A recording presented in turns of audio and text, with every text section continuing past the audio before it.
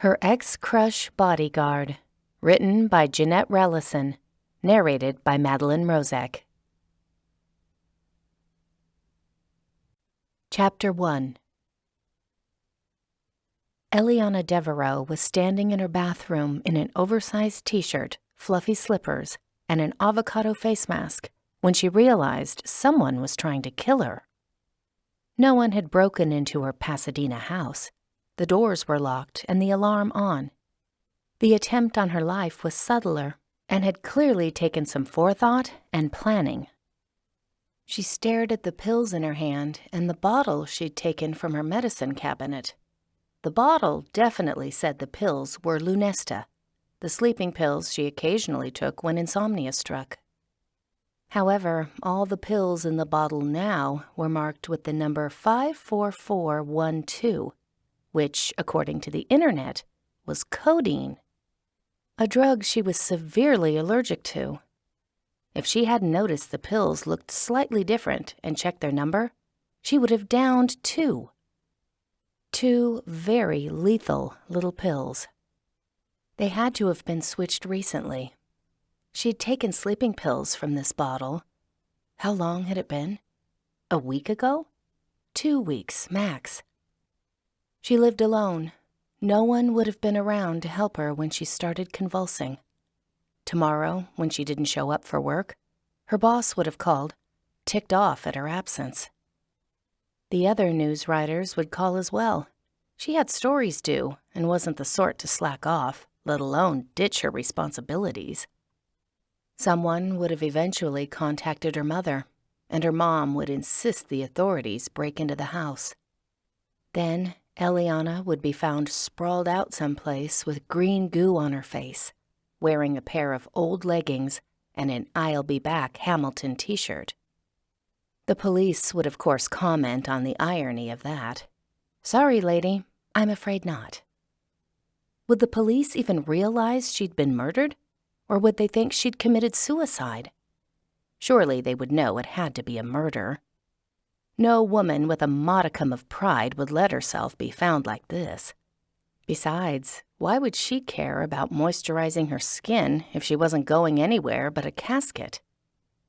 Elliana poured the pills back into the bottle, set it on the counter, and stepped away from it, as though it might bite her. The bottle could still have fingerprints on it. The fingerprints of whoever had done this. Why did someone want her dead? It had to be a person she'd upset with a news story. As a journalist, she'd made her share of enemies, dishing dirt on crime, scams, and dishonest business practices. She was to the point where the hate email didn't even faze her. You're going to sue me? Have fun paying those inflated lawyer fees. Those alone are recompense for your vitriol. You'll see to it that I suffer? No need. I have to deal with LA traffic. That's suffering enough. How do I sleep at night? With the help of Lunesta.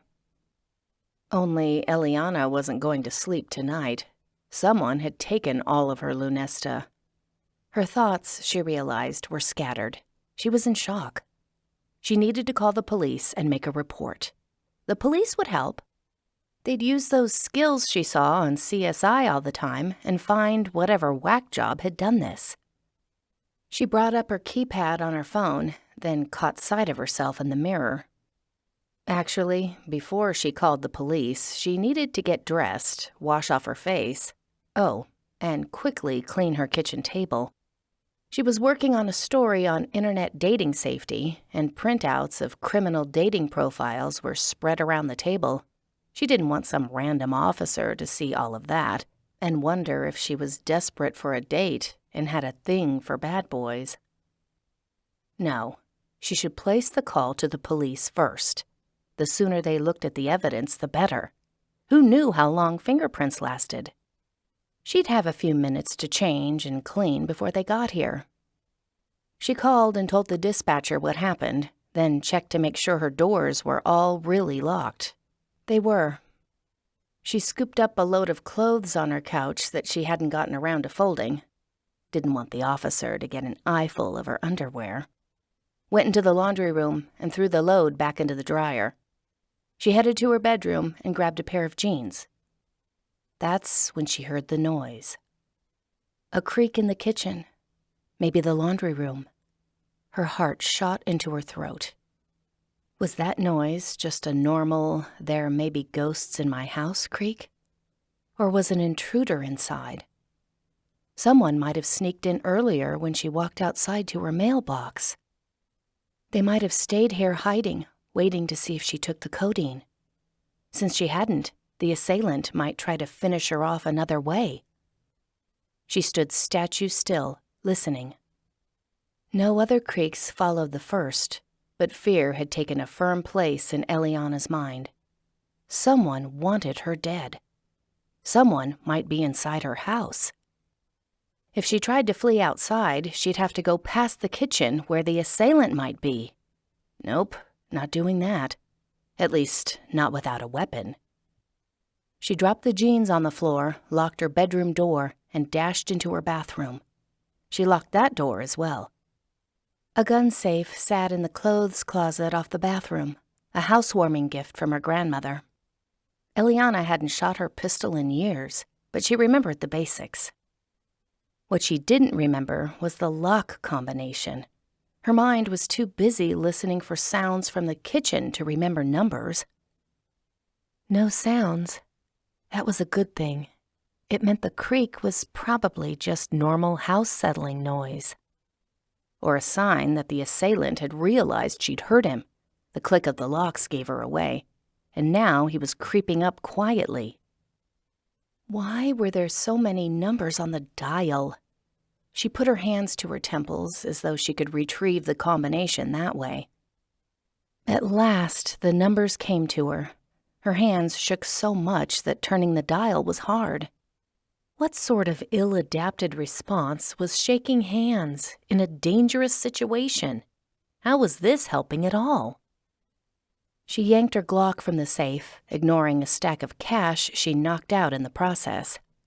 With the gun in her quaking hands, she wasn't quite so vulnerable now. She could either stay locked in the bathroom until the police came, or go out and sweep the house to make sure it was clear. Should she be brave or safe? If the police rang the doorbell and she didn't answer, they might go away. If she ran straight to the door without making sure her home was clear first, she could be an easy target. The doors were locked, and she hadn't told the police an intruder might be inside. If she didn't answer right away, they might think her call had been a prank. Yep, another day, another criminal mastermind tampering with someone's medicine cabinet contents. She'd have to call and tell them she wasn't answering the door because she was barricading herself in her closet behind several seasons of business casual.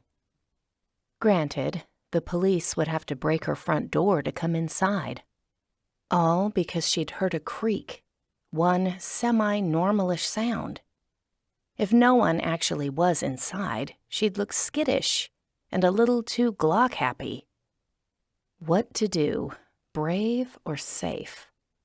She was going to go with safe because no one ever repeated the saying, "It's better to be brave than sorry." She felt her back pockets for her phone. No phone. And no back pockets. She was still in her pajamas. Ugh. Where was her phone? She frequently misplaced it, but the habit was especially irritating now. Leading with her gun, she left the bathroom and made her way into her bedroom. Her phone wasn't on the top of her dresser, which meant she'd set it down in the laundry room when she'd been throwing clothes in the dryer. Great, just great. She was going to have to be brave anyway. She listened at the bedroom door. No noises. She swung it open, checked to make sure the hallway was clear, then hugged the side of the wall. Everything was going to be fine, just fine. She edged toward her den and guest bedroom. No point going past them and then having someone sneak up behind her. She wasn't avoiding the kitchen and its suspicious creaks. This was the procedure. She crept into the den, gun arcing. Nothing in there but her desk and bookshelves. Not even clutter. She'd bought a house with a den and consistently ignored it in favor of the kitchen table so she could eat while she worked. She padded back to the hallway, shut the door, and slipped into the guest bedroom. The dresser seemed to be suspiciously lurking against the wall. The bed squatted on the floor, hiding who knew what under the bedskirt. Elliana kept the dresser in her sight as though it might make a break for it. Nothing behind it. She dropped to the ground and flipped up the bedskirt. A dark shape lay there. She jerked away and nearly shot her box of wrapping paper before she remembered what it was. For a moment, she lay panting on the floor, then dragged herself to her feet. Being brave was so overrated. She made her way to the living room and was making sure the couches were honest when the doorbell rang. The police. Probably. As she stepped toward the door, she remembered people were supposed to warn the police if they were armed. That way, the police didn't accidentally shoot you. She checked the peephole. A thin, middle-aged man in uniform stood there, staring at a clipboard. "I'm warning you," she called loudly so he could hear through the door. "I have a gun." She didn't consider how that phrase could be construed until she flung open the door. The police officer had moved off her porch and taken refuge behind her ficus tree. He knelt behind the trunk, pistol trained on her. "Come out of the house, drop the weapon, and put your hands over your head." Oh, dear. There were many things Elliana didn't want her neighbors to hear.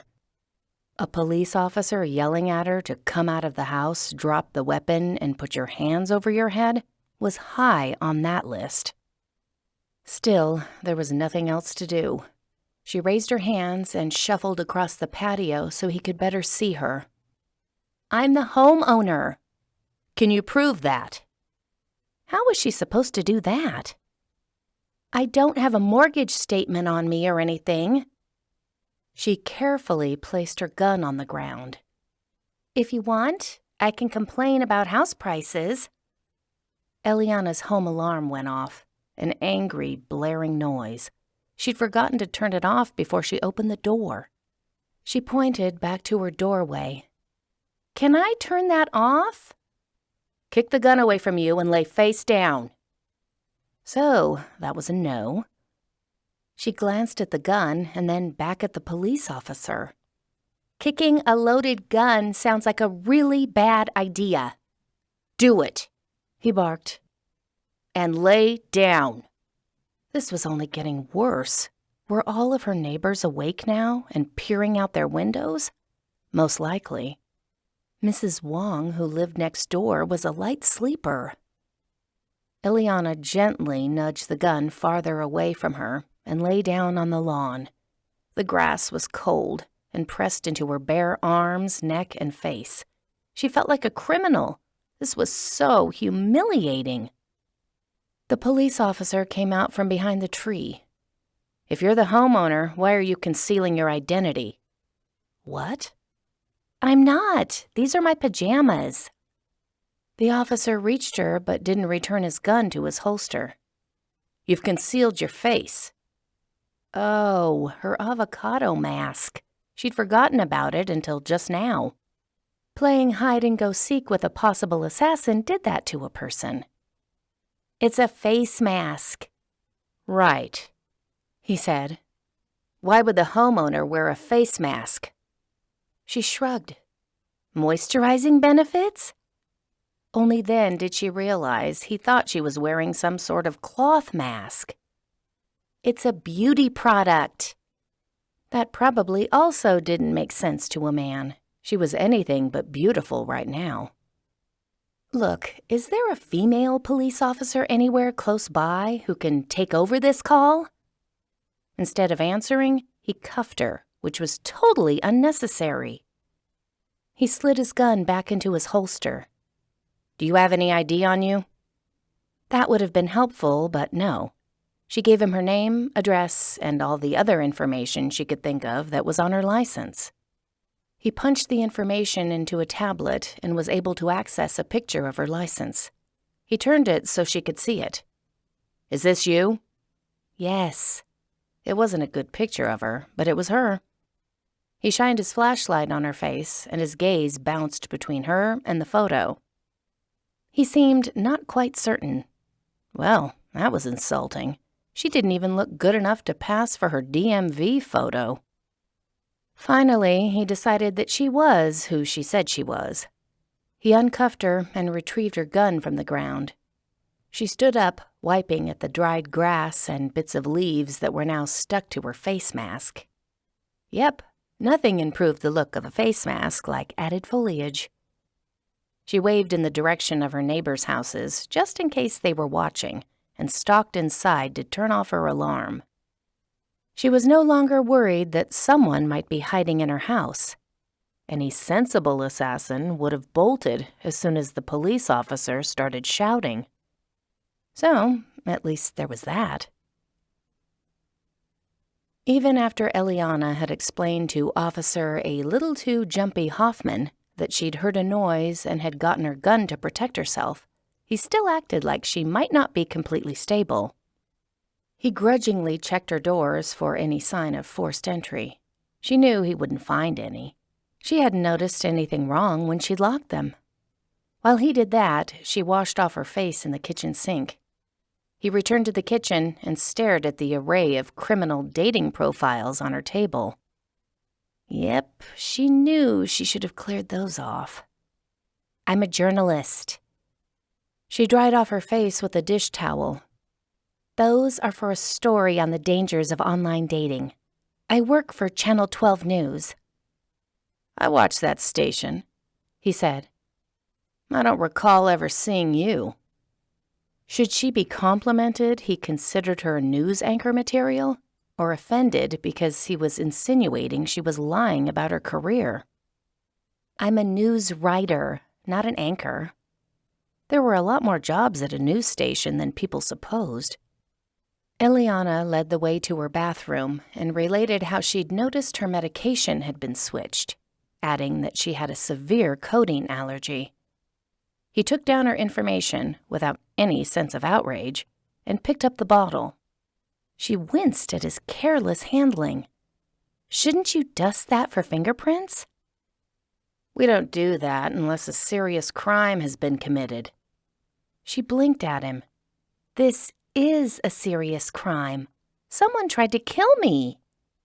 He took a pill out, squinted at the number, and checked a list. "Yep, these are codeine. Do you have a prescription for them?" "No, I'm allergic. Why would I have a prescription for them?" Had he not been listening to that part of her story? He dropped the pill back into the bottle and gave her a stern look. "Codeine is an opiate. It's illegal to have it without a prescription." She waved her hand at the bottle.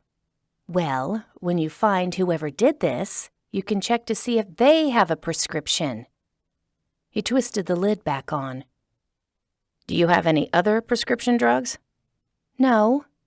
"Any medical conditions besides occasional insomnia?" "No." Did he think she was delusional, paranoid, or making this up? "Do you have a history of illegal drug use?" Eliana's teeth clamped together. "No. And even if I did, I wouldn't be taking a drug I'm allergic to." Officer Hoffman cocked an eyebrow at her. "Not everyone who possesses illegal drugs uses them personally." Her mouth dropped open. "Are you accusing me of being a drug dealer?" His gaze flicked to her closet door and the pile of money laying on the floor by her gun safe. It was a lot of money. $600 in small bills. "I'm not accusing you of anything, ma'am." He so was. "My massage therapist likes to be paid in cash," Elliana said. "And I've seen enough news stories about long power outages where stores can't take credit cards that I always have a supply of cash around." She waved her hand in frustration. "Besides, if I was a drug dealer, why would I call to report this?" His tone turned calming. When it comes to drugs, I've seen every odd and imaginable situation. He put his pad away. Look, I'm sorry you've had a hard night. I'll make a report of suspected breaking and entering, and we'll have a squad car do an extra patrol of your neighborhood. I suggest you spend the night in a hotel and have your doors rekeyed tomorrow. You should also consider putting up security cameras. Her hands dropped to her side. That's it? That's all you're going to do? You're not even going to try and find the culprit? I'm sorry. That's all we can do. She wanted to yell, "No, it's not. Your job is to catch criminals. Do I need to die before you take me seriously?" But none of those words would change the facts or his attitude. She saw him to the door, lips pressed together in anger. What had she expected? That they'd send some version of Hercule Poirot to study the crime, speak to everyone who'd crossed her threshold, and expose the attempted murderer? Real life didn't work that way. Courts certainly didn't work that way. Still, it took all of her willpower to thank Officer Hoffman for his time and refrain from slamming the door shut behind him. As soon as he'd gone, she pulled a suitcase from the closet and flung things into it. Stupid legal system. Stupid people who broke into your house and tried to kill you in ways that made you look insane. She was tired and would have to drive around until she found a hotel with vacancies. She was bound to have a sleepless night, and she was still going to have to get up tomorrow and do her job anyway. Which was why she did perhaps the worst thing she could have done in the situation. While she stomped around gathering things, she called her mother and told her the whole story. Her mother listened with all the indignation and horror that had been absent from Officer Hoffman. After her mother had finished cursing the Pasadena PD for ineptitude, she said, "You're not living alone until whoever did this is caught. You're not staying in that house at all." Elliana should have anticipated this response. Anticipated it and resisted the urge to call her mother. She dropped her makeup bag into her suitcase. "I'll be fine once the doors are rekeyed and I install some cameras." She'd meant to install security cameras after she moved in, but had never gotten around to it. "I'll be sure to lock the doors and set the alarm if I so much as go outside for a minute." "Elliana," her mother said firmly, "this wasn't some crime of opportunity. This was a malicious act by someone who either knows you well enough to know your allergies or someone who's taken the time to study you. Next time they try, you might not be so fortunate." Without taking a breath, she added, "I'll call Mateo and ask him to be your bodyguard until this is all sorted." Mateo. Just the name of her teen crush conjured up his dark eyes, handsome face. And, well, a lot of unpleasant memories. So no, she didn't want to see him. He's already got a job. Specifically, he was a police officer in L.A. "Mateo owes our family," her mother said, meaning he'd grown up on Nana's horse ranch. "Besides, I'll pay him better than PD wages." Her mother had a way of throwing money at any problem she encountered. Elliana needed to put an end to that idea. "You don't need to bother Mateo. Maybe I could get a roommate or something." It was a compromise. Elliana had never wanted one before. A roommate who knows how to search a room and take down a perp? Elliana wasn't going to win this argument right now. She zipped her suitcase shut. "We're both tired and upset. Let's sleep on it, and we'll talk about things tomorrow, all right?" "We'll definitely talk about it tomorrow," her mother agreed, steel in her voice. Elliana should have noted that steel and exacted more promises from her mother. Specifically, Promise me that as soon as we hang up, you won't call Nana and ask for Mateo's number." Elliana didn't say those words, and she really should have. 2. Throughout Eliana's childhood, Mateo Alvarado was a fixture at Rexford Ranch. Nana had taken in Mateo's mother, Yolanda, when she was a pregnant teen. She'd been abandoned by her boyfriend and was in the country illegally. Nana helped Yolanda get a green card, and Yolanda worked at the ranch, living in the old foreman's house. She did housekeeping at first, and later on acted as Nana's personal assistant. Mateo grew up on the ranch, part family, part employee. When Eliana was in elementary school, he played with her and her younger sister during family visits, even though he was 2.5 years older. Probably because children were scarce on the ranch. Eliana and Caroline played soccer with him, 2 against 1, and only ever beat him when he let them win. Ditto for basketball. Eliana adored him even then, mesmerized by his quick smile and brown eyes. They were so dark, sometimes it was hard to tell where his iris began and ended. In junior high, Eliana started learning Spanish specifically so she could eavesdrop on his conversations with the other ranch hands. Sometimes, while Mateo and the others saddled up the horses for her and Caroline to ride, they talked about Eliana. She could tell by the way their gazes flicked to her. They'd rattle off Spanish to Mateo, and he'd laugh and glance at her. Could he possibly like her? And they were teasing him about it? Or were they laughing because she was an annoyance? Perhaps they could tell she had a crush on him. She was just an awkwardly tall, skinny 12-year-old with mousy brown hair and braces. He was a freshman in high school, handsome, confident, and already on the varsity soccer team.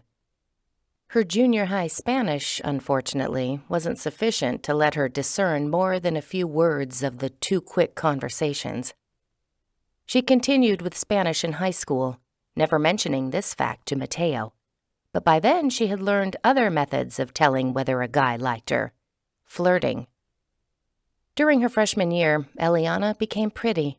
It was such a lovely boon, and one she planned on using to full effect on Mateo. Granted, according to his social media, he'd just started dating someone. But Nana said they weren't serious. And besides, Eliana wasn't trying to break them up. She just wanted Mateo's attention. Some sort of indication that he no longer saw her as a kid. Or worse, an obligation that came with working for her grandparents. That summer, when she arrived at the ranch, Mateo took one look at her and avoided her for the rest of her vacation. He was always busy doing something, checking fences, moving irrigation pipes, or running errands in town. In order to spend any time with him, she had to volunteer to help him muck the stables. The manure was totally worth it. While the two talked, he smiled, laughed, and she wasn't imagining it. His gaze lingered on her. He liked what he saw. He even flirted with her. But after the job was done, he went right back to keeping his distance. Stupid girlfriend. Eliana hadn't held a torch for him. Not exactly. When school started, she dated other guys, but she kept in contact with Mateo through social media, commenting on his status and congratulating him on his team's latest win. The guy was a natural athlete. His team was always winning something. Sometimes when she posted pictures with other guys, Mateo was in the back of her mind. She only put up pictures that made her look like a model because she wanted his admiration, even if she couldn't have his attention. Their messages to each other grew more frequent and longer. She lived for those messages. The summer after her sophomore year, she and Mateo were both single. She had 3 weeks to tell him how she felt before he left for college. She didn't think it would be hard, but the first day of her vacation was a repeat from last year. He mumbled a few words of greeting to her, helped her family unload their luggage, and disappeared onto the ranch. The next day, she only saw him from a distance, moving pipe. His shirt was off. He had the well-defined muscles of a guy used to throwing around hay bales. She stared at him for way too long. On the third day, she went out to help him feed the horses. He took off as soon as the task was accomplished, claiming he had to fertilize some pastures. He should have been able to take some time to talk to her, since her help had made him finished with the horses faster. But no. So, apparently a girlfriend wasn't the issue. He just wanted to avoid her. Why? She hadn't done anything to deserve that. She'd been so careful all year while stalking him on social media to make sure her comments sounded like friend comments and not groupie comments. He didn't even want her friendship? The pain of that decision settled into her chest with an ache that grew stronger each day he kept his distance. Could anyone blame her for becoming melodramatic? She was 16. So she'd pulled the privilege card. She called the stables, told the stable manager that she wanted to go horseback riding in half an hour, and asked that Mateo get her horse ready. "He knows how I like it done. Thanks." Let him try to get out of that request. She went to the stables early. Under her cowboy hat, her hair was highlighted and curled in waves. She wore a pair of form-fitting jeans and a tank top that showed off her curves. She looked like someone from a cowgirl calendar. A far cry from her usual prep school uniform. Since Mateo was raised on a horse ranch, he was probably into the cowgirl look. When she strolled up to the stables, Oscar, one of the stable hands, was outside dumping manure into a pile. He nodded politely at her. "Mateo just started brushing down Honey. She won't be ready for another 15 minutes. Elliana shrugged. "That's fine. I'll wait," and forced Mateo to talk to her. Oscar accompanied Elliana inside the stables. "Mateo," he called. "She's here." When they reached Mateo, Oscar added in Spanish, "Are you brushing the horse how she likes it? Better flex your muscles for the princesa. She wants to watch you." Without any indication of irritation, Mateo replied with a sentence in Spanish, telling Oscar where he could put his advice. He switched to English to say, "You don't have to wait in here, El. I'll bring Honey out when she's ready." "I don't mind waiting." In fact, this was turning out to be very educational. Princessa? How long had that been her nickname? Oscar picked up some wrap and started in on one of the horse's legs. The conversation went on in Spanish. "I don't think she put on makeup to look good for the horse. You'll have to share your saddling secrets with me later. I could use some tips with women, eh?" Mateo put the brush back in the bucket and picked up the saddle pad. "You need more help than I can give you." Fortunately, neither man was looking at Elliana. Her cheeks flamed in anger and humiliation. Why had she thought it would be a good idea to know how people talked about her when they didn't think she understood? Mateo placed the pad on the horse's back. "Weren't you going to finish mucking the stables? You don't have to hang around here watching me." "You definitely need watching," Oscar said. "That one is too eager for her own good." Too eager? Because she'd worn makeup? What egos these two had. And how dare they trash talk about her right in front of her? "She follows you around like a lovesick puppy," Oscar went on. "But remember, even puppies can bite. Don't do something that will cost your mother her job." Time to put an end to this. "Don't worry. Your mother's job is safe, and so are you." She would have said more, much more, but she didn't have the vocabulary for it. Better to leave while the two of them stared at her in stunned shock. She turned and stormed out of the stables. She'd been an idiot to flirt with Mateo. To think he might like her? He saw her as a spoiled princess and a job hazard. A lovesick puppy. Emotion constricted her throat, but she refused to cry. She wouldn't shed one tear over him. Elle! Mateo's footsteps gained on her. She picked up her pace and didn't turn around. He reached her side and walked beside her. Elle, I'm sorry. Of course he was. He didn't want to upset the princessa. She might get his mother fired. Elliana refused to answer, refused to even glance at him. He took hold of her elbow and spun her to him. His face was pale and his dark eyes imploring. Oscar was just shooting off his mouth. He didn't mean any of it. Worst apology ever. Elliana yanked her arm away. He obviously meant it, and you obviously believe it, or you wouldn't be avoiding me. I'm not. Mateo stopped before denying the obvious. He'd definitely been avoiding her. He ran his hand through his hair in frustration. You told me you were taking French. When did you learn Spanish? Her dignity didn't matter anymore. Yeah, I lied about that. I've taken Spanish for the last 4 years. I wanted to understand what you guys said, and now I know. She whirled away from him and headed toward Nana's house again. Mateo swore and followed after her. You don't know. You just heard one thing that, okay, granted, sounded bad. Perhaps admitting her reason for taking Spanish was pathetic. 4 years. Who put that much effort into learning what a guy thought of you?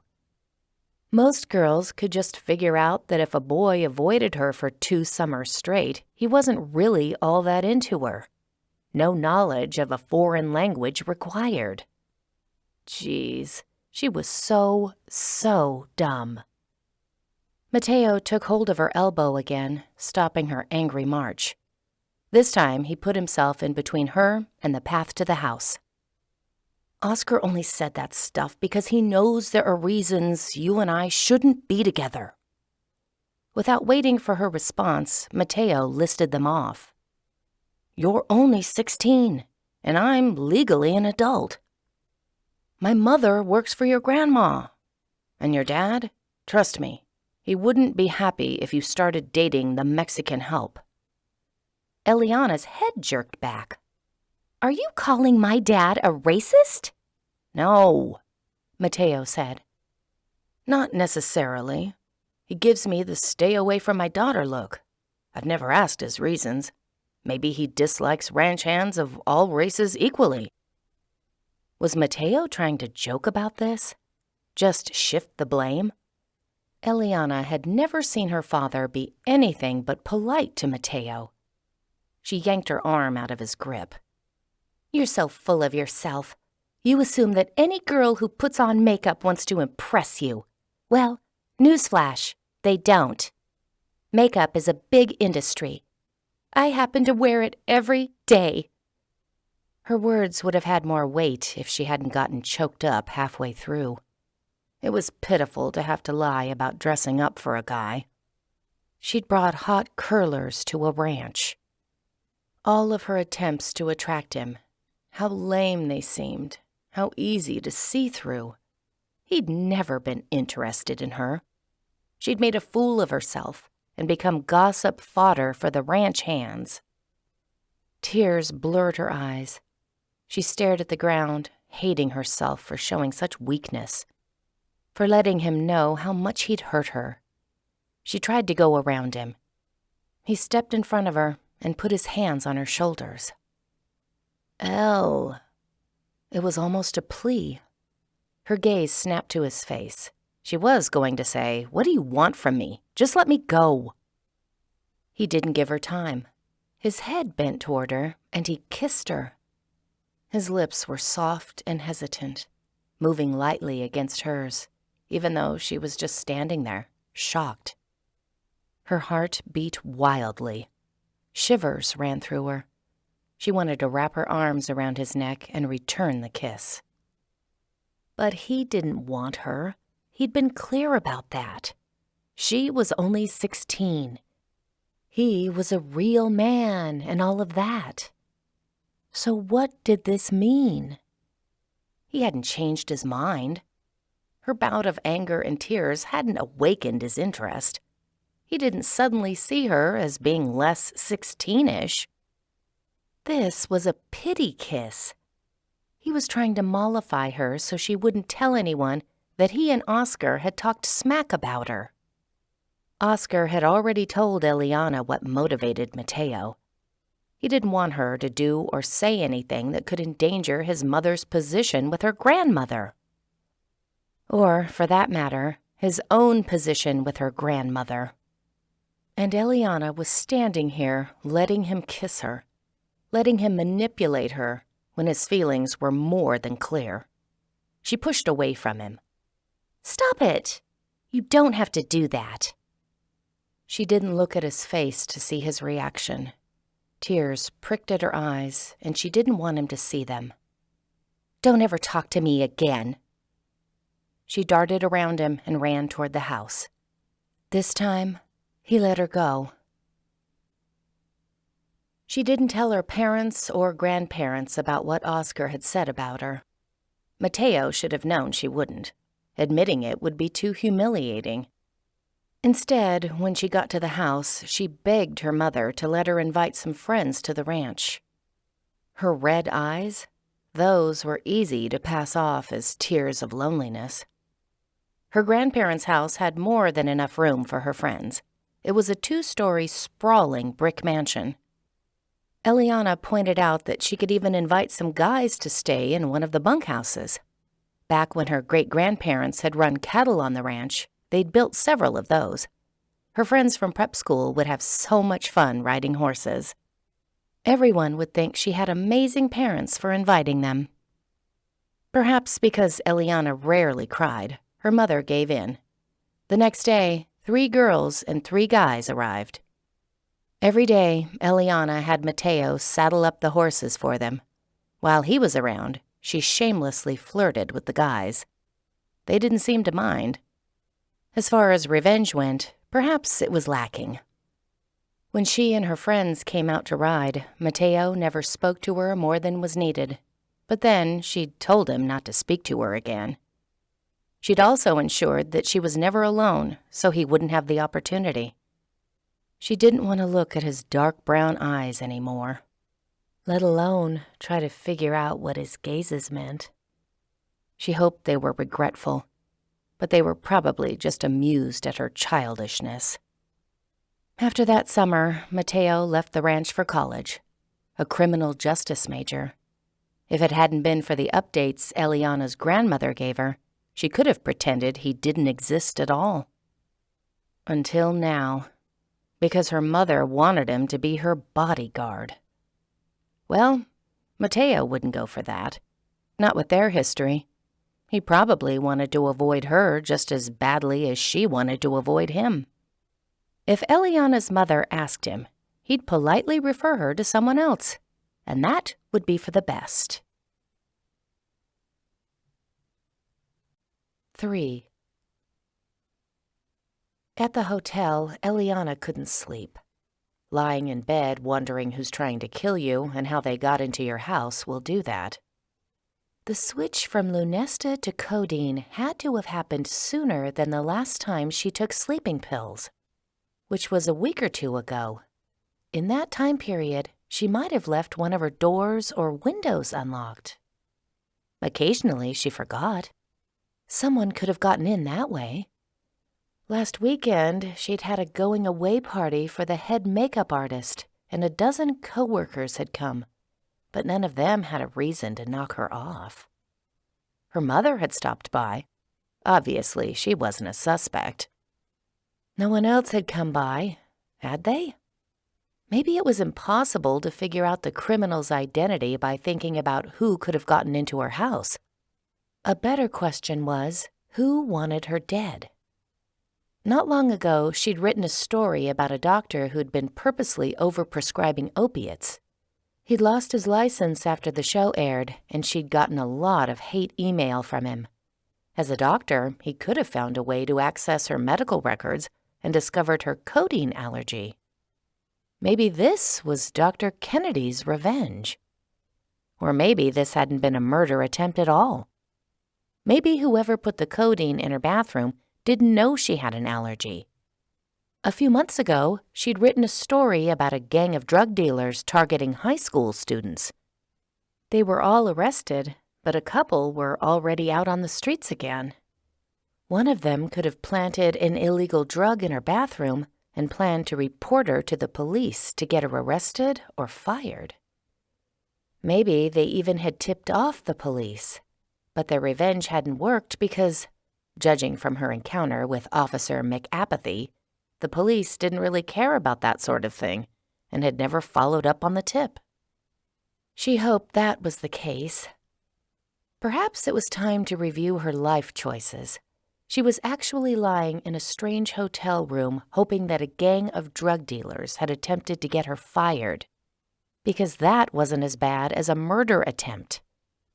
It took her a long time to fall asleep. By the time Elliana dragged herself out of bed the next morning, her mother had already sent several texts. The first asked her whereabouts. Elliana had texted her when she checked into the Hilton, but in her sleep-deprived state, she hadn't said which hotel she was at. Her mother's second text said Eliana's doors would be rekeyed that afternoon. The third was an appointment for a security company to install cameras at her house. The attention was touching, but also made her feel like she was an elementary school student. And her mom had stuffed her backpack with everything she needed for the day. Elliana could take care of this herself. One text came from an unknown number. The top part read, "Your mom called me about your situation. We think it's best if you go to a safe house." Okay, that seemed drastic. New keys and security cameras ought to discourage any other would-be pill switchers from breaking into her house. Really, in the morning light and with a little sleep, the whole situation seemed far less dire than it had last night when she'd been venting to her mother. Elliana was a capable woman, and she wasn't going to let the lowlife who broke into her house turn her into a pile of trembling fear. Elliana wrote her mother back, assuring her she was still alive and that she'd be careful driving to work. No safe house was needed. No bodyguard was required. The station already had security guards. She'd tell her boss about the situation, so the security guards would be extra diligent. Everything would be fine. She clicked on the message from the unknown number. The rest read, "Call me when you wake up, and we'll figure out when I can pick you up." Hard pass on that, stranger. Or was he a stranger? Wait, that number looked vaguely familiar. Was that Mateo's number? She squinted at it, trying to recall whether her 16-year-old self had memorized those numerals. She wasn't sure. 7 years had gone by. That would teach her for erasing him from her contacts. Now she wasn't sure whether her mother had hired him or someone else. Well, it didn't matter. She didn't need a bodyguard. While Elliana pulled clothes from her suitcase, her mother called. "Elliana, you're not taking this situation seriously enough. I've already arranged things with Mateo. He's going to take you somewhere safe." Her mother's tone dropped. "I won't say where, just in case someone's bugged your phone." Her mother had involved Mateo in this. Now Elliana couldn't just blow off his text. She pressed her lips together, striving for inward calm. "You remember how I said I didn't want you to call him? Remember how we were going to discuss it in the morning? I knew you wouldn't be up until noon, and I wanted to have a plan in place right away." Elliana always slept in, but that was because she worked the 2 to 11 p.m. shift at the station. On a good night, she didn't get home until almost midnight and didn't go to bed until 1.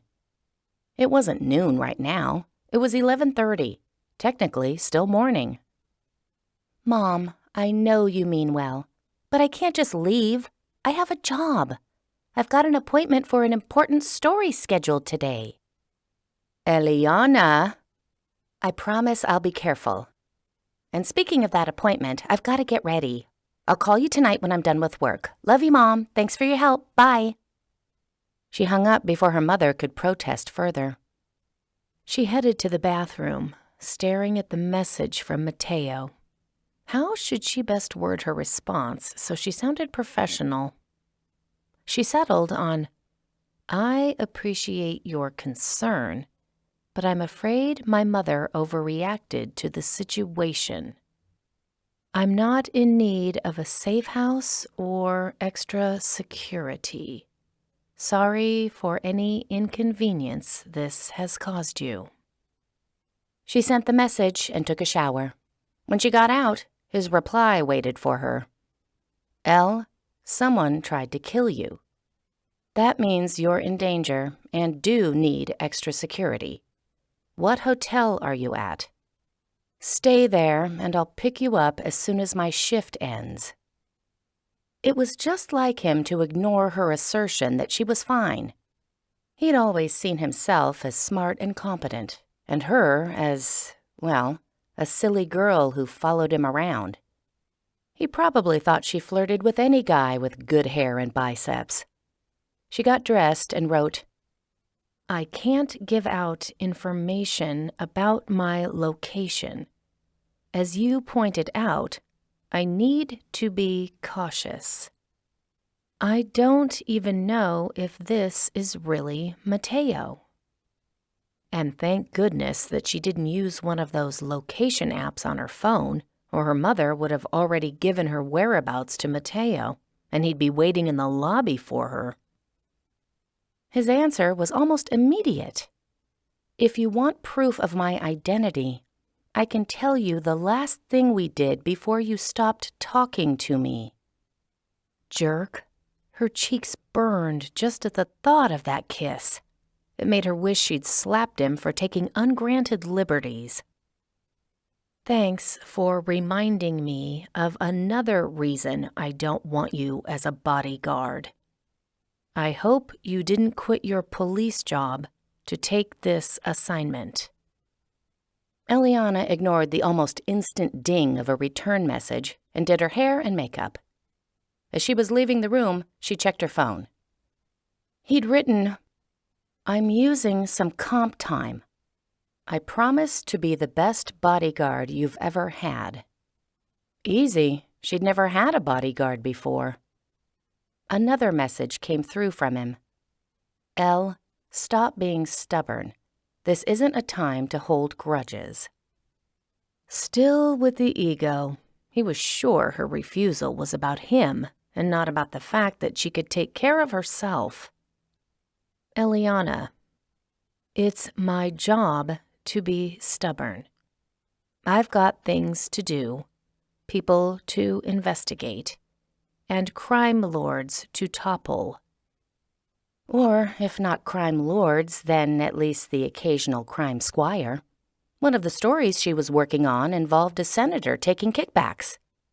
He was definitely somewhere in the feudal system. Mateo, don't make me escalate this. I will. How? By calling her grandmother on her? She silenced her messages, grabbed her purse, and strode out the door. She needed to grab something to eat before heading to a building inspection. Elliana brought donuts with her to the Garden View Apartments housing development. Originally, she came here 3 weeks ago to do a feel-good piece on the new affordable housing the government was building for low-income families. A thank you of sorts to Senator Powell, California's senator who was chair of the Housing, Transportation, and Community Development Subcommittee. One of the senator's aides had taken her around the development and introduced her to a refugee family who spoke glowingly of their home, and the second chance living in Garden View had given them. The story would have ended there if Elliana hadn't stopped on her way out of the development to talk to some mothers walking their kids home from school. She figured getting a few more quotes would flesh out the piece. Mrs. Williams and Miss Romero had plenty to say about their apartments, but not much that could be used in a feel-good piece. "Something ain't right with the plumbing," Mrs. Williams said. "All the drains stink. I got an outlet that's never worked, a window that won't lock, and air conditioning that only turns on when it's in the mood. Next heat wave, we may all get heat stroke and die." Miss Romero nodded in agreement. "I don't know what they used for insulation, but it ain't insulating. Brand new apartment, and stuff don't work. They told us contractors would come and fix things, but they never showed." Mrs. Williams shifted a toddler from one hip to the other. "If only we could use some of that hot air politicians are always blowing at us to heat the place in winter." Elliana wrote the information down in her notepad. "With so many problems, how did the apartments pass code?" Mrs. Williams snorted at her naivete. "Same way all the projects pass code. The contractors pay off the inspectors. Shazam! They're up to code." Elliana had been skeptical of that pronouncement until Mrs. Williams invited her to come to her apartment and see the shoddy work for herself. After that, Elliana began a different story, one about the problems in the development. The government had allocated over $1 billion for affordable housing in California. If the recipients were getting subpar housing, where was that money going? She might not be able to prove that the developer was pocketing it, but if she could prove that the apartments were substandard, the authorities could subpoena the developer's books and follow the money trail. She called the developer, New Gateway, to get a statement about the problems tenants had reported. A spokesman assured her the complex was built to the highest standards and promised to look into the issues she'd mentioned. Elliana hoped New Gateway would actually fix what needed to be fixed. Often, having a journalist call had that effect, but that didn't mean she was going to let the story drop. After all, Senator Powell would surely want to know if the taxpayer money he'd earmarked for the underprivileged was winding up in a developer's pocket. 2 weeks ago, she'd gotten an anonymous call, a tip from a nervous-sounding woman. "I hear you're investigating certain building projects. You need to pull up the deeds on these properties." She listed off several addresses and locations of plots of land. "Look at who owns the deeds and who awarded the contracts for the deeds. Then check to see who his college roommate was. That'll point you in the right direction." "Can you be more specific?" Elliana asked politely. She'd had her share of bogus tips. Really, some people thought it was hilarious to waste a reporter's time. "I can't say anything that violates attorney-client privileges." Elliana sat up straighter. "You're a lawyer?" The line went dead. That's when Elliana knew the information was valuable. No one was more damaging than a lawyer who'd decided they no longer wanted to keep their client's dirty work in the dark. Since then, Elliana had spent a lot of time tracking down records. The story was so much bigger than she'd first supposed. Curtis Kelly was the president of New Gateway Developers and was also the former roommate of Senator Wes Powell, who had probably not coincidentally awarded the project to his friend's company. Cronyism at work. What's more, shortly after the senator awarded the project to his friend, the senator put his condo in D.C. up for sale. Comparable condos in the area had sold for between $1.3 million and $1.5 million. Senator Powell's sold for $2.1 million. Curtis Kelly bought the place. Either Curtis Kelly was pitifully bad at buying real estate, or he'd given the senator a kickback in the neighborhood of $600,000. The legality of the transaction was certainly questionable. Even if nothing else could be proved, Senator Powell would look bad at election time once constituents knew what he'd done.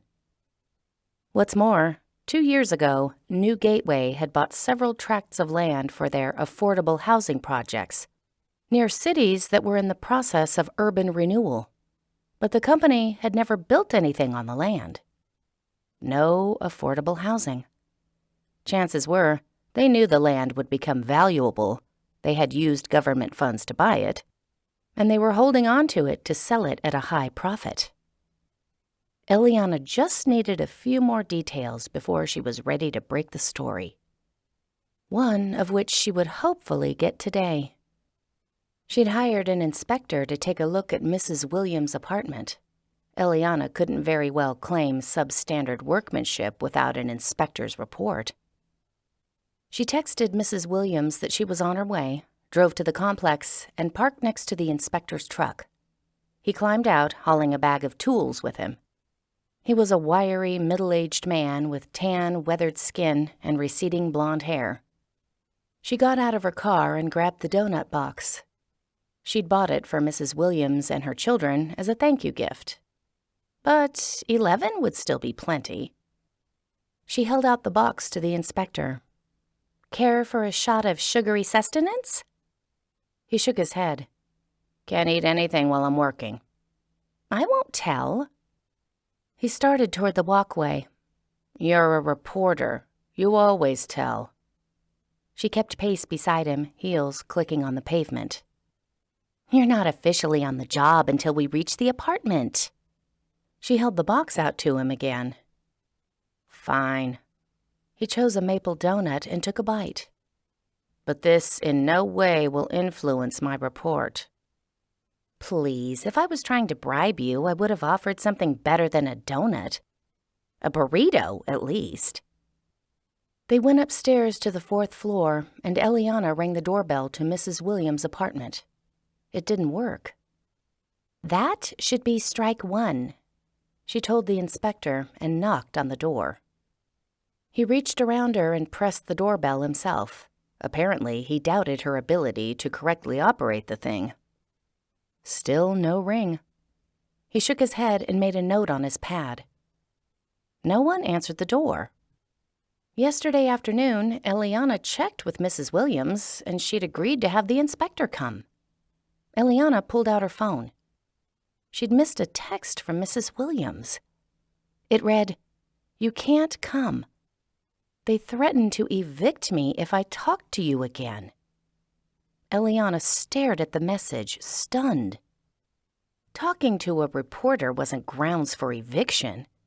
Who'd threatened her? Someone from New Gateway? They couldn't bully people into silence about their shoddy workmanship. "Hold on," she told the inspector. "Let me call her."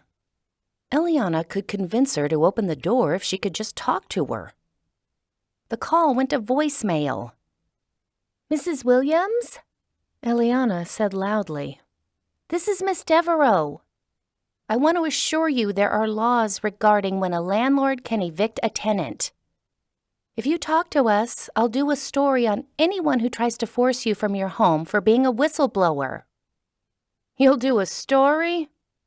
Mrs. Williams' voice came from behind the door. "Well, that'll be a comfort when me and my children are living on the streets." Elliana waved a hand at the apartment. "See?" she told the inspector. "Those walls really don't have enough insulation." Louder, to Mrs. Williams, she said, "If you help with this story, I'll make sure you and your children have a place to live. You have my word." Even if that meant Elliana had to pay their rent somewhere for a few months. "Find someone else. I got children to think about. I don't want no trouble." Elliana stepped closer to the door. "If you stay silent, you let the people who swindled the government and stuck you with a substandard home win. Do you want to let the bad guys win?" Mrs. Williams snorted. "The bad guys always win." Her voice grew fainter. She was walking away. "'Cause the bad guys hire thugs to threaten you." Elliana raised her voice. "We'll report the thugs who threatened you to the police." "The police?" The words died in her throat. She couldn't promise that the police would do anything. The police hadn't been much help last night. She rubbed her forehead and sighed, willing the door to open. It didn't. Elliana turned to the inspector, tucking the donut box under her arm. "We'll have to find someone else who'll let us in." He shifted his toolbox. "You mean one of the tenants who heard you yelling about thugs threatening people? Good luck with that." He checked his watch.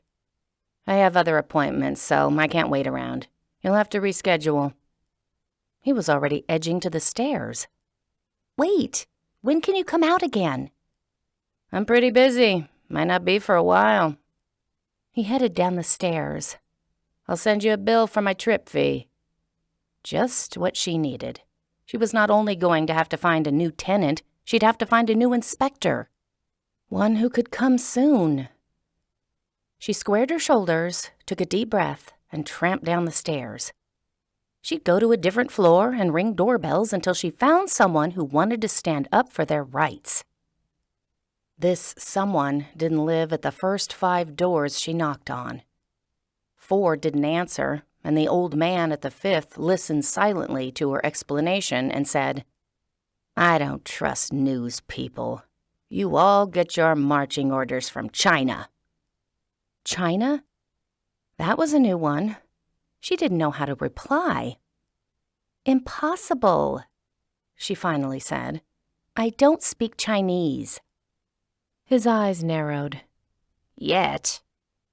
The man shut the door on her. This wasn't going well. Down the hallway, 2 men appeared to be in the middle of a drug deal. Okay, maybe wandering around here by herself was a bad idea. She'd come back later, preferably with someone who could bench press his own weight. Because this story needed to be told, and she wanted to be the one to break it. 4. Elliana trudged into the station with powdered sugar on her lips and 8 donuts still in the box. Yep, today was a 3 donuts in an attempt to feel better day. She set the box in the break room, wiped off her mouth, and made her way to the main newsroom, a place filled with cubicles, desks, TV monitors, and a conference table. The table was used when Mr. Baldwin, the news director, went over the day's assignments. She shuffled across the room. The cubicle walls were half height, so it was easy to see who was at their desks, busy working. Stan, one of the athletic reporters, was walking in her direction. He nodded at Elliana in greeting. "You're early." "Yeah, I had something fall through. Sort of a defeat for truth, justice, and the American way." "That's why I cover sports. Football never falls through." He passed by her without further questions.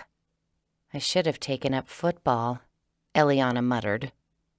Jenny, one of the junior news writers, had a desk within earshot. She glanced over her computer monitor and gave Elliana one of her trademark grins, all red lipstick.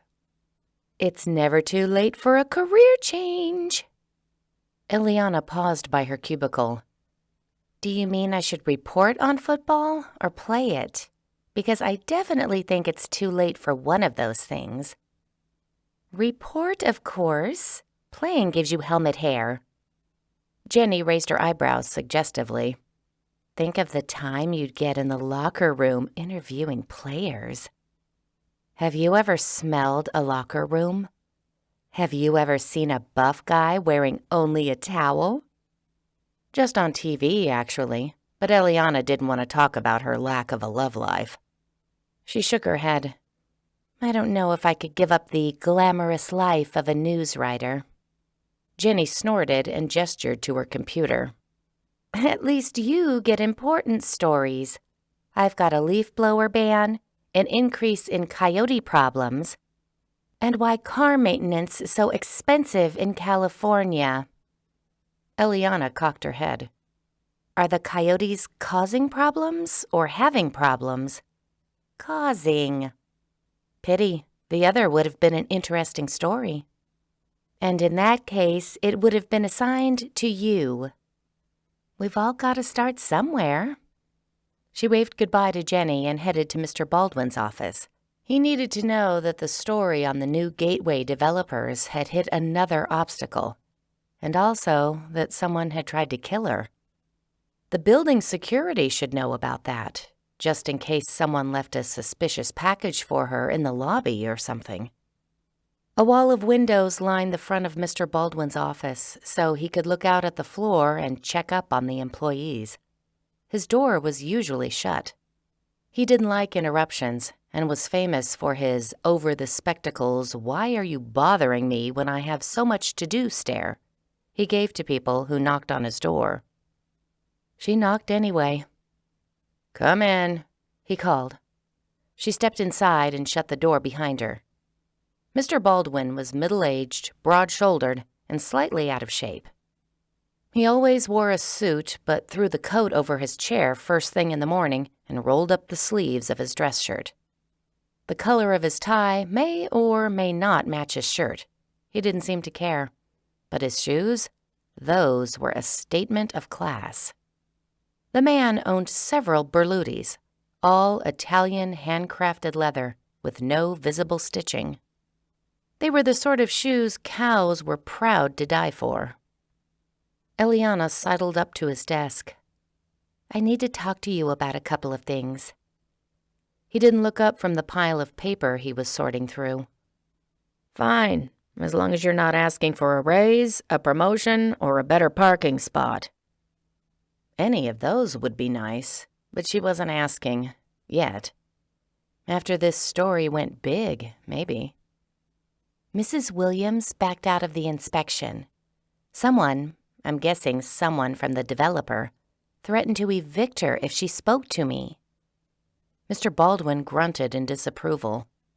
Although she wasn't sure whether his disapproval was aimed at New Gateway for threatening people, Mrs. Williams for being cowardly, or at Elliana for not wrapping up the story. He was still shuffling through papers. She'd hoped for more help, perhaps a suggestion or two. "I'll have to find someone who's willing to let an inspector look at their place." He grunted again. "Are you sure it isn't up to code? Some people complain about everything, even when they've had a good deal on housing handed to them." He pulled a piece of paper from the pile, placed it on his desk, and dumped the rest of the pile into his waste bin. "So the lady has an outlet that doesn't work. Big deal. I have a sprinkler system that goes on the fritz every year. The woman still has electricity, plumbing, and a roof over her head." Mr. Baldwin tapped a finger against his desk to emphasize his words. "That's more than she'd have without the Affordable Housing Act. She probably canceled because she knows the inspector would report her apartment is completely normal." He sat back in his seat with an air of strained forbearance. "You were supposed to do a piece on all the good the Affordable Housing Act is doing for low-income families. How hard is that? You've got a bunch of people who were living in their cars, and now they've got bathrooms. Instead of writing about that, you're trying to turn the story into a corruption exposé." "It is a corruption exposé. I saw the woman's apartment. It has all sorts of issues." Mr. Baldwin rolled his eyes. "So $1 billion doesn't buy what it used to. You didn't expect the place to look like your house, did you?" Elliana swallowed self-consciously. She never should have volunteered to host that going-away party last week. Her house wasn't a mansion, but in Pasadena, where housing prices were as high as they were, her home definitely showed she came from money. Now Mr. Baldwin saw her as some privileged trust fund baby who was just playing Lois Lane for kicks. He folded his hands over his lap. "We don't know that the developer cut corners, or that they bribed inspectors to say the place was up to code. And you know what the first 3 rules of journalism are. Get proof, more proof, and even more proof. I can't run the story without it. Call me crazy, but I don't feel like dealing with a libel suit right now." Libel? She might not have an inspector's report, but there was still other evidence of corruption. Curtis Kelly bought Senator Powell's condo for $600,000 more than similar condos. That doesn't scream kickback to you? Mr. Baldwin shrugged, looking suddenly weary. Can you prove the condo didn't have upgrades and a better view than the lower-priced ones? Because if I run a hatchet piece on the senator, you can bet he's going to send me receipts for his state-of-the-art jacuzzis in every bathroom, and the flooring made from the shells of escargot. Elliana fought for inward patience. We're a news station, not a court of law. Our job is to tell our viewers the facts and— She waved her hand as though showing him the result. Shame the FBI into investigating the matter. Mr. Baldwin raised an eyebrow. Now you're telling me what our job is? How long have you been out of school? 3 minutes? 3 years. She'd gone to college during the summer to graduate quicker. She'd been working here long enough to know an important story when she saw one. If Senator Powell and New Gateway are above board, which we both know they aren't. Mr. Baldwin reached for a bottle of Tums he kept in his desk drawer. Out of curiosity, are you trying to get me fired or just get yourself sacked? She sighed. Fine, I'll get you all the proof you need. Mr. Baldwin popped a couple of antacids into his mouth. Great. Now what was the other thing you wanted to tell me? She'd gotten so worked up about the project she'd nearly forgotten. Oh, that. Someone tried to kill me. Mr. Baldwin's eyes widened. What? Yeah, they switched the medication in one of my pill bottles. He glanced at his Tums bottle, grabbed a Kleenex from his desk, and spit the half-chewed antacids into it. While he wiped off bits of Tums from his tongue, she related the story, including how she suspected that Dr. Kennedy or one of the drug dealers might be involved.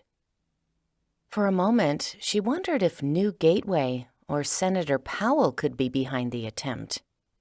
But neither of them knew she'd looked into their real estate deal or tracked down college records stating that Curtis Kelly was Senator Powell's roommate. She hadn't contacted the senator's office at all, and New Gateway only knew that she was investigating some tenants' complaints. That hardly seemed worthy of a murder attempt. Mr. Baldwin threw his used Kleenex into the trash. The police won't investigate your case at all? She snorted. The police officer made a bigger deal about me having codeine without a prescription than he did about someone using it to try and kill me. Mr. Baldwin shook his head. That's rough. Yeah, he even hinted I might be a drug dealer. Incredible. Mr. Baldwin leaned closer to her, his gray eyes anxious. Look, we all make enemies in this business, but this is serious. You need to take some time off. Go on a long vacation someplace out of reach until the psycho who did this moves on to his next hate crime. It was her turn to shake her head. I can't leave. Not when I've got things to nail down on the New Gateway story. Mr. Baldwin tapped one expensive leather shoe against the ground and didn't look nearly as pleased as he should have with her dedication. The story isn't worth putting your life in danger. Finishing it won't take much longer. I'm sure I can hold off death for a few days. His gaze remained serious. If you feel that strongly about the story, I'll oversee it and make sure it gets done. And what a fine job he'd do. The guy was ready to believe Senator Powell's escargot shell flooring was worth over $500,000. She took a step away from his desk, signaling she was done taking his time. I'm touched that you're concerned, but I'll be fine. I just told you about the situation so you could let the building security know. You're too stubborn for your own good. He turned to his computer. I'll find pictures of Dr. Kennedy and the drug dealers and give them to security. They can be on the lookout for them, or anyone else who seems suspicious. Make sure a guard walks you to your car every night." "I will." It was standard procedure since the station was downtown and they all got off so late. "Thanks." She went out the door before he could overthink her safety, turn into her mother, and give her more edicts. She strolled over to her desk, listening to the comforting click of typing, the sound of the news happening. As Elliana went by Jenny's desk, Jenny held out a hand to stop her. She nodded toward Mr. Baldwin's office. "What was that all about? He looked upset." "I told him I'd run into some obstacles with the new gateway story. Now I've got to, hang around the projects, trying to make friends and gain people's trust." Jenny's eyes ran over her with concern. "You work way too hard. The two of us should go out and do something fun tonight." How sweet. Jenny was a work friend, but this was the first time she'd suggested they get together outside of work. Jenny's red lipstick smile returned. "I have a friend you should meet. He's an anesthesiologist, and you're a knockout, so you'd be good together." Oh, Jenny wanted to set her up with someone. Danger, danger, blind date and awkward conversation looming ahead. After all, if the guy was a good catch, wouldn't Jenny be dating him? Jenny picked up her phone. "I can see if he's free tonight." "Thanks for the offer." Elliana edged away from Jenny's desk. "But right now, I'm really busy with the new gateway piece and all the stories I've neglected because I've been working so hard on that one. Maybe some other time.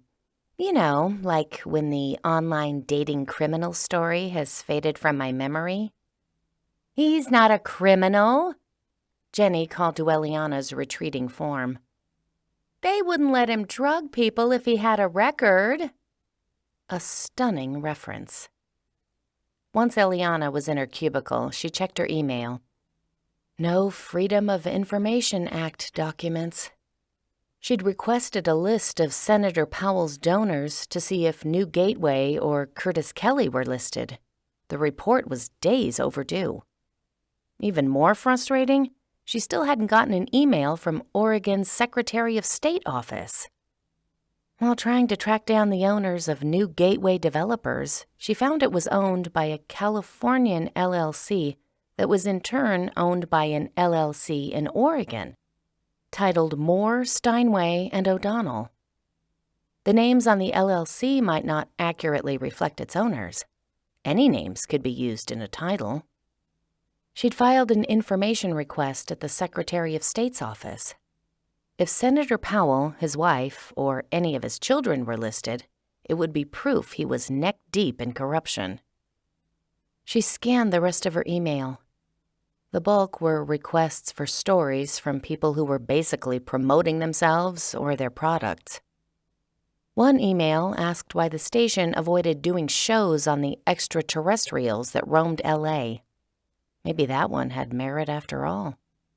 Extraterrestrials would explain so much of the behavior she saw around L.A. So much. One message was from Desmond, your greatest fan, a guy she'd never met, but who insisted she should marry him because they'd been together in several past lives. He emailed her every few months. Could he be dangerous? She'd never thought so before. He referred to himself as a psychic hippie, claimed to love all creation, and spent most of his time alternating between searching out ancient druid relics and trying to find a better spirit guide, so he could foretell the future more accurately. But maybe Desmond had a dark, unbalanced side. Investigating the guy wouldn't hurt. She went to his channel to see if he'd posted where he'd been the last 2 weeks. She flipped through pictures and posts. The last 2 weeks of his blog were about avoiding negative energy and his predictions for the next year. Perhaps, against her better judgment, she wrote him back. Where have your travels taken you recently? Elliana heard the newsroom door open but didn't bother looking up. People were always coming and going. Her first clue that something unusual was happening was the diminished sound of keyboards clacking. Footsteps came toward her desk. Her eyes lifted. Mateo was striding toward her. 5.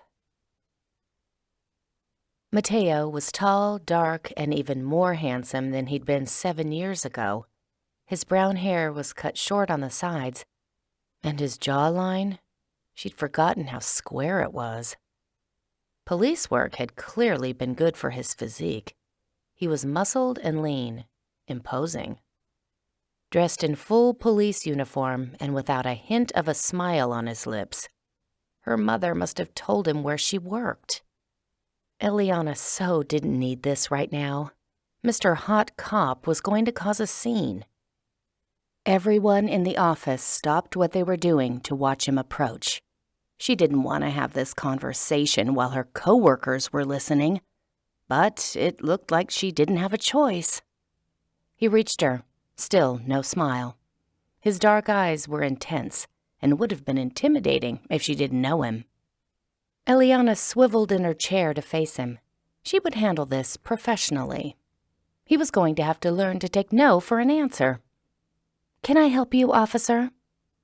"Miss Devereaux," he said with equal coolness. "I need you to come with me." "I'm sorry, I'm working." She gestured to her computer, which unfortunately was open to Desmond's sight. Extra medium, psychic for hire. His gaze traveled there, and a flash of incredulity went through his eyes. "Miss Devereaux, you can come with me peaceably, or I can cuff you and drag you out of here. Your choice." Her mouth dropped open. "You can't cuff me. I haven't done anything wrong." Of course, that hadn't stopped Officer Hoffman last night. Apparently, policemen could slap those things on a person whenever they felt like it. Mateo unclipped the handcuffs from his belt, a clear threat. "Please come with me, Miss Devereaux." The glint in his eye said he would be more than happy to follow through. The room had gone completely silent. All eyes were on her, and every pair was shocked, scandalized. They actually thought she'd done something illegal. Susan, the social media manager, was shaking her head sadly, her hand pressed to her lips. "He's a family friend," Elliana told them. "He doesn't mean any of this." Mateo held up the handcuffs. "Oh, I mean it." The family friend story probably would have held more weight if Elliana hadn't started out addressing him coolly as officer. None of her coworkers relaxed at her words. She couldn't even explain to people that this was because of an attempt on her life. She hadn't told anyone about that except for Mr. Baldwin. She gazed around the room, searching for her boss. He wasn't in his office anymore. Elliana leaned toward Mateo. "Stop this," she hissed. "Now everyone thinks I'm some sort of criminal. You've got to be breaking all sorts of police department rules." He took a step closer, unrepentant. "I asked you to come with me peaceably. You're the one who hasn't complied." He looked like he was going to grab her arm, so she raised her hands in a gesture of surrender. "Fine," she said loudly. "I'll go with you, and we'll talk somewhere." She picked up her purse and laptop from her desk. "Then I'll be back, because you have no reason to hold me." His voice dropped so only she could hear. "I can think of one very good reason to hold you." His hand went to her elbow, and he guided her out of her cubicle and towards the exit. Had he always been this much taller than her? This solid wall of shoulders and muscle? Eliana's coworkers were still openly gaping. Her cheeks burned with embarrassment. "I'm not being arrested," she told the group. The indignity of being treated this way grew worse with every footstep. None of her colleagues were standing up for her. It was like they were all willing to believe she led some illicit double life. "Did anyone even bother checking his credentials when he came in?" she asked them. "For all you know, he's kidnapping me." None of them seemed particularly alarmed by this suggestion. She and Mateo were nearly to the door. She glared at him. "When my grandmother finds out you did this, you will so be off her Christmas list." Mr. Baldwin came through the door to the hallway, holding a file in one hand and a cup of coffee in the other. His gaze bounced between Elliana and Mateo. "What's going on?" Finally, someone who'd stand up for her. Mateo grabbed hold of the door. "Miss Devereaux will be gone for a while. She'll call you to explain the situation." "And when I do," Elliana told Mr. Baldwin, "I may also ask you to call LAPD and issue a complaint about Officer Alvarado." Let Mateo consider that as he dragged her out of the building. Her boss stared at her in as much surprise as everyone else. She should have given him more details, like perhaps clarifying that she was going to a safe house, not to jail. But Mateo towed her into the hallway without giving her a chance to say more. Before the door swung shut behind them, Mr. Baldwin called out, "I will call the LAPD and tell them that this is way too excessive for one count of drug possession." Elliana winced. Yeah, that sentence wasn't going to help her reputation at work. When she came back, would people even buy her story that her mother had overreacted about her safety and sent in RoboCop to protect her? Or would they just nod knowingly and give her recommendations for good rehab centers? She kept pace beside Mateo, marching down the hallway toward the front door. She didn't have a choice about going, but she yanked her arm away from him. "I can't believe you did this." He shrugged, his intimidating demeanor vanishing. "If you'd let me pick you up at the hotel, I wouldn't have had to escalate this." "And what will your boss say if I tell him you used your position as a police officer to force me to come with you?" "He'd probably tell me I was foolish to put my job on the line for a princesa who doesn't appreciate it." Mateo had the nerve to smile at her. "And, by the way, your grandmother was the one who told me where you work, so I'm still firmly on her Christmas list."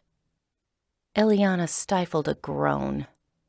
"You worried my grandma about all of this?" "No, your mother worried her when she called and asked for my phone number. I'm just trying to reassure your family that you'll live through the week, something you don't seem all that concerned about." They'd reached the front lobby and went past the receptionist and security guard, neither of whom seemed alarmed about her police escort. Mateo opened the front door for her. "I'm concerned about my safety," she said. "My house is being rekeyed, and I'm installing security cameras." He grunted, letting her know he didn't consider those actions to be enough. They headed to the parking lot. She'd expected to see a police car waiting there, but instead, they walked to a normal row of vehicles. He took out his key fob, unlocked a black GMC truck, and opened the passenger door for her. She lifted her hands in exasperation. "You didn't even come in a squad car? You just showed up with a blue shirt and a badge. And the staff let you waltz me outside for who knows what nefarious purposes." He gestured to the seat in an overly dramatic way. "Get in, Elle." She didn't move. "I think my next story will involve the misuse of power by police officers." "Fine." He tilted his chin down and trained his dark eyes on hers. "Get in, or I'll give you some material to use." She still didn't move. She didn't want to go back inside and face her coworkers, but she didn't want to get in his truck either.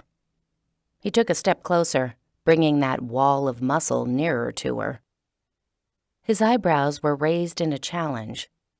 Only his lips revealed a hint of humor that had been so ever-present on the ranch. Elle, do you remember when we were kids and you and Caroline used to wrestle me? You never won, did you?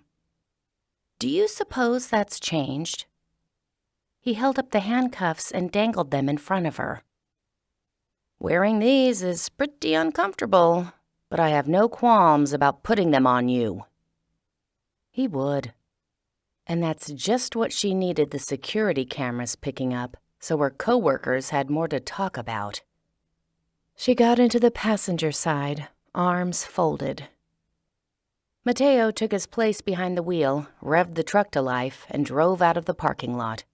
He seemed perfectly calm, which irritated her even more. He turned on the radio to a country music station. Do you still like country? If I recall, that's what you used to listen to. She'd listened to country music at her grandparents' ranch because that's what he'd listened to. Back then, she'd tried to anticipate what sort of girls he liked so she could be that person. I outgrew country, she said. Too bad. He turned it to a Spanish station. Is this better? I know you're fluent, even if you don't admit it. Seriously? He was going to call her out for secretly learning Spanish when he'd been the one talking about her behind her back? Or in this case, in front of her? She rolled her eyes. My father was right about you. Mateo glanced at her, amused. What do you mean? You told me he used to send you looks that indicated you should stay away from me. He was right. Mateo grinned, a smile that probably made women volunteer to pay traffic fines. Your dad is the one paying my salary as your bodyguard. I guess he had a change of heart about me. Elliana's parents had divorced during her senior year of high school. Her father had married his secretary and moved to the other side of the nation. Elliana only saw him once a year for a short visit when he and Mitzi came to California to escape New York winters. She blinked at Mateo, incredulous. He's paying you? Yeah, your mother thought he needed to know what happened. He's also paying a detective to look into the break-in. As we speak, your mother is with Officer Dawson at your house. Her entire family had gone overboard. Did they think she was completely incapable of taking care of herself? She had a gun and knew how to use it. Her wrapping paper box was probably still trembling at its near brush with bullets. If you're being paid to be my bodyguard, then you ought to take me back to the station and guard my body there. She turned around, checking to see how far they'd driven. I have deadlines. Sorry, your father is the one paying me, and he wants you guarded someplace safer. Elliana's salary at the news station wasn't that impressive, but she had money from her trust fund. What's he paying you? I'll pay you more to take me back. Mateo shook his head. I agree with your father. And believe me, I never thought I'd hear myself say those words. Elliana groaned and sank back in her seat. She didn't have any say in her own life. Her parents and Mateo had basically kidnapped her. What about my car and the things I left at the hotel? Your mother is more than happy to pick them up and take them to your house. Elliana had forgotten that she'd given her mom a copy of her house key. In retrospect, perhaps that hadn't been the best idea. How long will I be gone? We planned for 2 weeks. He gestured to the back seat where 2 suitcases sat. One she recognized as her mother's. Her mom must have packed things for Elliana. Might be sooner or longer, depending on what Officer Dawson turns up. Unless the would-be killer left fingerprints all over the place, what could the detective turn up? Where exactly is this safe house? It was probably nearby. This whole ordeal might not be as bad as she imagined. Maybe she'd be able to ditch Mateo when she had an interview or other important meetings. Rexford Ranch, he said. her grandma's ranch, 2 hours away. She wasn't going to some official safe house, just a place where no one knew her location.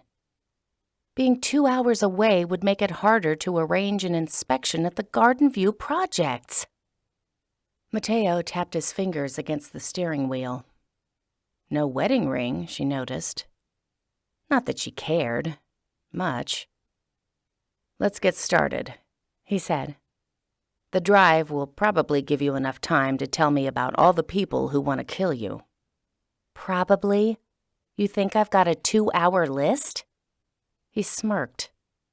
"I don't know what you do in your spare time." "I don't have spare time.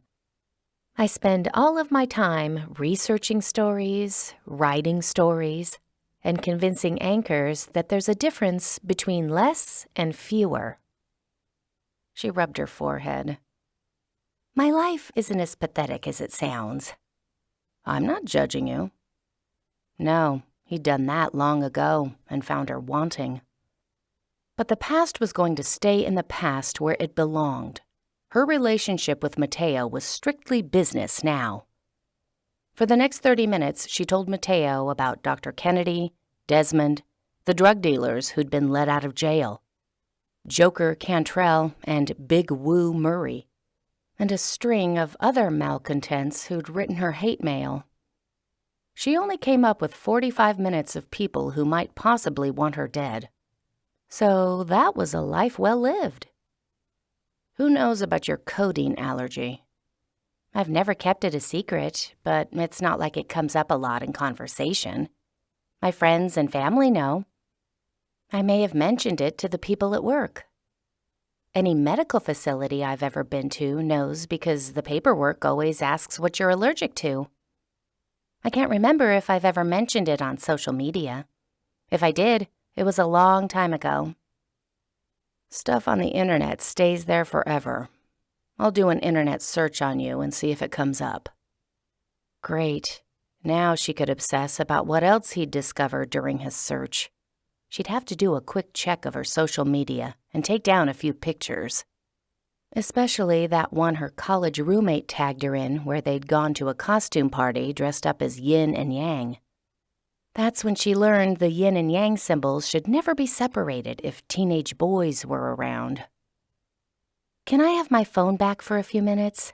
Elliana asked. During their talk, he'd had her power off her phone so no one could track her and had her give it to him so she wouldn't be tempted to turn it on again. As a replacement, he'd given her a cheap burner phone with questionable internet access. "No. But when we get to the ranch, you can help me search on your laptop. I'll reroute your IP address so no one can trace it." At least she would have access to the internet. Mateo glanced in the rearview mirror, something he did every few moments. "Suspect aside, who's been to your house in the last 2 weeks?" "Last weekend, I hosted a going-away party for Gina, the head makeup artist. A dozen or so people from the office came, but none of them have a reason to kill me. Everyone there likes me. Or at least they did until I got arrested today and my boss blurted out that I only had 1 count of drug possession." She sighed and slumped in her seat. "They're not going to believe any story I tell them about going to a safe house. They'll all think I'm at rehab." Instead of showing any signs of guilt for his part in that scenario, Mateo's lips quirked up. "Rehab's better than prison, isn't it?" "Not much."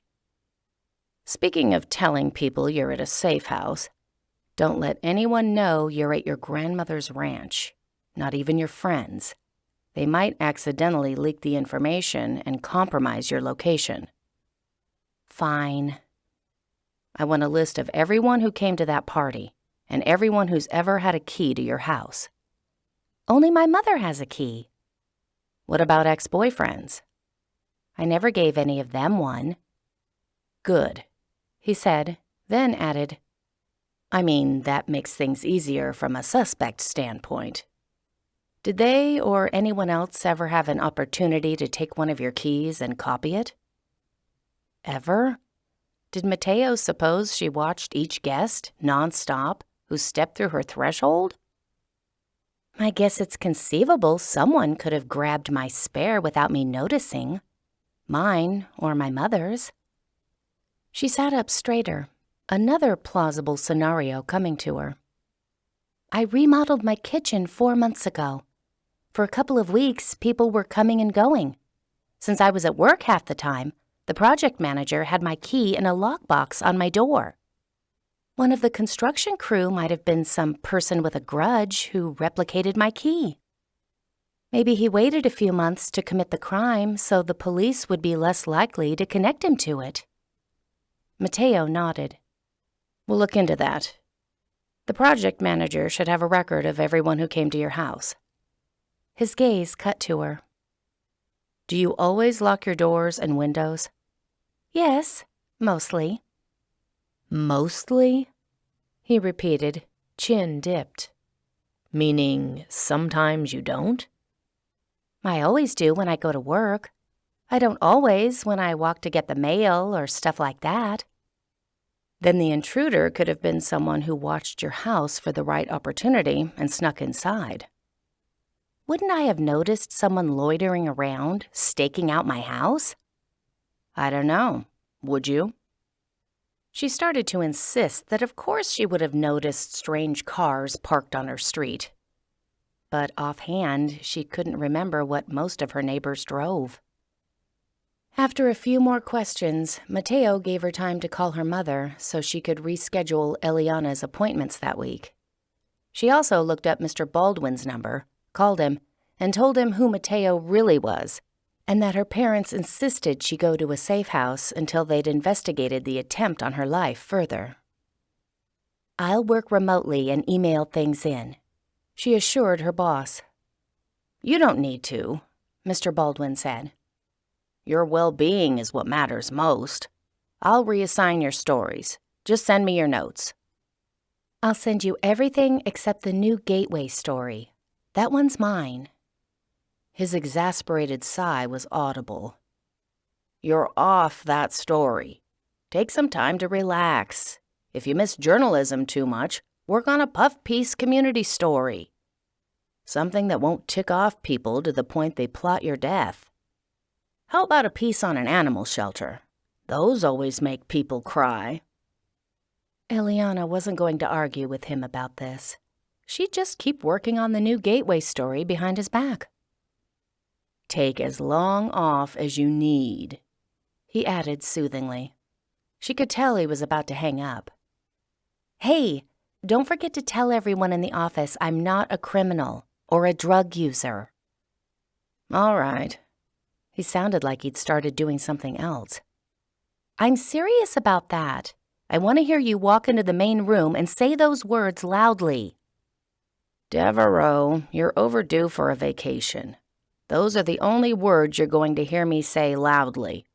Forget about the office for a while. He hung up. She threw the phone onto the seat, frustrated. Did he not understand how gossip worked? He needed to nip the rumors in the bud today. Mateo glanced at the phone.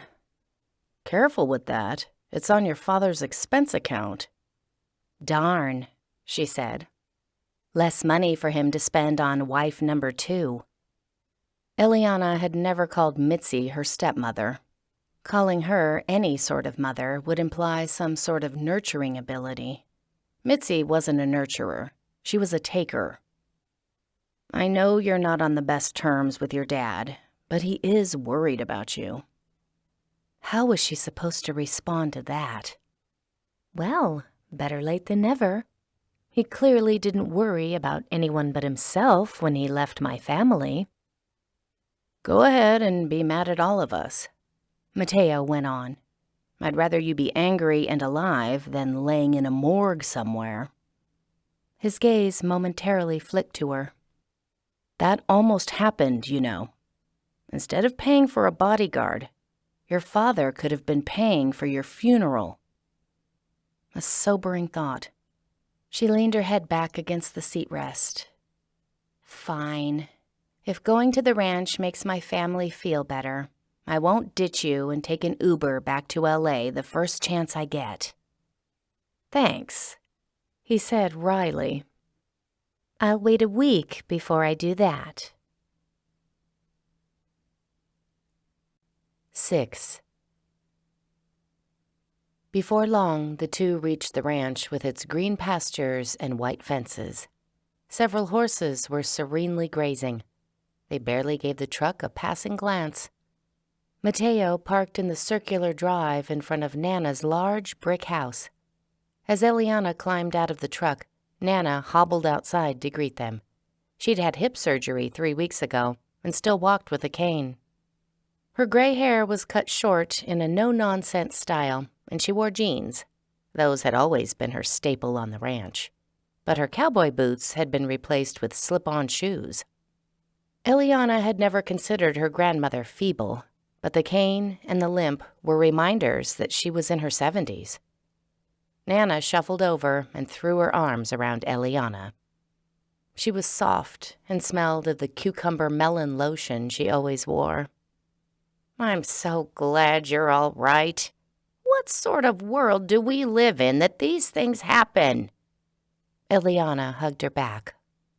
"A world that needs people to report about these things." Nana pulled away from her. "Someone else can report them. You should find yourself a nice, safe job.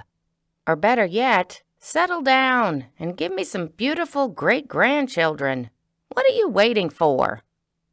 Well, a man that she loved was at the top of that list. "I'm only 23, Elliana said. "I have plenty of time." Nana shook her head. "Last night shows that none of us know how much time we have. You shouldn't put off love in favor of career, especially that career." Nana turned to Mateo and gave him an equally energetic hug. "Thank you for bringing her here. I knew you could convince her to come." Mateo patted Nana's back, but his gaze shot to Elliana. "I was happy to do it." Yeah, he was a little too happy to fake arrest her in front of her coworkers. Nana pulled away from him and motioned to Elliana. "Get your things and come inside." She turned and began her slow walk to the front door. "I baked apple pie," she called over her shoulder. "Your favorite." Elliana followed Mateo to the back of the truck. With a lowered voice, she said, "Key lime is my favorite pie. She made it for me every summer. Is her memory slipping?" Mateo's mother still worked as Nana's assistant and would know if she was beginning to have problems. He pulled out her suitcase. "Apple pie is my favorite." "She made your favorite?" "She knew bringing you here wouldn't be easy. I deserve pie." He took his suitcase from the back, then hefted both toward the house. Yep, this was going to be such a long week. She trudged after him. The inside of Nana's house looked the same as it had during her summer visits, except that all the shades were drawn over the windows. Nana usually kept them open until nighttime. Mateo noticed her looking at them. "While you're here, we'll keep all the windows covered." Am I supposed to keep hidden from the ranch workers? She'd known most of them her whole life. "No," he said, "just from anyone who drives by the house. Someone could conceivably come here to case out the place." The ranch was away from a main road, so generally the only people who came near the house were either friends of Nana's or had some business with her. Nana pointed her cane in the direction of the hallway. "Mateo, hon, you can put Elliana's things in the lilac guest room, and yours in the blue room." The blue room was next to the lilac room. Having him sleep next door seemed like an unnecessary precaution. No one knew where she was, so she couldn't be in any danger. Elliana followed him down the hallway. Pictures of her sister, and her mother lined the walls. "Won't your family expect you to stay with them?" 8 years ago, Yolanda married one of the horse trainers, and 2 years later, the couple had twin daughters. The last time Elliana had seen them, they'd been about 4. pretty little things with dark hair and large brown eyes like Mateo's. "You don't have to camp out at Nana's. I'm sure I'm safe enough." He set her suitcase in the doorway of the lilac room and turned to give her a stern, penetrating stare. "It's no use trying to get rid of me. I'm staying next to your room at night, and I'm keeping an eye on you during the day. I'm your bodyguard. I'm here to work, not hang out with my family." The sound of the front doorbell was followed by a little girl chiming, "Abuelita, we're here." Another identical voice overlapped the first. "Mama said you made pie." Yolanda called, "Mateo, hijo mío, come hug your mother." Mateo put his suitcase in the adjoining room. "Of course, that doesn't mean my family won't come here. Seems they will." The next hour was spent eating. Nana had not only made pie, she'd cooked a roast with potatoes and carrots. Yolanda's husband, Fernando, joined the group. He was the silent sort who'd never said much to Elliana. His daughters hadn't inherited this trait. They were chatterboxes, competing with each other to tell Mateo every detail of their school day. Both not only had Mateo's dark eyes, but his long lashes and full lips. They'd grow up to be as pretty as he was handsome. Elliana couldn't tell the twins apart and only knew who was who tonight because they'd introduced themselves. Gabriella wore her hair in a ponytail, and Paloma's was in pigtails. If they changed hairstyles tomorrow, Elliana would be lost. During a moment when Gabriella had taken a bite and thus wasn't talking, Paloma turned to Elliana. "Are you going to marry my brother?" Elliana choked on a bite of carrot. "Paloma!" Yolanda scolded, leaning toward her daughter. "Why would you ask such a thing?" Paloma blinked at her mother. "You said someday Mateo would bring home a girl to marry. She's the only one he's ever brought home." Paloma turned to Elliana. "I like you. You're pretty." "Thanks," Elliana said, still coughing. Yolanda clucked at her daughter. "It's not polite to ask such things, hija." Mateo's neck flushed, but he kept his voice calm. "Elliana is visiting her grandmother. I didn't bring her home." "Yes, you did," Gabriella said. "We saw you get out of your truck." "I drove her." Mateo started, then gave up on that logic. "Elliana and I are just friends." That was probably overstating their relationship. Wary acquaintances who'd been forced together was more like it. Paloma tilted her head so her pigtails went lopsided. "Then why are you staying at her house instead of ours?" Yolanda snapped her fingers at Paloma. "I just told you it's not polite to ask such things. Don't you listen?" Gabriella turned to Elliana. "I think you're pretty, too. You should know that Mateo never shares the remote." "Gabriella!" Yolanda barked. "What?" she asked, bewildered. "I didn't ask anything." Fernando spoke to them in Spanish, low and fast, telling them if they couldn't mind their manners, they weren't to speak at all. They responded by offering sulky "I'm sorries" and staying mostly quiet through the rest of dinner. Elliana asked Nana about the horses, and she responded by giving a rundown of her latest acquisition. A couple of American cream draft horses. The breed was so rare they were on the critically endangered list. Nana hoped to produce a few foals to add to their number. Breeding horses had always been a labor of love first, and a way to make money second. Nana's father had been a cattle rancher who passed his ranch on to her.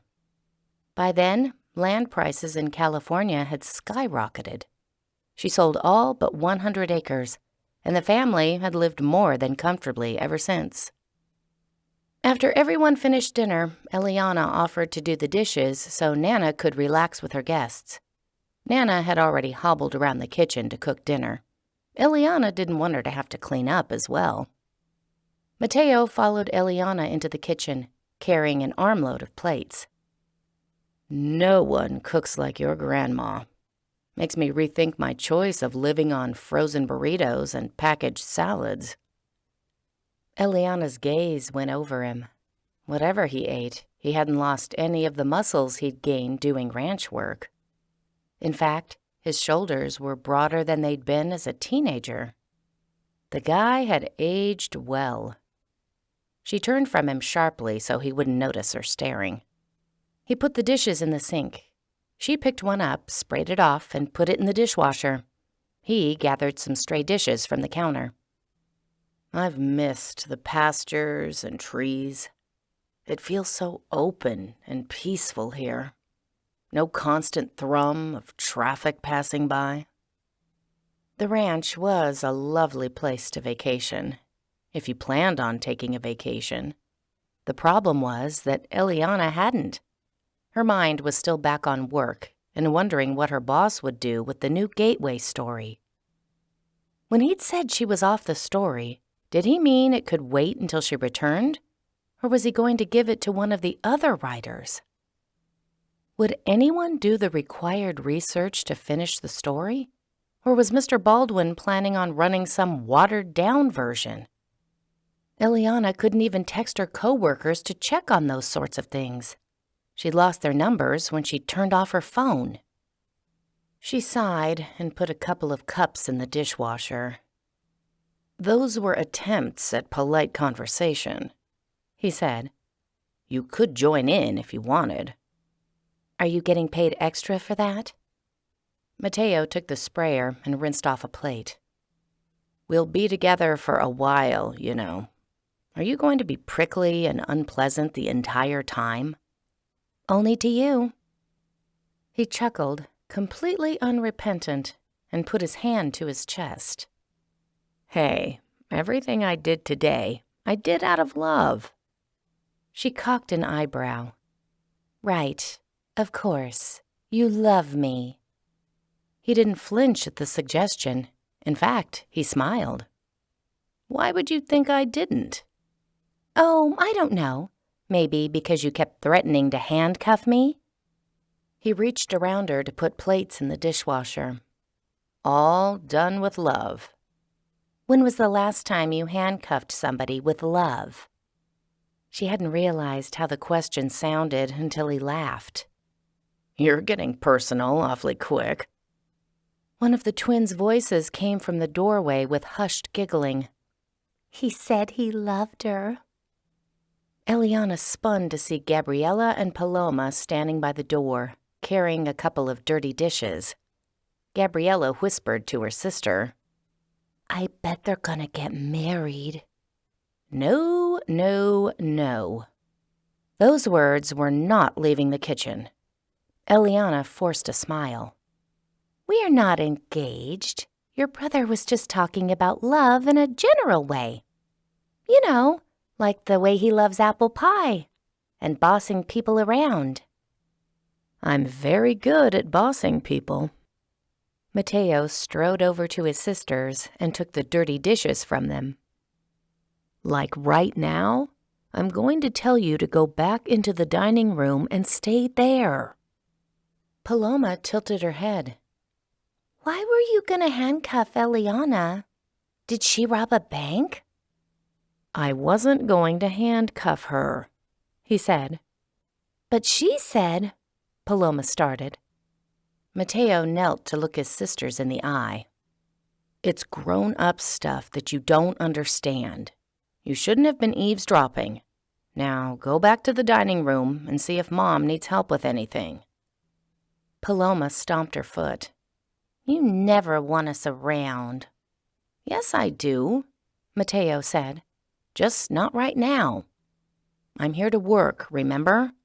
Eliana needs my help with a few things. I'll have time to play with you on my next visit." Paloma sighed dramatically, took hold of Gabriella's hand, and the two tromped off. Eliana returned to the dishes. She was going to have to be careful what she said around the twins. You didn't tell your sisters why we're here? He shook his head and brought the dishes to the sink. They're already afraid of every noise they hear in the night. Telling them that we're here because someone tried to kill you won't help with that. They'd be afraid whoever did it would follow you here. The words sent an unexpected shiver down Eliana's back. You don't think the person will actually try to track me, do you? She expected him to assure her that, statistically speaking, criminals gave up when their targets disappeared. Instead, he shrugged. That all depends on the killer's motives for wanting you dead. How will we figure that out? I've got a call with a criminal profiler tonight to see what his thoughts are. I'll also go through your hate mail and make another list of people to check. We'll get some sort of report from Dawson. But beyond that, you're going to have to spend more time telling me about your life. Her stomach shouldn't have clenched at that statement. She didn't have anything to hide, not really. But the thought of Mateo analyzing her made her bite her lip. What do you want to know about my life?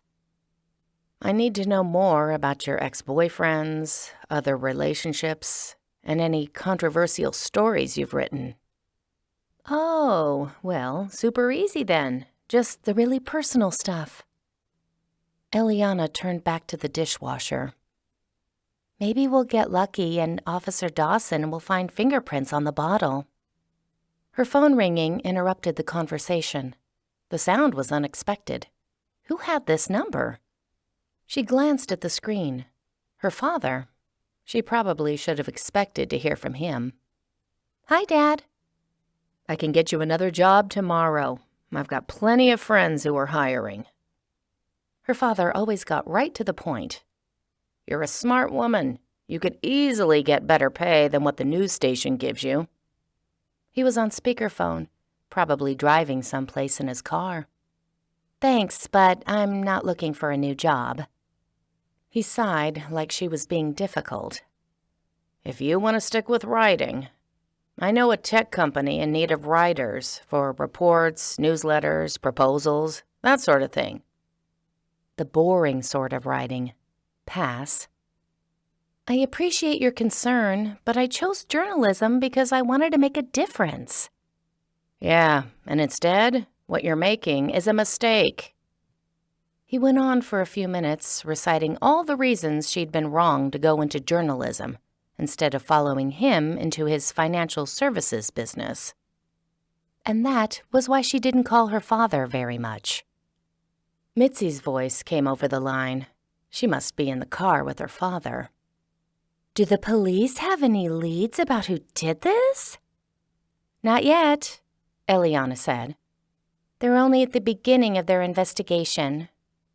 It's just awful that this happened to you, Mitzi said with so much emphasis that the emotion came off as fake. Let us know the minute you learn anything. Okay. I mean, whoever did this was clearly smart, Mitzi said. Who knows what they'll try next? Was Mitzi trying to comfort Eliana or trying to freak her out? Sheesh, probably the latter. How did her father not see what sort of person she was? Well, I'm in good hands now. Mateo is... Her mind began to fill in adjectives. Dedicated, dangerous, extremely hot. All of the above. She glanced at him. He was watching her, curious about what she'd say next, which meant it was hard to think of something that would reassure her father without giving Mateo a big head. Her brain short-circuited. Good hands. Stick with the original compliment. Wait, that didn't make sense. Mateo is good hands? She tried to correct herself. He's got good hands. Ugh, she was only making this worse. I mean, I'm in good hands, like I said before. Why did being around the guy make her feel like a tongue-tied 13-year-old again? Mateo laughed and turned back to the sink. She walked out of the kitchen and finished her conversation with her father in her room. After Mateo's family had gone and the dishwasher was chugging along, Mateo sat with Elliana in the family room and went through her threatening emails. Everything from the "We Are Not Amused" file. She'd written a piece on the Terrier Club of Southern California and received a batch of hate mail from dog advocates who compared breeders to pimps. "And yet," Elliana said, "the terriers themselves only sent glowing messages. You'd be surprised how many have their own Instagram accounts." Mateo's expression of concentration didn't change. He kept reading through emails, all police officer seriousness. He looked handsome when he was solemn, with his dark eyes intent and his jaw tight. Then again, he looked handsome no matter what he did. She'd watched him enough as a teen to know that. And she should stop watching him now. She wasn't some lovesick puppy. It was only 8:30, but Eliana's lack of sleep the previous night had caught up to her. She lay back against the couch cushions, tugged a throw around her legs, and shut her eyes. "My favorite email is from a self-proclaimed werewolf who found our Halloween coverage insulting." If Mateo had a reply to that, she was asleep before he said it. She awoke some indeterminate time later to Mateo leaning over her, his hand on her shoulder. His brown eyes stared into hers. Those thick lashes. Honestly, it wasn't fair. Men never appreciated them. "It's late," he murmured. "Go to bed and we'll work on this in the morning." She was too tired to want to move. "I'll sleep out here for a while." She turned over and pulled the blanket up. His hand slid from her shoulder to her arm. He gently shook her. "Come on, you can make it down the hallway to your bedroom." She didn't open her eyes. "I'm fine here. I'll go to bed later." "I'd rather you be in your bedroom where I only have to worry about 2 points of entry, as opposed to the family room." He'd thought of how many points of entry were in her bedroom. She opened her eyes groggily. "Next you'll tell me you want to watch me while I sleep, like a vampire." "Right, Bella. Come on." The guy knew his Twilight series. He leaned near to her again. "Do you need me to carry you like I carry my sisters when they fall asleep?" "You shouldn't try that. I'm a lot heavier than your sisters." "Challenge accepted." Mateo scooped her up and headed out of the room. She was suddenly completely awake. Being pressed against a muscular chest did that to a woman. "Mateo, put me down." "I will, eventually." Eventually wasn't any time soon, because he continued past the dining room, through the family room, and to the hallway as though she weighed nothing at all. Her foot brushed against the wall, making a thunking sound. Eliana glanced at Nana's bedroom at the end of the hall. "You're going to wake up my grandma." "Only if you start screaming. Without her hearing aids, she's nearly deaf." Was she? Eliana knew her grandmother wore hearing aids, but hadn't realized her hearing had gotten that bad. "How do you know that?" "Because, unlike you, I talk to my mother several times a week." "How do you know how often I speak to my mother?" "She complains about it to your grandmother, who speaks to my mom on a daily basis." That was nice to know. Eliana was the subject of a complaint chain between all of those women. "I don't have that much to tell my mother. I mean, if she wants to know what I'm working on, all she has to do is watch the news. Terrier clubs and questionable Halloween coverage. Bam, that's my life." Mateo reached her bedroom. He strode over to her bed and lowered her to the many pillows that lay there. "Now you can sleep, princesa." Well, that went to show how much Mateo knew about women. Having a handsome man carry you to your bed tended to wake you right up. "Good night." She called to him and wasn't sure why her voice sounded husky. "Thanks for the lift." He ambled to the hallway. "If you need me, I'll be right next door." That thought was also not going to help her sleep. 7. Elliana didn't get up the next morning until after 10 o'clock. By the time she'd showered and gotten ready, she wasn't about to face Mateo with bedhead and no makeup. It was nearly 11. He sat in the family room working on his laptop.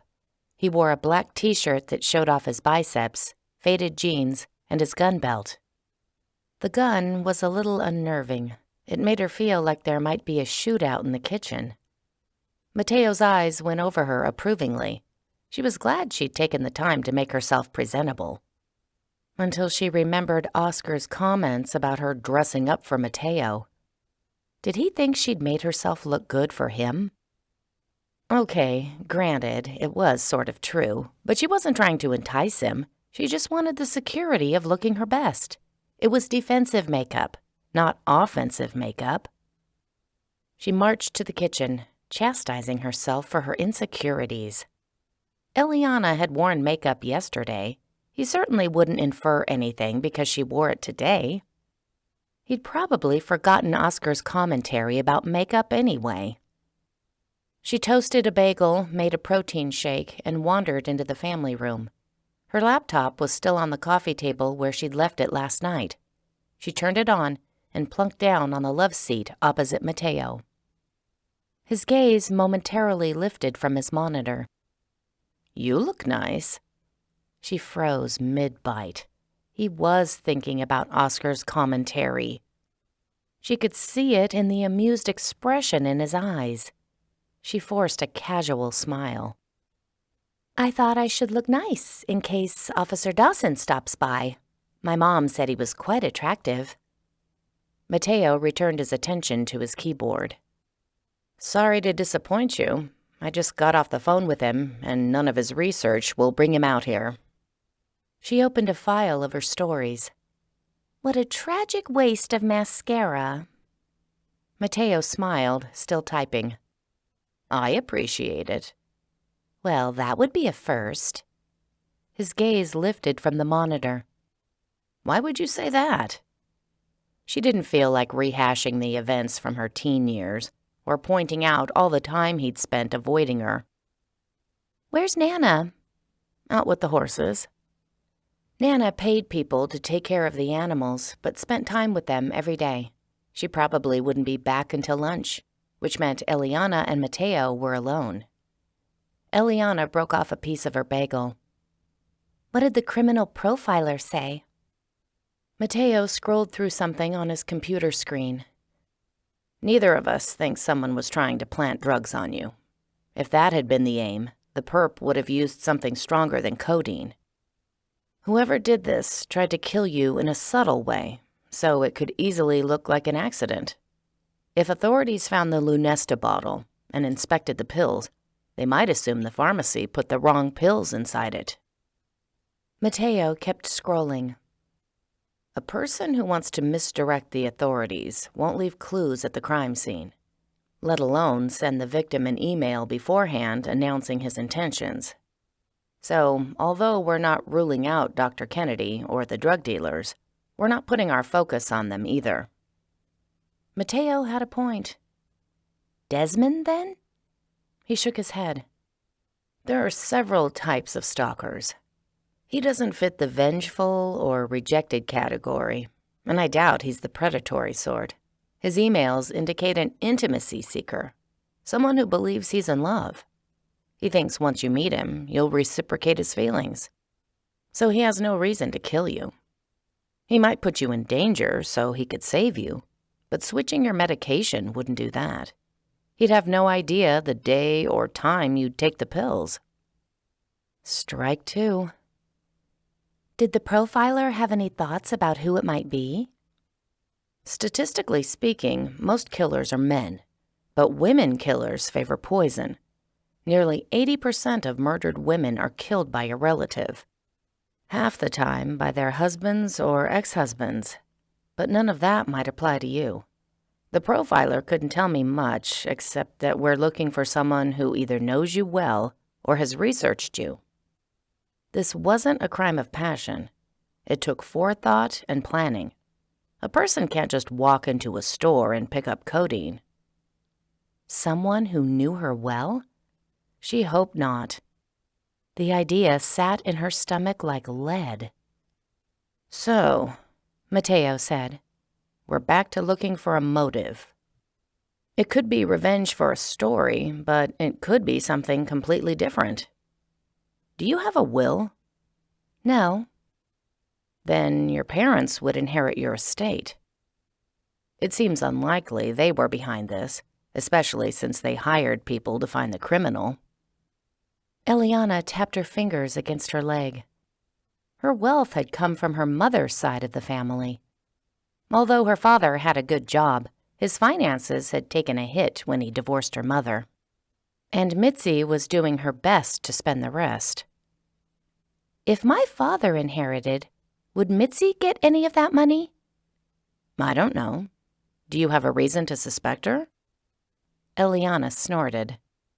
She had no qualms about destroying my life once. Who's to say what she'd do? Although, perhaps that's an unfair accusation. She didn't do anything that my own father didn't do as well. Eliana's voice broke. It shouldn't have.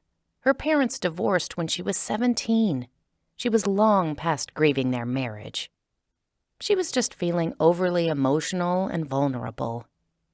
Mateo stared at her, his eyes full of sympathy. I'm sorry you had to go through that, Elle. It must have been rough. His sympathy somehow made the moment harder. She could be strong and flippant as long as she thought of Mateo as an adversary.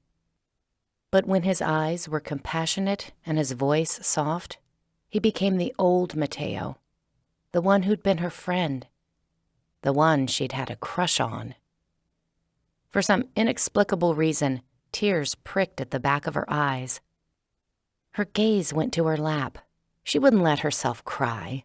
She had no reason to cry. She just needed to breathe deeply a few times and pull herself together. Breathe. Breathe.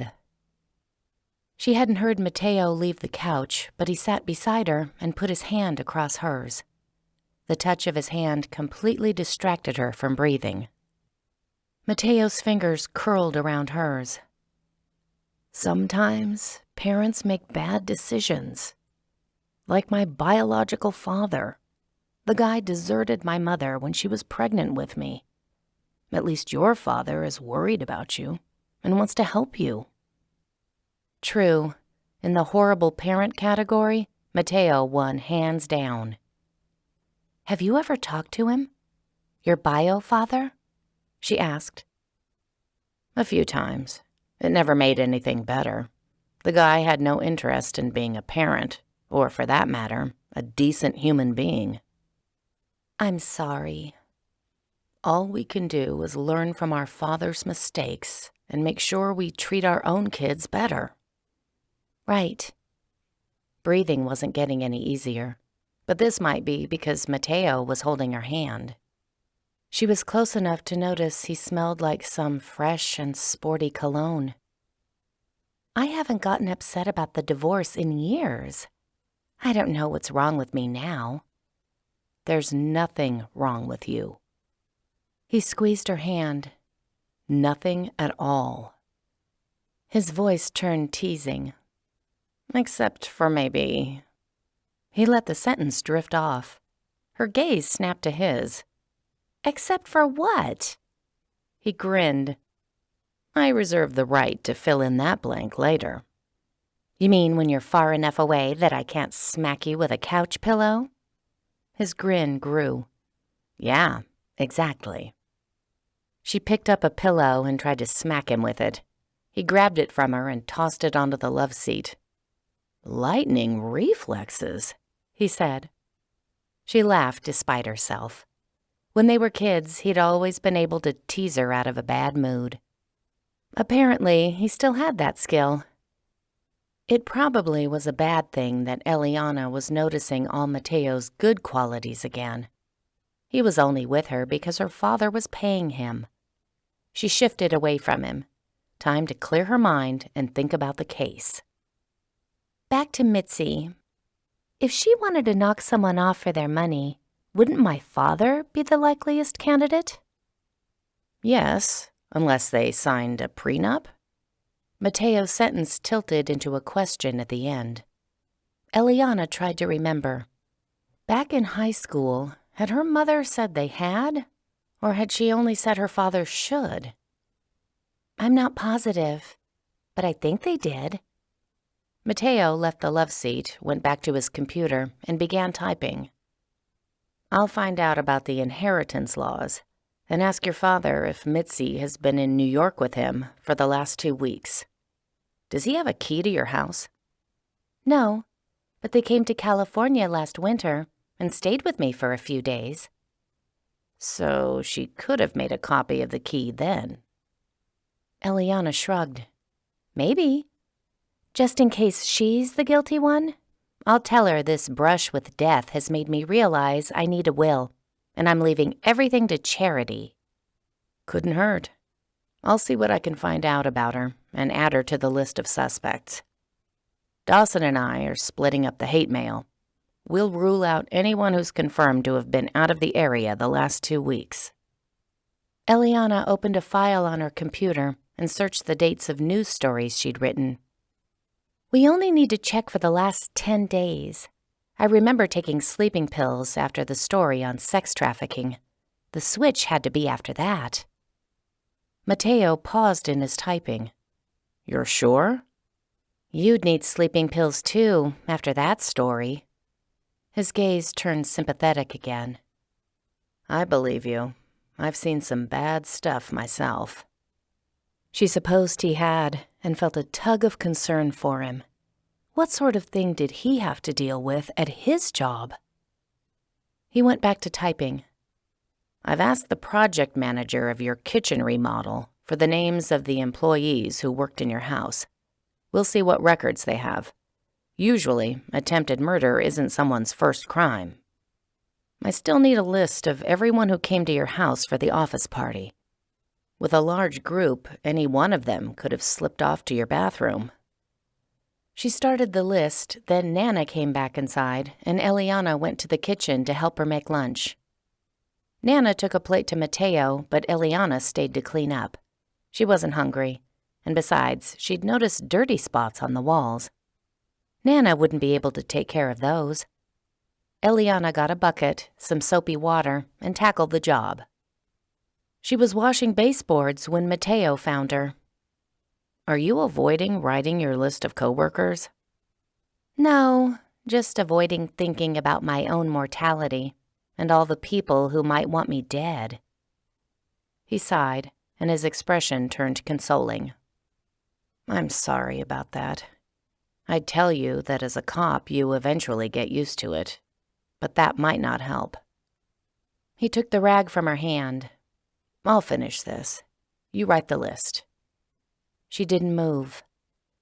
After you've finished and we've covered your ex-boyfriends, you can go horseback riding if you want. An effective bribe. She returned to the family room, sunk into the couch, and typed the list. Gina Rossetti, head makeup artist. Her boyfriend, Armando Morales. Reuben Baldwin, executive producer. His wife, Raylyn. Susan Bonner, social media director. Jenny Poirier, junior news writer. Stan Davis, the sports reporter. Brian Howell, the meteorologist. She went on listing the people. She couldn't imagine any of them capable of the crime. But then, how well did she really know them? How many stories had she seen where the friends and family of murderers swore their loved one wouldn't ever hurt anyone? Maybe people were blind to the dark side of those close to them. A cheery thought.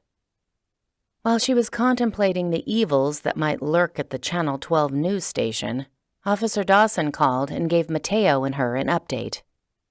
2 sets of fingerprints were on the pill bottle, most likely hers and Officer Hoffman's. Dawson was sending the codeine pills out to see if he could pinpoint the pharmacy they came from. He'd done a thorough search of her bathroom and bedroom and hadn't found anything else that appeared to be tampered with. A thorough search. Did that mean he'd rifled through her underwear drawer? She was afraid to ask.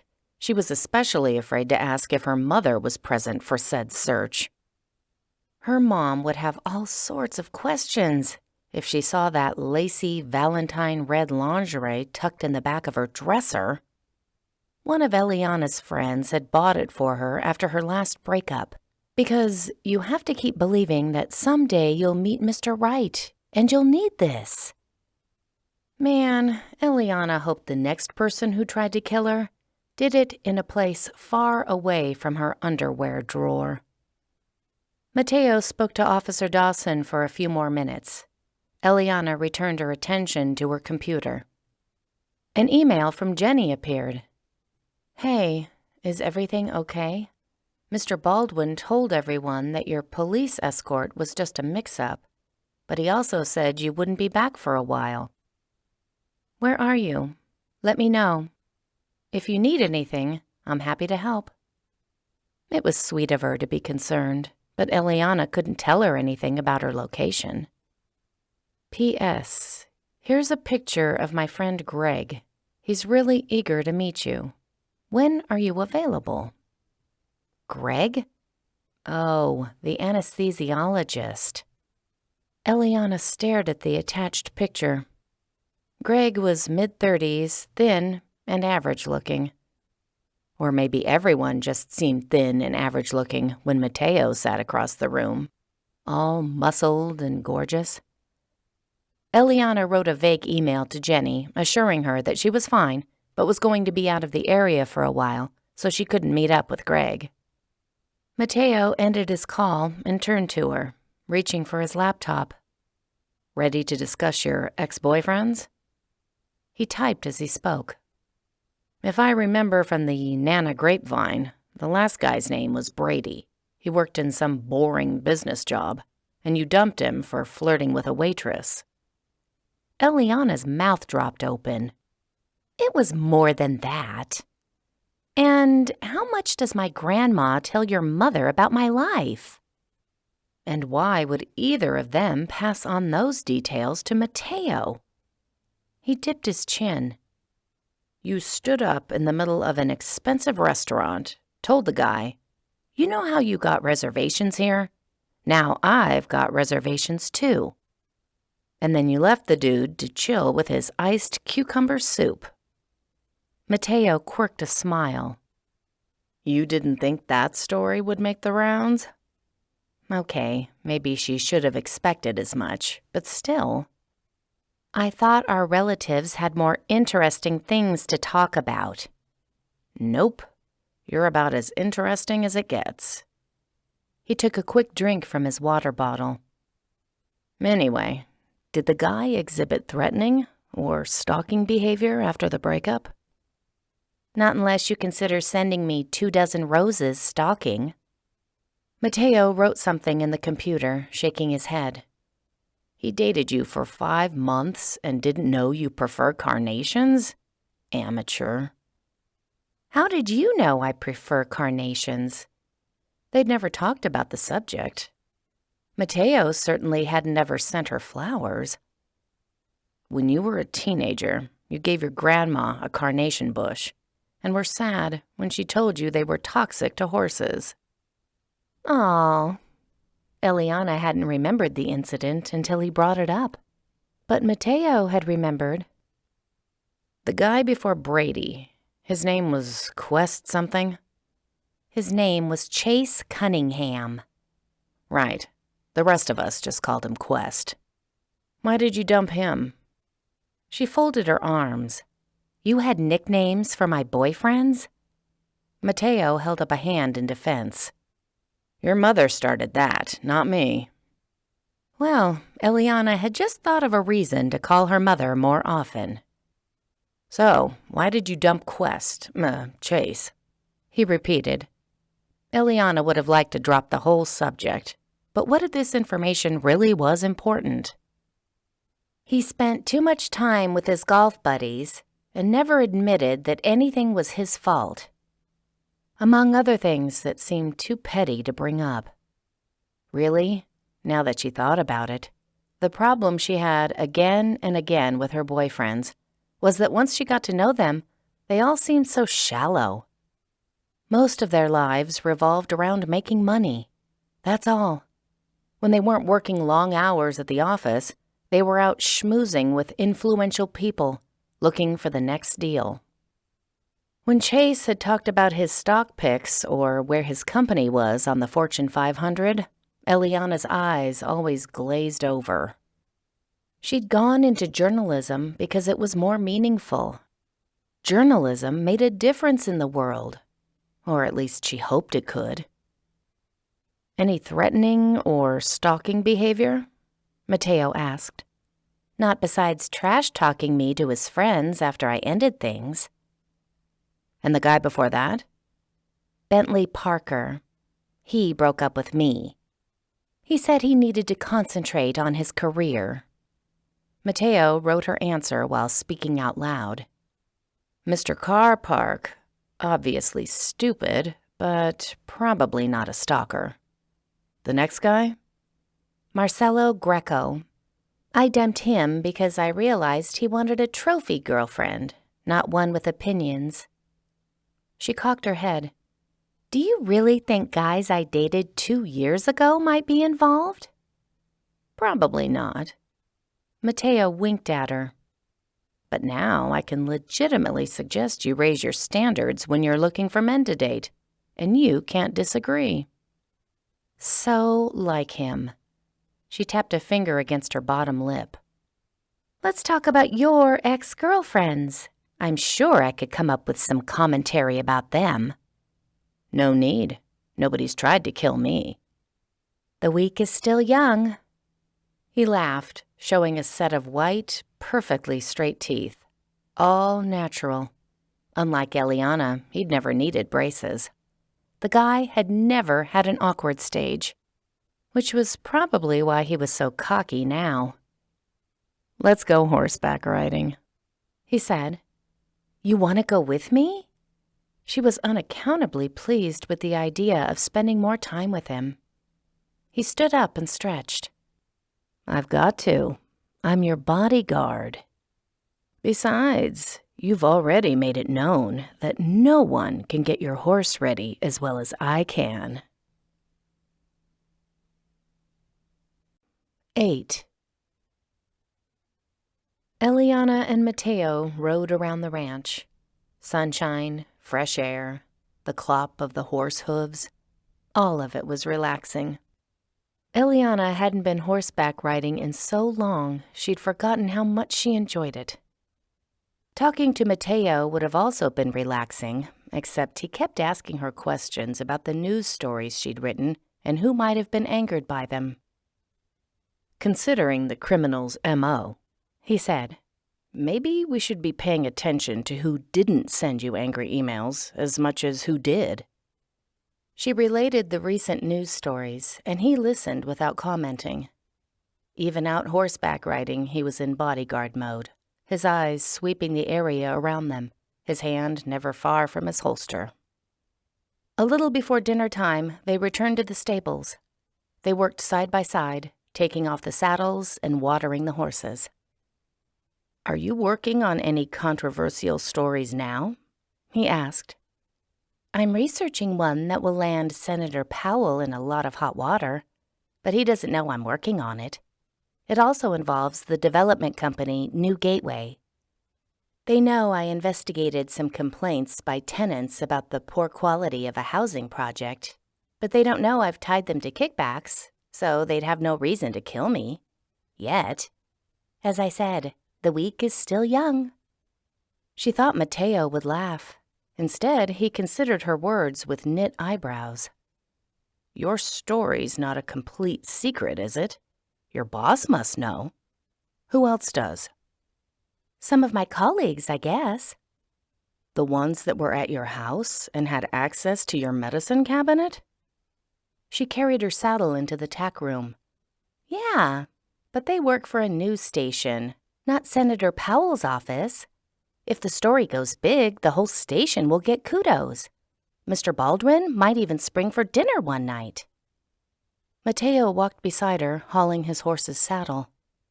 Senator Powell might have informants at news stations. When power and money are involved, people take a lot of care not to lose it. We'll dig around and see if we can find any connections your coworkers have to the senator. She hadn't considered that a senator might have informants at her station? Now the idea seemed chilling. Mateo put his saddle on the rack, then turned and took hers. On the drive out here, you talked to your boss about a story. Was it the one about Senator Powell and New Gateway? Yes. You should take his advice and leave it to someone else. She hadn't expected Mateo to tell her to quit, not when she was trying to expose corruption. That story could turn out to be one of the most important pieces of my career. I put in the hours of research, and I've done all the legwork. You want me to let someone else take the credit? Mateo gave her one of the intense looks he did so well. Do you want credit, or do you want to sleep in your own bed again? She refused to admit he had a point. She batted her eyelashes at him. I don't need to worry about where I fall asleep when you're around to carry me to bed. And if I... A noise at the tack room door turned their attention there. One of the twins stood a few feet away, carrying some clean saddle blankets into the room. Mateo's voice suddenly switched to a forced neutral tone. Gabriella, when did you come in? Just now. How come Elliana can't sleep in her bed? Because... Mateo drew out the word. Sometimes adults have adult problems that you don't need to know about. Gabriella tramped across the tack room and put the blankets away. How come I don't need to know? Because you're 6, he said. Enjoy being 6 while you can. Gabriella huffed in frustration. You never tell me anything. I tell you a lot of things. That's why you call me bossy. Gabriella's attention turned to Elliana. See? He admits it. In a lower voice, she added, Mama said I'm not supposed to say anything else bad about Mateo to you. Elliana smiled at her. I don't mind. You can tell me all of his secrets. No, she can't. Mateo made shooing motions at his sister. I'm sure Mom wants you for something. Gabriella lifted her chin. She sent me to tell you that she made dinner for everyone, and it'll be ready by the time you guys get cleaned up. The little girl turned on her heel and tromped off, ponytail swinging. Dinner in the Alvarado kitchen was crowded, but had the sort of warmth that a busy family brought to a meal. Nana was completely at home, which told Elliana how often she ate here. If Elliana had lived closer, she would have made a habit of dropping by for dinner every once in a while. No one made green chili enchiladas like Yolanda. Paloma and Gabriella were even more chatty than they'd been last night. It was only with great parental influence that they didn't tell Elliana every knock-knock joke they knew. Yolanda and Fernando made polite conversation with Elliana, asking about her job. She told them how she traveled around to interview people, how she juggled stories, and the problem of constant public feedback. Everyone's got an opinion, a computer, and a way to find my email address. Yolanda dabbed sour cream onto a second helping of enchiladas. If you ask me, you should find a less stressful job. You could do a lot of things with your writing. Maybe write a nice romance novel. No one gets angry at romance novelists. Clearly, Yolanda didn't make a habit of reading Amazon reviews. "The angry emails don't bother me," Elliana said. "It's just part of the job, like avoiding Brian, the too friendly weatherman. He keeps asking me to come to his place to see his sports trophies collection." Mateo's eyes narrowed. "You didn't tell me about Brian." "He's harmless. He flirts with everyone. Although I do get tired of warning the interns that he can't really control the weather like he claims." Mateo grunted, unhappy with her answer. He stabbed a piece of his enchilada. Paloma and Gabriella had been chatting with each other, and now Paloma piped up. "How come Elliana isn't sleeping in her bed? Whose bed is she sleeping in?" Nana's eyebrows shot up. "Oh, really?" Her shocked glare ricocheted between Mateo and Elliana. "Where'd you sleep last night?" Fernando and Yolanda both stared at Mateo in stunned silence. "I did sleep in my bed," Elliana chirped, "all night." At nearly the same time, Mateo coughed out, "Gabriella just misunderstood something I said, that's all." Gabriella nodded. "He said it was grown-up stuff that I wouldn't understand." This didn't exactly clarify the situation. Mateo cleared his throat.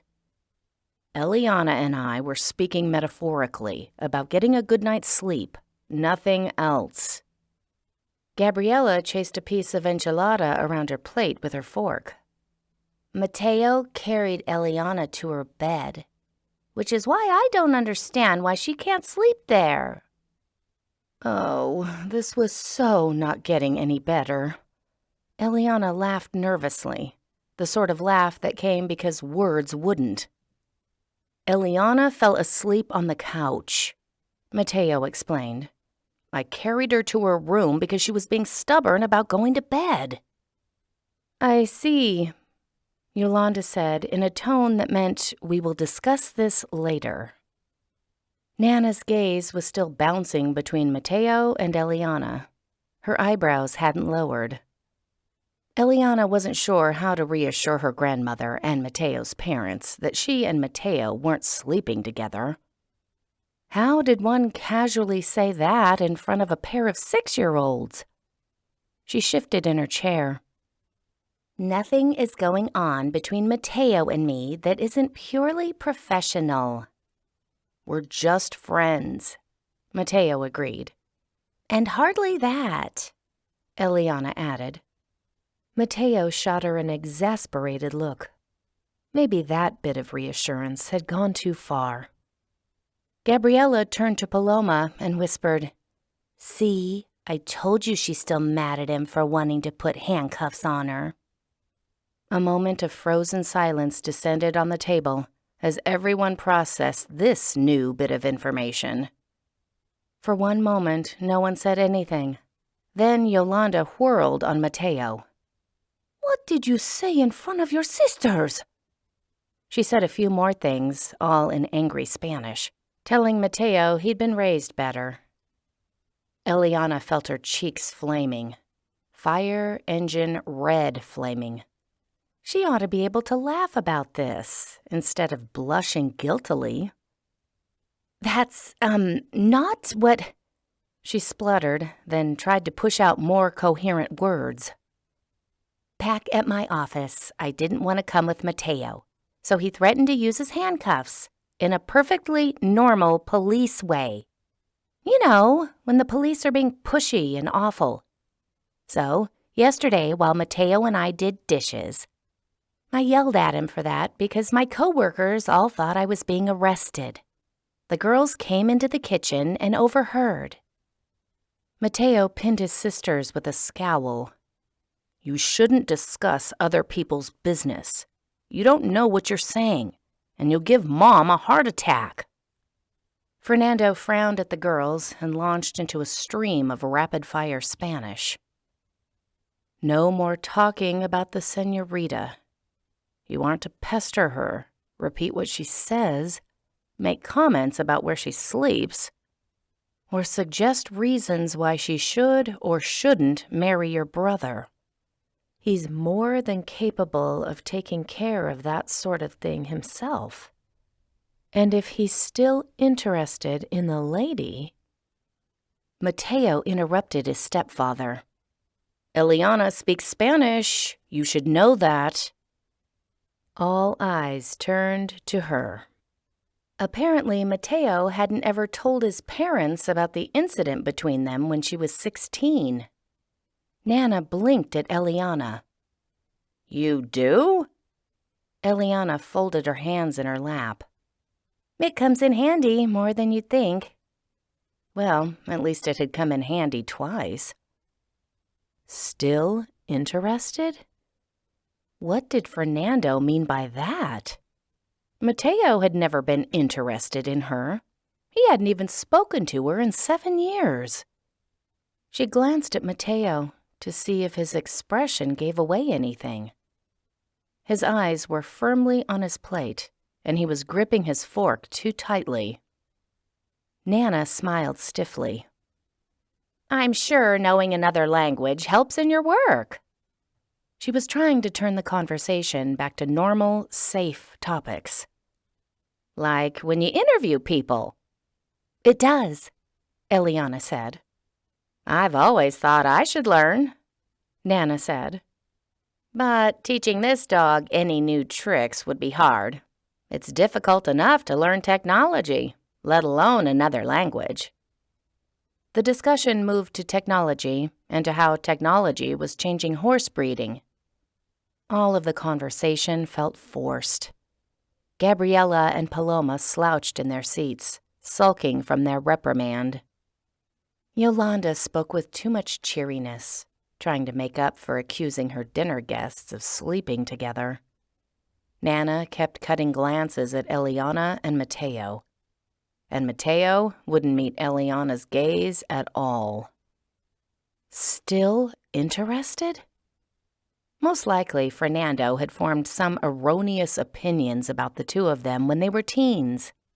Probably because Elliana followed Mateo around every chance she got, and Mateo had never bothered to correct them. She never should have been so obvious. Of course all of the adults had seen her crush. Of course, Eliana's father gave Mateo the "don't take advantage of my daughter" look. Elliana, with her starry-eyed worship, would have been so easy to take advantage of. Someone had once coined the phrase, "You can never go home again." This was probably why. Who wanted to keep bumping into memories of their pathetic teen self? After dinner, Nana, Elliana, and Mateo went back to Nana's house. Elliana worked in the family room, trying to get a hold of any tenants in the Garden View projects who would be willing to let an inspector visit their apartment. No luck. Most people didn't even answer their phones. The ones who did either didn't believe she was a real reporter, were suspicious about her reasons for wanting to come inside their home, or didn't want to cause trouble. The steady nose made her want to throw something against a wall, hard. Didn't anyone care about their faulty wiring and bad plumbing enough to take a stand? Wasn't anyone brave anymore? Her gaze flitted to the kitchen table where Mateo sat with his laptop, researching people on her list of possible suspects. He was brave, and always had been. He'd never been afraid to ride even the most temperamental of horses, even after being thrown off a few times. Once, a mountain lion had prowled onto the ranch, and he'd scared the cat away using nothing more than a handful of rocks and an attitude. Mateo could have chosen a lot of careers besides police officer. He could have done something safer and better paying. Instead, he worked to take criminals off the street. Perhaps he and Elliana were both idealistic, thinking they could change the world. Only she wasn't having a lot of luck in that area today. Hopefully, Mateo was faring better. Nana had planted herself in the chair across the table, ostensibly reading. Elliana couldn't help but wonder if she was actually staying out here as a chaperone. Years of getting up early to tend animals had made her a person who was generally in her room by 8 and asleep by 9. It was 10 until 9, and she hadn't budged. It was also too late for Elliana to keep cold-calling residents of Garden View. She called her boss to see if he'd assigned the story to another writer. If so, Elliana could call the writer and see if they would go in person to the projects to look for willing tenants. "The piece is on the back burner for now," Mr. Baldwin said. "How long will you be at your safe house?" "I don't know. It might be a while." Why had she said that? When Mateo drove her here, she told him she wouldn't stay longer than a week. Now, his estimate of 2 weeks or longer didn't seem unreasonable. Was she taking the threat more seriously, or just enjoying spending time with Mateo? He did have a sort of charisma that drew her in, and the guy was definitely easy on the eyes. Her gaze automatically fluttered in Mateo's direction. Through the kitchen doorway, she saw him leaning against the counter, phone pressed to his cheek. His dark eyes were serious, making him look brooding and sexy. Really, how did the guy make a simple t-shirt look so good? How many hours a day did he work out? "Any news on your case?" Mr. Baldwin asked, bringing her attention back to him. "Do they have any clues yet?" "Not really." "Well, take as long off as you need. Your safety comes first." He said more on the subject, but Elliana didn't hear it because in the middle of a speech, Nana hobbled over to Elliana and mouthed, "I'm beat. I'm going to bed." Elliana held the phone away from her and hit the mute button. "Okay, I love you." "What?" Mr. Baldwin asked. Oops, Elliana hadn't successfully muted herself. "Not you," she said hurriedly. "I was talking to my grandma." Nana glanced at Mateo in the kitchen, and her eyebrows rose in question. "Unless you want me to stay with you." She was asking, not so subtly, if things were copacetic with Mateo. "Hold on a sec." Elliana told her boss, and this time made sure she was muted. "I'm fine. You can go to bed." She hit the unmute button. Nana didn't move. She kept her voice low. "Mateo is doing us a favor. You should be nice to him." Elliana muted her phone. "What makes you think I'm not?" "You said you wouldn't come with him until he threatened to cuff you. And when he said the two of you were just friends, you added, 'and hardly that.' That's no way to treat someone who's putting his life on the line to protect you."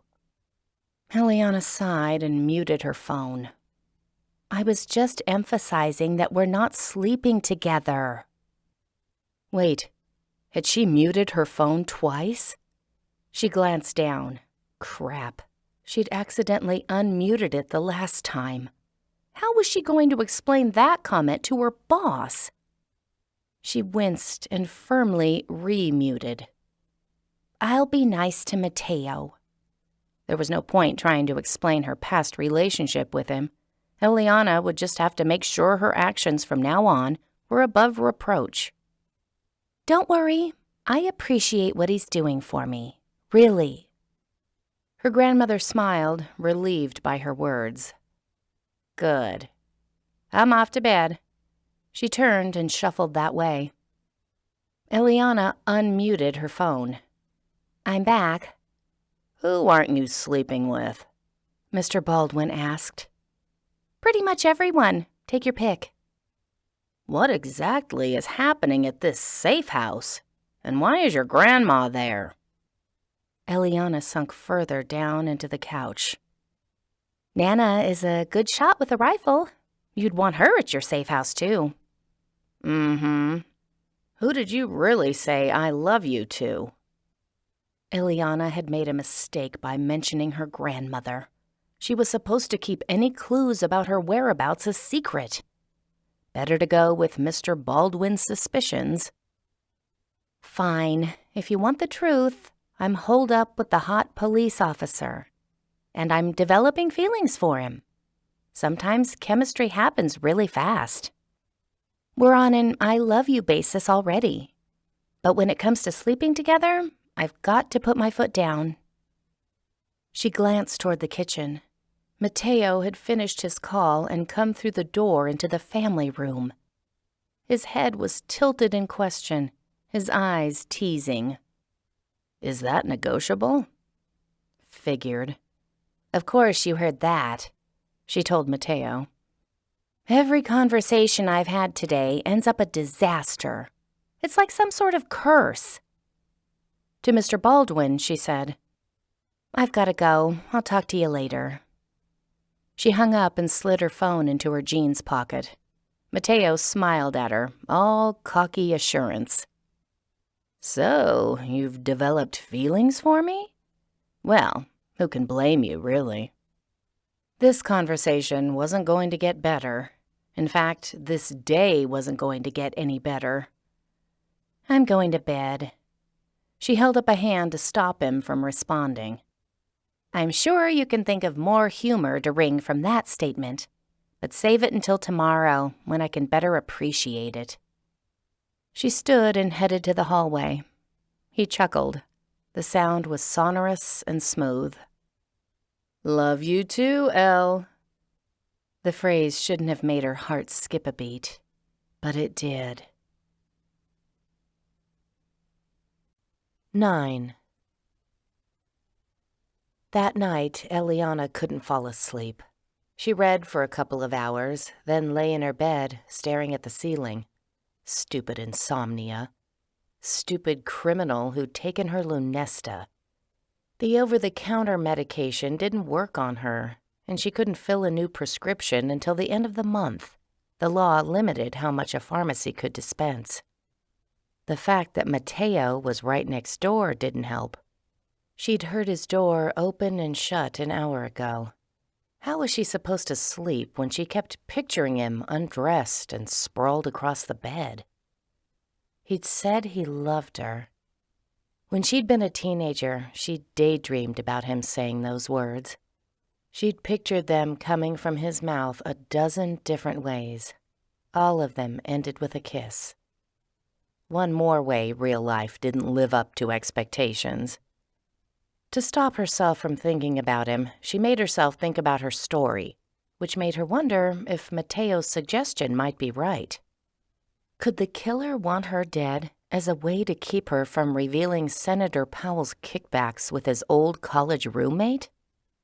Was he powerful enough, corrupt enough, that he'd somehow gotten wind of the story and hired a hitman to take her out?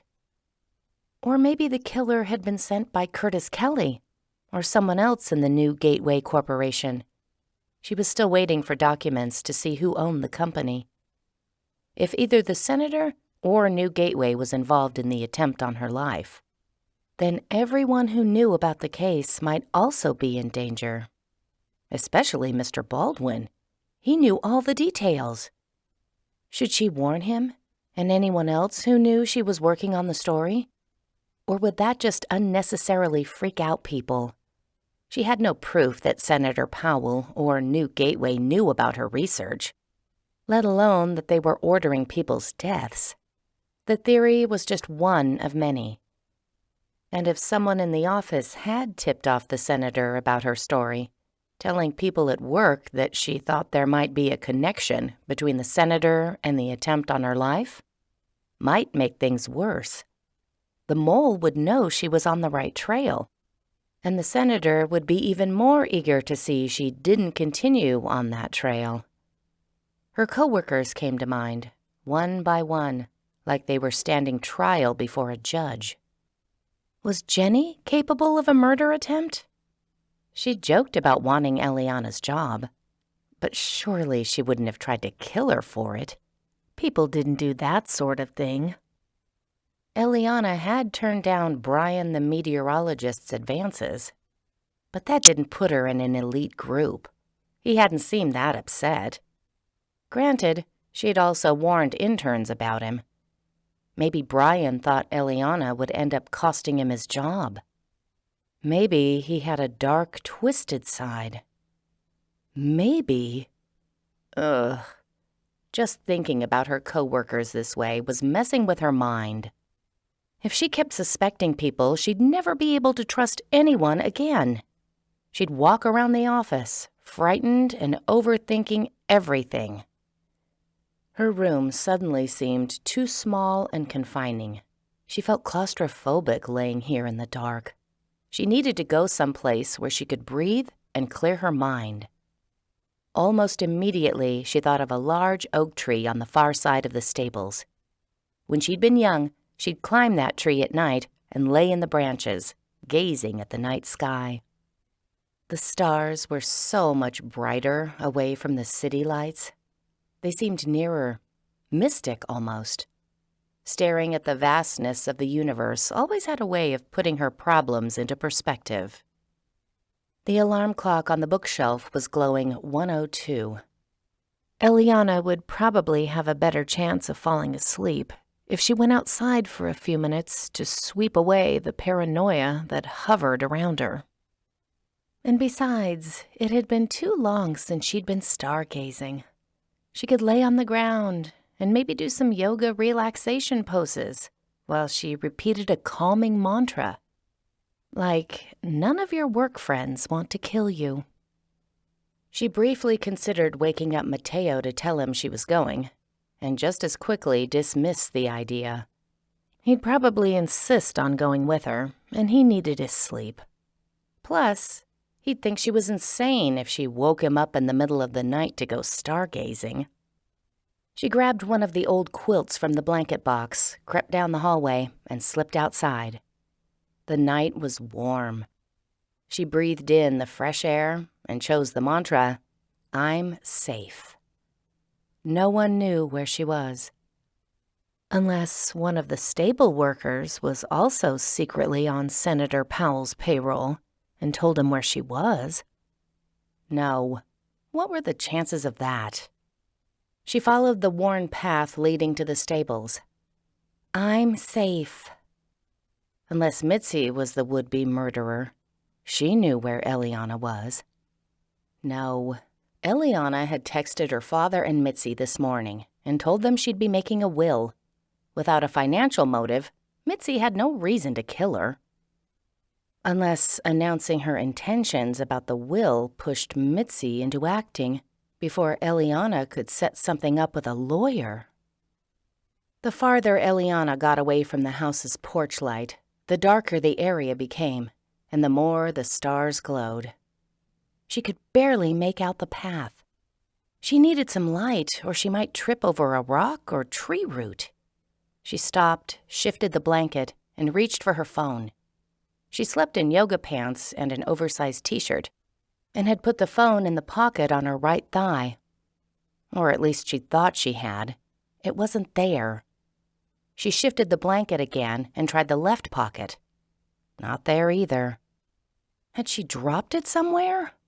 If so, she didn't have a chance of finding it until morning. Maybe she only thought she'd put her phone in her pocket, and it had gotten tangled up in the blanket. She was about to set it on the ground when she heard footsteps. For a half a second, she doubted her ears. No one would be wandering around the grounds at 1 a.m. The stable workers woke up at the crack of dawn. They always went to bed early. And yet the crunch of gravel in the distance behind her meant that someone was not only outside, they were heading in her direction, following her. All her mantras about safety disappeared, replaced by raw panic. She looked over her shoulder. The footsteps stopped. Her heartbeat went into overdrive. Whoever the person was, he wasn't using a flashlight. Another sign this wasn't a normal stroll. The man didn't want to be seen. A hitman? She stifled a scream. She was so far away from the house, Mateo wouldn't hear her. All she'd accomplished by screaming was giving away her location. And right now, her only advantage was that she couldn't be seen well either. She should lose him and hide. She couldn't go near the stables. Those had porch lights that would give her away. She darted off the path toward a dark silhouette against the landscape. An equipment shed. She still had hold of the blanket. She would have dropped it, but it was the only weapon. Though a poor one, she had. If the man managed to follow her, she'd throw it at him. That should slow him down at least. Her feet were unsteady, and her heart thudded against her rib cage. She wanted to sprint. Didn't. Too noisy. Besides, if she ran on bumpy, unfamiliar terrain, she'd likely find herself sprawled on the ground. Was he still following her? Her footsteps were the only ones she could hear. He might have fallen behind, or he might have slowed down to aim a gun at her. She was almost to the equipment shed. It was big enough and full enough that if she kept low, it should provide cover from bullets. Unless he followed her there. Where was he? Too many thoughts crowded her mind, making it hard to come up with any sort of plan. She rounded the corner of the shed and pressed herself against the side. This would be an excellent time to have a phone she could use to call Mateo, but no, of course not. The only sound she heard was her own too fast breaths. Perhaps the man hadn't been able to track her and would give up looking. Even if he turned on his flashlight now, he wouldn't see her. And if he turned on a flashlight, she'd know exactly where he was. She'd be able to keep the shed between them. She held her breath, listening. Footsteps. Coming near. Crap, he'd seen her dashing behind here. She could slip around the building. He wouldn't know if she was on the other side, or whether she'd run off someplace behind the shed. The man would round the corner in seconds. She wasn't going to run. She would attack. He wouldn't expect that. Hopefully, she could knock him down and give herself a chance to get away. The man turned the corner, not where she expected, but hugging it, crouching low. She threw the blanket at him. She meant to kick him next. Before she could, he lunged at her and pushed her to the ground. Her back hit the dirt with a thud, and an exclamation tore from her lips. She drew in a breath and prepared to let out a blood-curdling scream. Elliana? It was Mateo's voice. Mateo! He'd followed her. He was on top of her, his hands around her arms. Her scream died on her lips. She yanked her arm out of his grip and pushed at his shoulder. You scared me to death. What are you doing out here? He rolled off of her. I'm being a bodyguard. What are you doing skulking around in the dark? She sat up and rubbed her shoulder. It had taken the brunt of the fall. I came out to look at the stars. In the middle of the night? That's when the stars are out. She couldn't see his expression, but he grunted in exasperation. He took a small radio from his belt and spoke into it. False alarm, no backup needed. He clipped the radio back on his belt. His voice came out in a tight staccato rhythm. You're supposed to be asleep in your room. If you want to leave the house, I need to go with you. That's the point of a bodyguard. I go with you everywhere except the shower. And after tonight, I might not make that exception. Well, that was an image that would be stuck in her mind now. Mateo standing guard outside her shower. Pebbles stuck to the back of her shirt. She wiped at them. You wanted me to wake you up to look at the stars? I'd rather have you wake me up than wake up because one of the trail cams notified me someone was prowling around outside. Trail cams? I wasn't prowling, I was walking. Without a flashlight? Yeah, because you took my phone and gave me a crappy little one that I lost somewhere. You lost your phone? he asked, incredulous. She waved her hand in the general direction she'd come from. I'm sure we'll find it if you call me. And since when are there cameras outside? Why didn't you tell me about them? He turned on his flashlight and punched her phone number into his screen. I didn't think it was necessary. Most people don't wander off in the middle of the night. That wasn't the answer. She narrowed her eyes at him. You didn't tell me because you worried I might take off and head back to LA. He stood up and scanned the area, searching for her phone. The cameras will report if an Uber pulls onto the property, yes. Unbelievable. Hey, if you had come with me willingly when I first asked, I would have told you about the cameras. He took a few steps, retracing the route she'd taken. Nothing is lighting up. Maybe we're too far away to see or hear it. As she moved to stand up, something sharp pressed into her rear end. Just what she needed, some sort of bum injury. She brushed at it and realized the thing was in her back pocket. Oh, that's right. These yoga pants had back pockets as well as side pockets. That's where she'd put her phone. She pulled it out. It wasn't lit up, and the front felt jagged. Not a good sign. I found my phone.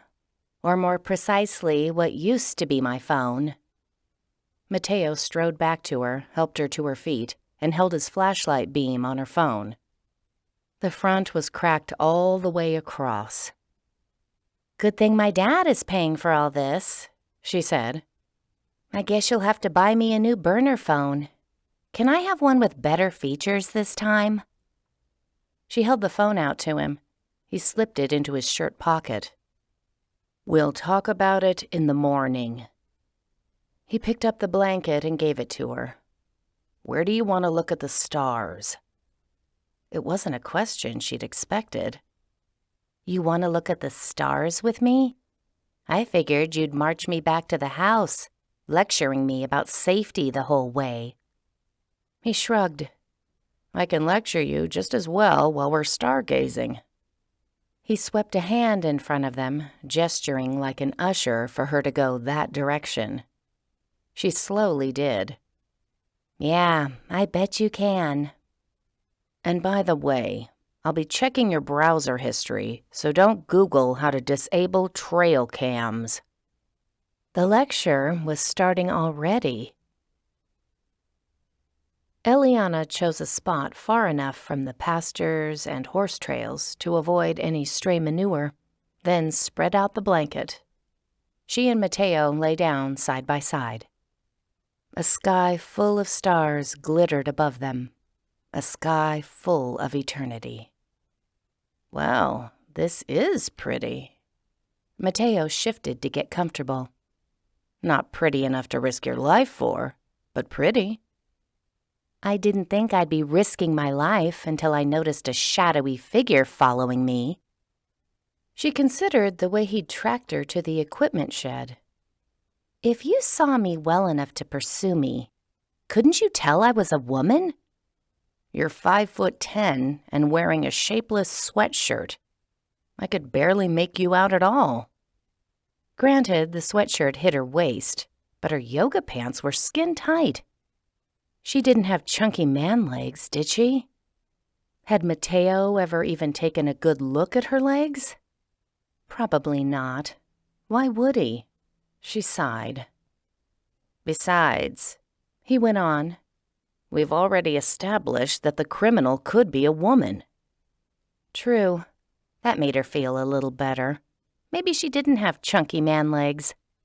Maybe her legs were so athletic and shapely they could be mistaken for sexy assassin legs. Having a good body image was all about attitude. He glanced at her.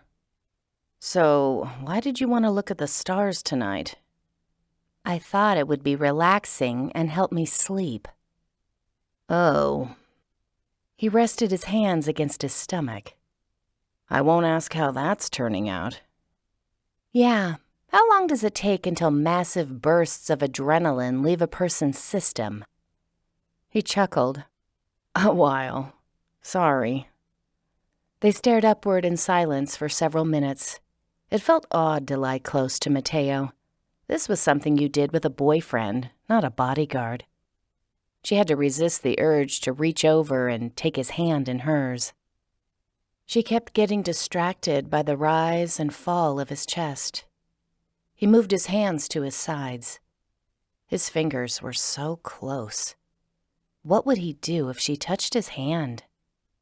She probably didn't want to know the answer to that question. Jeez, what was wrong with her? After all of these years, she ought to be over her crush on Mateo. The guy had already made it clear he wasn't interested in her that way. He was only interested in her in a "your dad is paying me so I'll keep you alive" way. Being around him made all the old feelings return. Suddenly, she cared what he thought about her and wanted to be the center of his attention. She craved his smile and wanted to banter with him. She'd been resisting those emotions from the moment his name popped up on her phone. And there was nothing else to do but keep resisting them. Because when the job was over, he would disappear from her life with little more regret than he'd done the first time. She, on the other hand, would compare all the guys she knew to him for quite some time, and they'd all be lacking. Best to talk about something that would remind her they had no future together. Remember earlier when I asked about your ex-girlfriends?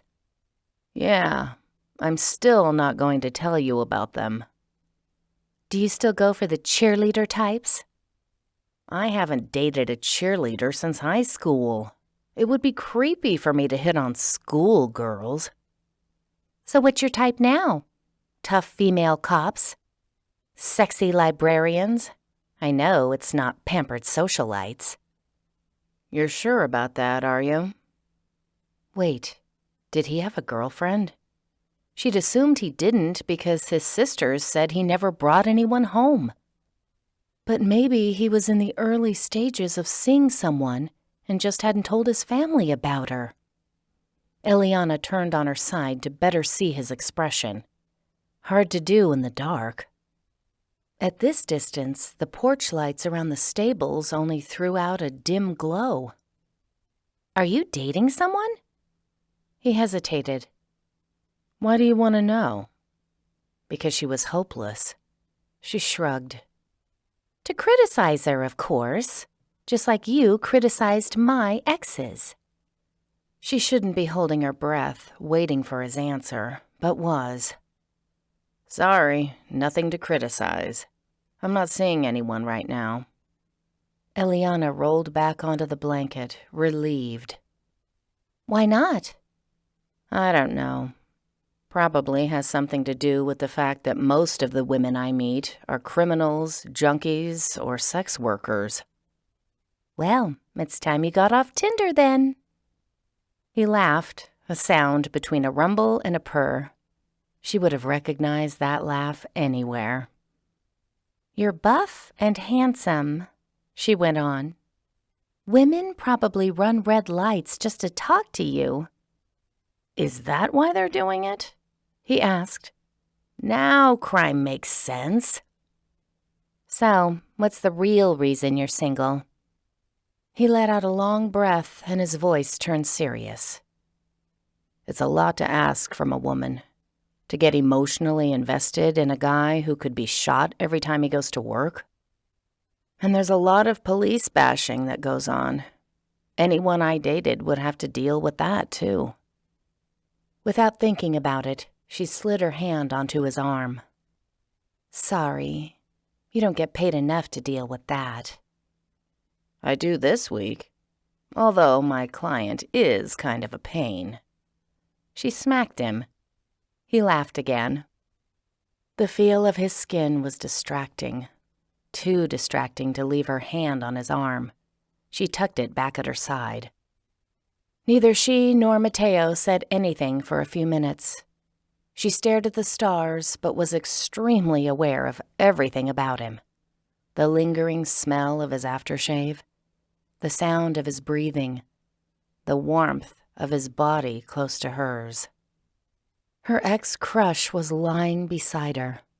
He'd laughed twice. Yes, she'd counted them.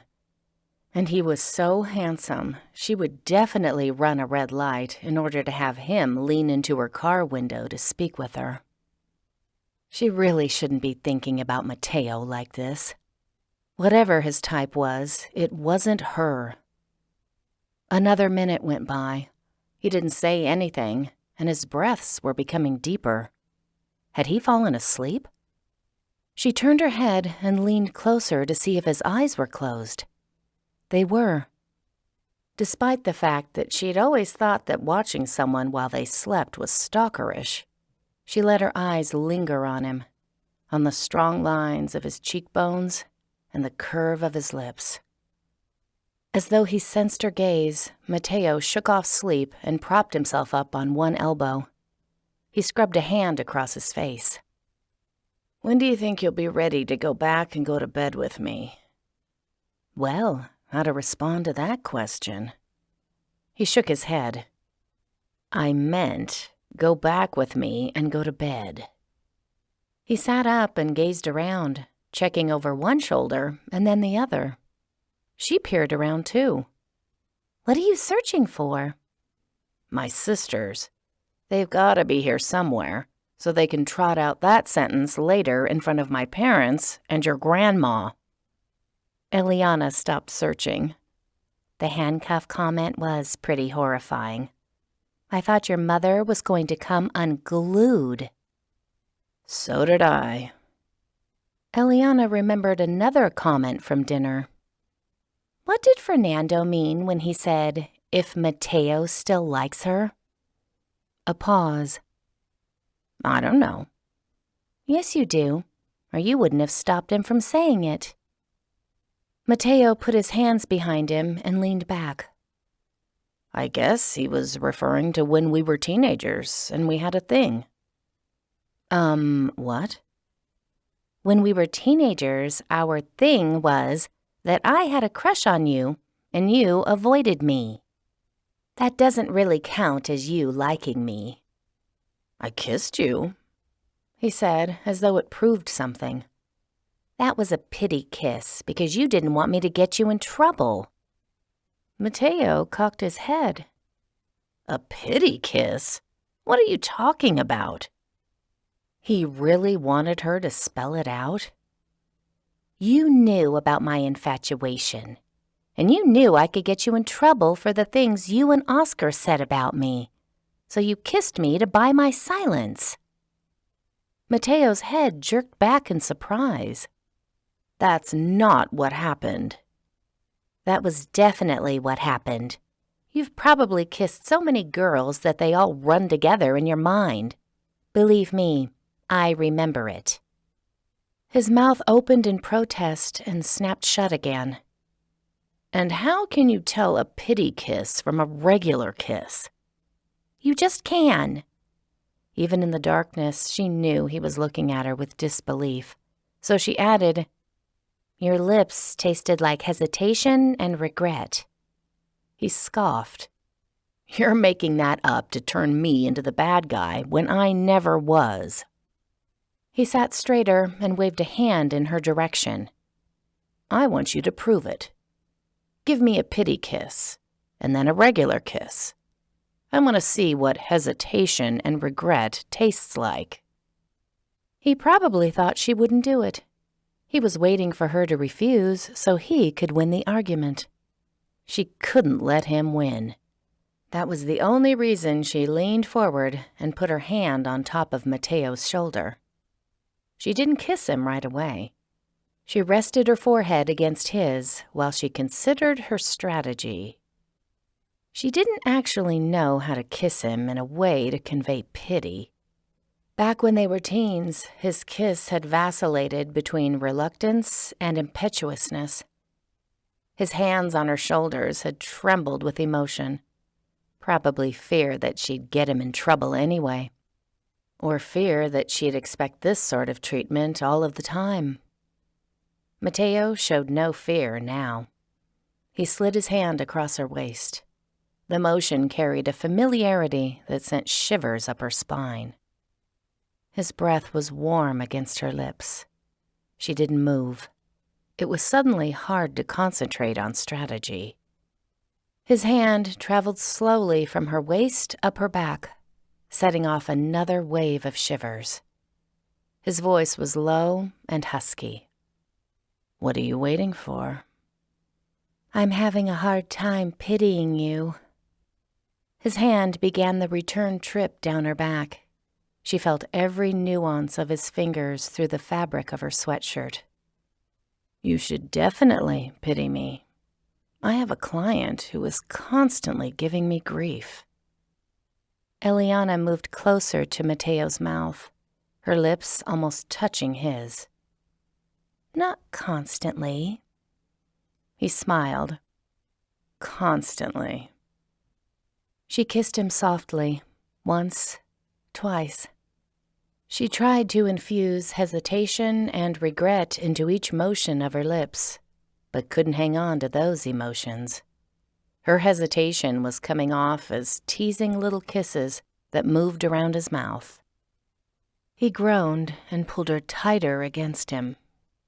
Apparently, he'd had enough of her hesitation.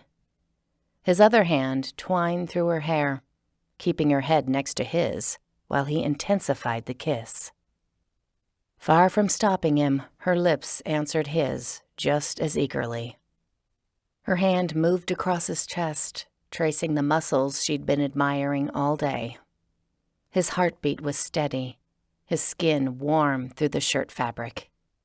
Her fingers moved to his biceps. Those were equally touchable. "This isn't love," she told herself. It was attraction, lack of sleep, and a 7-year-old wound that wanted validation. And yet, with Mateo's arms around her, she felt like she was falling in love. Fluttering, helpless love. Reckless love. She was constructing a future together, complete with bridesmaids and a honeymoon. Definitely a honeymoon. She didn't want him to stop. He didn't for quite some time. When at last his lips left hers, he dragged in several deep breaths. His fingers brushed across her cheek, pushing away strands of hair that had fallen there.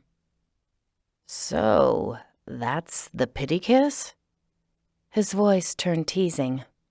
"I can hardly wait to see the real one." The truth of the situation hit her with a jolt. He wasn't building a future with her.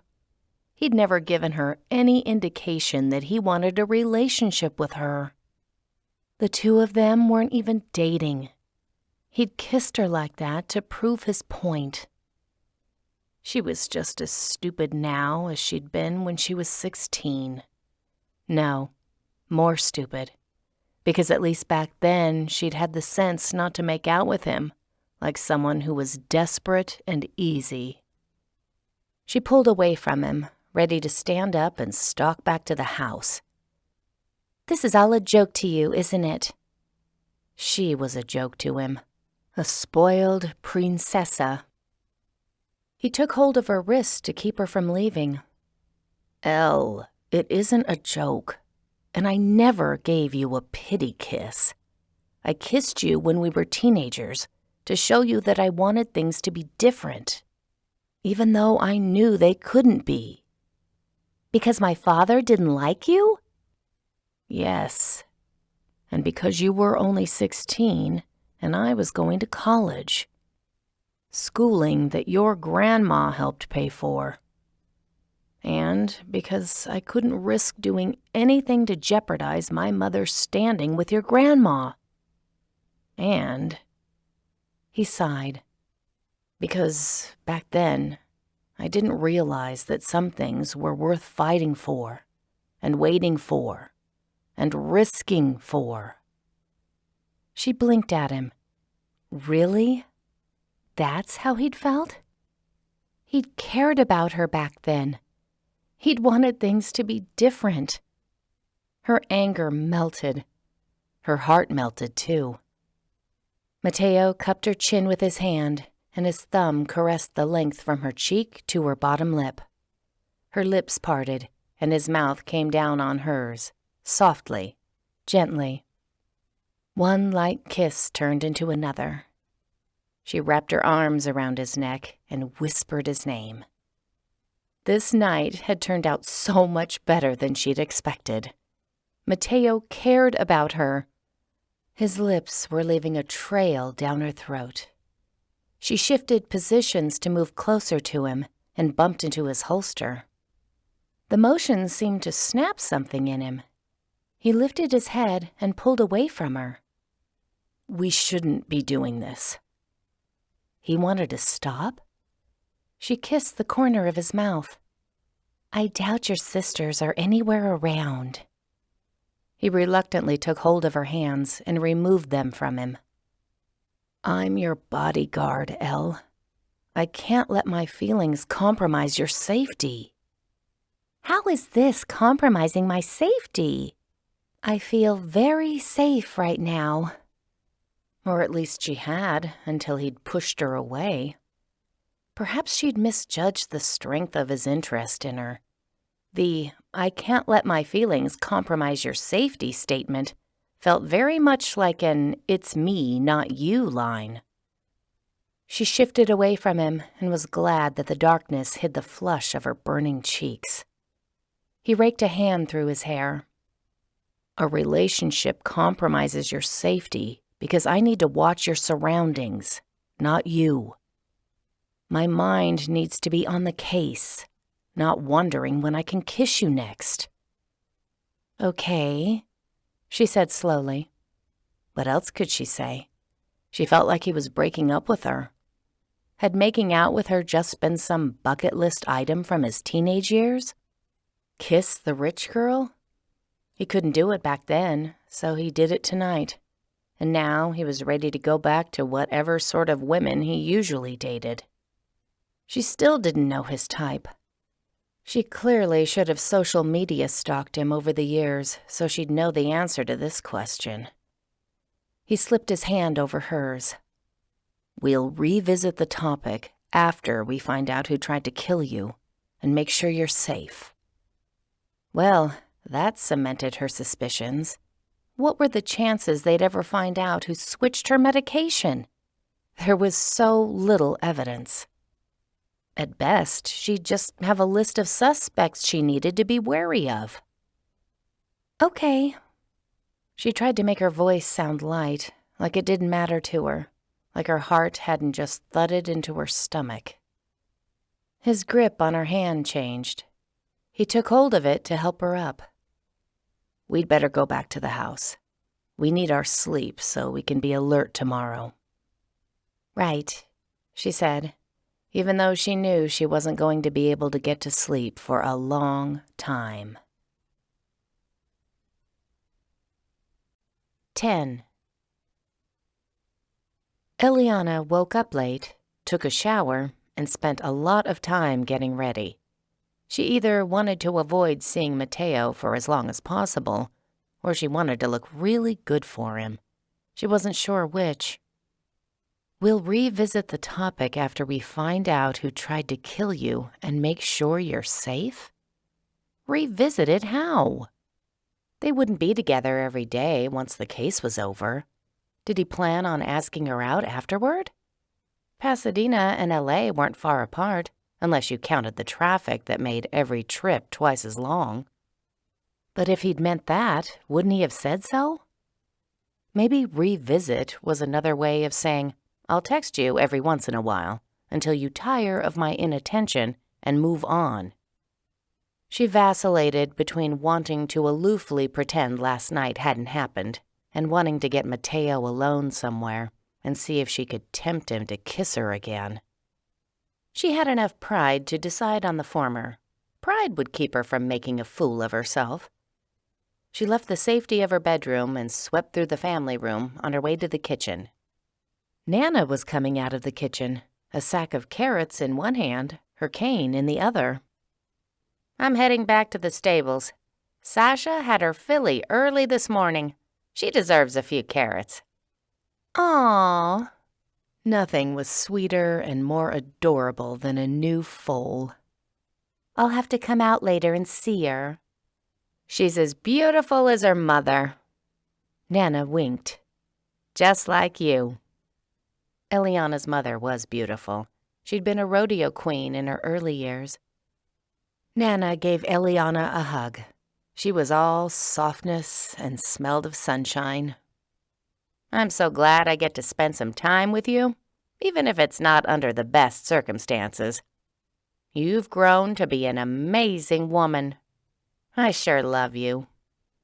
Then Nana shuffled off to the door, humming. Elliana felt better about the day already. Everyone ought to have a grandma around to give them a daily dose of compliments. Mateo was sitting on the couch, busy typing on his laptop. He wore a navy blue t-shirt today. Man, the guy had biceps. She wanted to run her fingers over them like she had last night. Nope, she wasn't going to think about that. She had decided to go with aloof. He glanced up at her, and his dark brown eyes lingered on her. Aloof melted. "Solved the case yet?" she asked. That sounded too eager, like she either expected him to work miracles or wanted it finished so the two of them could be together. She amended the question. "I mean, what have you heard from Officer Dawson?" Mateo grinned, seeing right through her. He traced the pills to a Canadian pharmacy. He's checking to see if the pharmacy has any camera footage of people who came inside, but that's a long shot. Instead of going into the kitchen to get some breakfast, she plopped down on the couch next to Mateo to see what he was working on. Looked like he was researching Brian, Channel 12's meteorologist. I ordered a new phone for you, he said. Should be here before 5. A decent phone this time? He shook his head and chuckled. Not with the way you go through them. Does it at least have a camera? I want to take selfies of the two of us, so all my friends who don't have bodyguards will be jealous. Another laugh. He had such a rich laugh. No camera, and no identifying posts. Can I borrow your phone then? To take pictures of us? No, to subtly check your social media and see what you post there. I'm a police officer. Most of my social media consists of fake accounts I use to track criminals. Then how am I supposed to learn about every vacation spot you've visited and find out what your favorite memes are? I feel like I hardly know you. How had she so quickly abandoned aloof and gone straight to desperate flirting? Pride was a fickle rescuer. He grinned. I think you know me pretty well already. You might have changed in 7 years. I haven't. She slid closer to him and traced lines on the back of his hand with her fingertip. He let out a low breath. Remember how you're not supposed to distract me from doing my job? I don't want to distract you from your job. I want to change the job's parameters. She tilted her head playfully. Aren't you supposed to keep me happy? He pretended to think about it. That actually wasn't in my job description. It should be. Her gaze zeroed in on his lips. A kiss right now would definitely keep her happy. He moved his hand away from hers, putting distance between them. You'll have to take that up with your father. His words felt like swift rejection. Well, this had been an informative few moments. Okay, she said with a lightness she didn't feel. I'll get some breakfast and let you work. She stood up and headed to the kitchen, trying to walk naturally, but still felt like she was taking quick, stiff steps.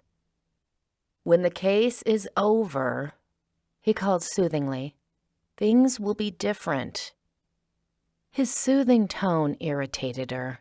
made her feel too much like the 16-year-old girl being placated. "Right," she called back. "I might lose interest in you by then." Let him worry about that. Instead of worrying, he laughed. Aggravating. He either didn't believe she could lose interest in him, or he didn't care if she did. She went to the kitchen and ate an apple and some cheese while she checked her email. Still no email from the Secretary of State's office with documentation telling her who owned New Gateway. She'd not only emailed an information request, she'd called and left a message asking for the same thing. Was retrieving and sending the information to her that difficult? She sorted her email, replying, deleting, and forwarding information for stories to Mr. Baldwin. Desmond had written her back, telling her the places he'd been in the last month. None of them in the LA area. Then he told her all of the places he'd like to take her once they were married. He knew of a place in the Sonoran Desert where the energy vibrations from the past and future were incredible. Hard pass on a trip to the desert with the delusional stranger. Still, she owed him some sort of response since she'd emailed him and questioned him about his whereabouts. She composed a short but polite note, thanking him for his response, and told him that she had other engagements and obligations in this life. But perhaps in a future life they could get together for lunch sometime. After she finished with that, she refreshed her email, checking to see if something from the Secretary of State's office would pop up on her screen, delivered by Hope and email fairies. No such luck. The email fairies had only delivered personalized ads about single men in her area. That's what she got for researching a story on criminals who use dating sites. Time to call the Secretary of State's office again. She was already in a bad mood. She might as well use that energy to track down the needed record. She used a phone app on her computer to place the call since she didn't have her new burner phone yet. No one picked up. Elliana got cheerful instructions to leave a message. That hadn't worked the first time she'd called. Fortunately, she was a journalist and had tools to track down other numbers at the Secretary of State, numbers manned by actual people. After researching people who worked in that office, she located the name of one of the secretary's aides, Reed Silva. A few internet searches later, she came up with his phone number. She called, sending him psychic vibes that she wasn't a computer, telling him that his car's service agreement was expiring. You never knew. Maybe Desmond was right about the power of psychic vibes. But she only got Mr. Silva's voicemail. So much for her faith in Desmond. She might blow off that lunch meeting in the next life. Elliana left a message for Mr. Silva, explaining the situation and asking that he make sure someone emailed her the record of ownership for the LLC titled Moore, Steinway, and O'Donnell. Maybe her call would move things along, which in government time meant who knows how long. She hung up and wandered back into the family room. Mateo was studying his screen. Your friend Jenny has relatives in Canada. She went there 5 months ago. It took Elliana a moment to realize why that was important. Then she felt a little ill. Do you think Jenny got codeine while she was there? I haven't found any record of that, but she could have gotten the pills from her relatives or friends. Or her connection to Canada could be a coincidence. If she got the pills 5 months ago, she waited for a long time to use them. Did any fights pop up between the two of you? You didn't steal her boyfriend or anything? No. Is there any reason you can think of that she'd want you dead? She's joked about wanting my job. The one where you're overworked, underpaid, sometimes in danger, and get a lot of hate mail? Yes. Well, I suppose there's no accounting for taste. Elliana moved closer to Mateo. Do you think it's her? He typed something on his laptop. Too early to tell. Elliana put her hand on her stomach, trying to calm it. I thought she was my friend. Mateo lifted his eyes from the screen to look at her, and his expression softened and grew sympathetic. She probably is. Right now, we're looking at everybody. And because of that, Elliana didn't know who she could trust anymore. It isn't anyone from work, she told herself. They're all good people. It must have been someone from one of the news stories she'd done. That person had been able to sneak into her house because she hadn't been careful. But from now on, she would be. And maybe she'd move. Was that too extreme? She needed to think about something else. She went to the kitchen, grabbed a water bottle, and called, I'm going to join Nana at the stables. Mateo stood and tucked his phone into his pocket. I'll go with you. You don't have to. She ambled toward the front door. If anyone had come onto the property, your trail cams would have picked it up, right? It's a 100-acre ranch. We couldn't put cameras over all of it. We just put them where vehicles would pull in, and a few other places. Mateo didn't assert that he wanted to spend time with her. He was only coming as a bodyguard. Fine, whatever. She refused to act needy, to be that insecure 16-year-old. She didn't need his attention to validate her. She'd always dated guys who were influential and wealthy. Not necessarily loyal, thanks, last boyfriend, but nonetheless movers and shakers. She'd always supposed that when she settled down, it would be with someone who had a country club membership and an impressive resume. So, if Mateo regretted their kiss and planned on ghosting her as soon as this was over, she'd survive with her head held high. Nana was outside the stables with a 3-year-old Paint, showing him to Chaska Anape, one of her longtime friends. He was a weathered horse trainer who'd seemed old even when Elliana was a child. He trained horses for Hollywood studios and occasionally bought some from her grandmother. Elliana hadn't realized a visitor had driven onto the ranch, but Mateo didn't seem surprised. Nana must have cleared the visit with him beforehand. Elliana said hello to the two, then went into the stables to see Sasha and her filly. Mateo stayed behind. Chaska had started talking to him, wanting to get caught up. Apparently, the stables were sufficiently safe for Elliana to venture into by herself.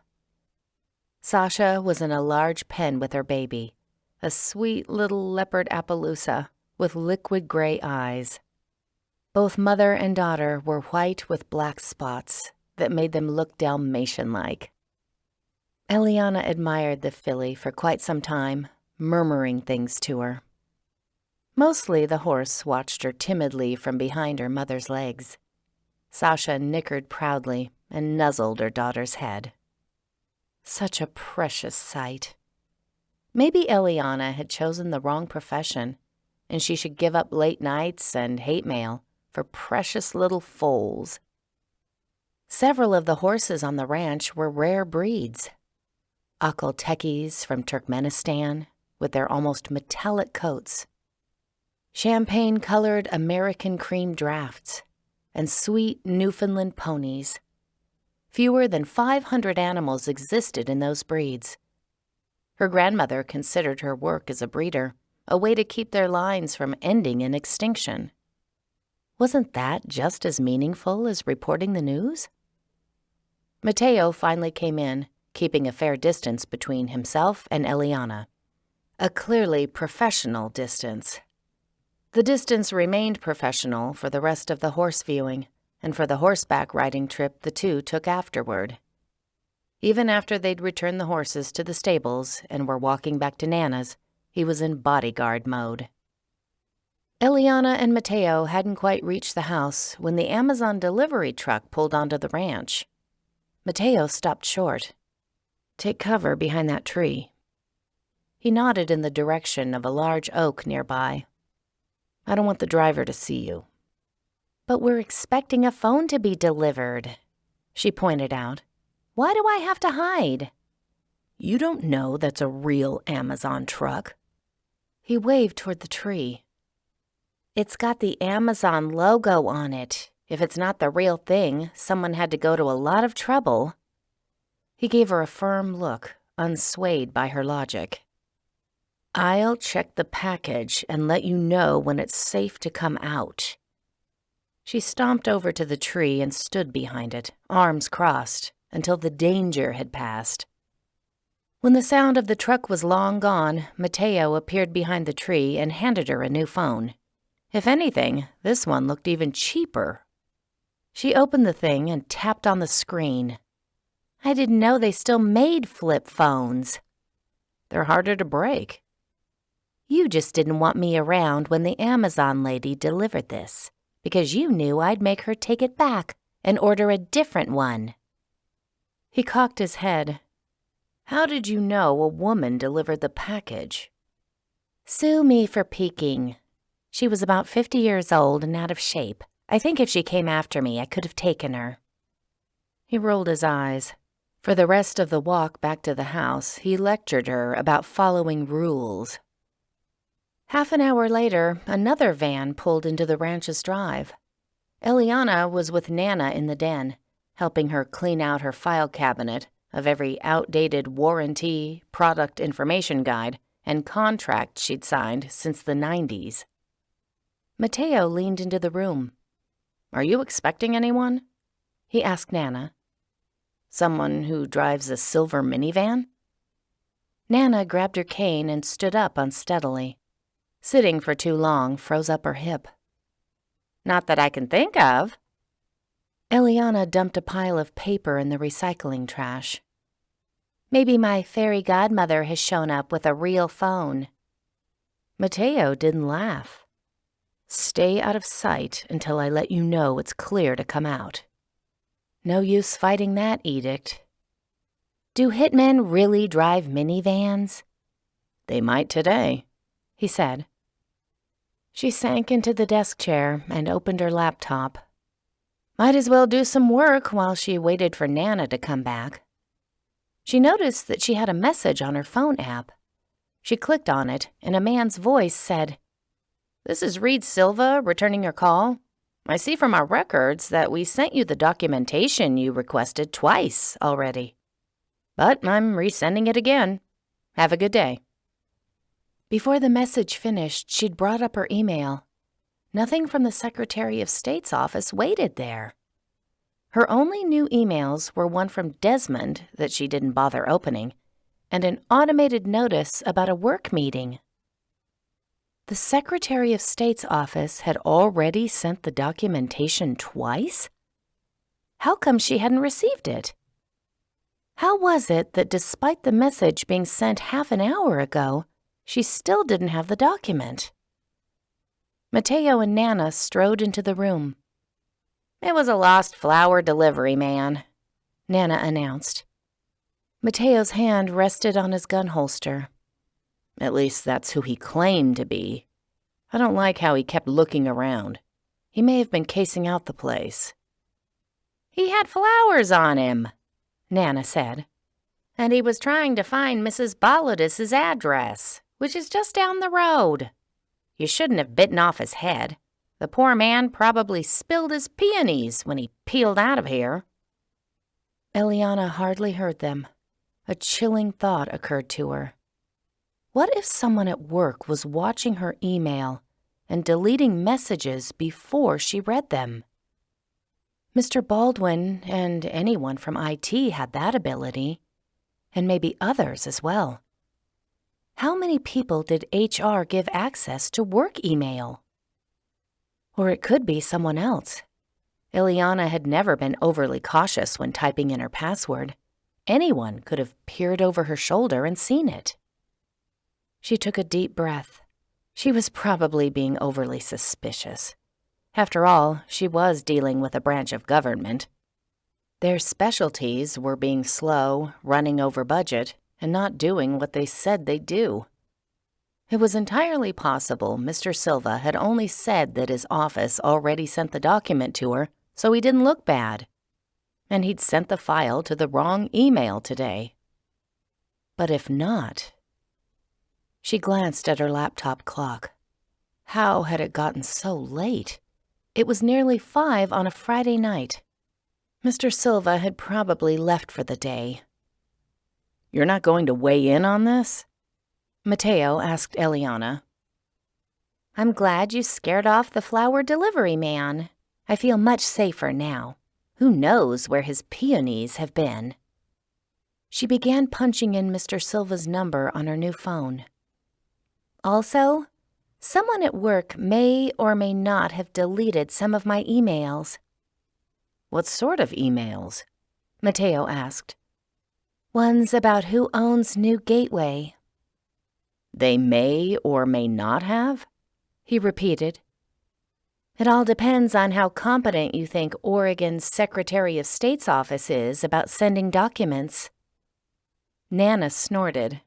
"If they're anything like the IRS, I wouldn't expect much."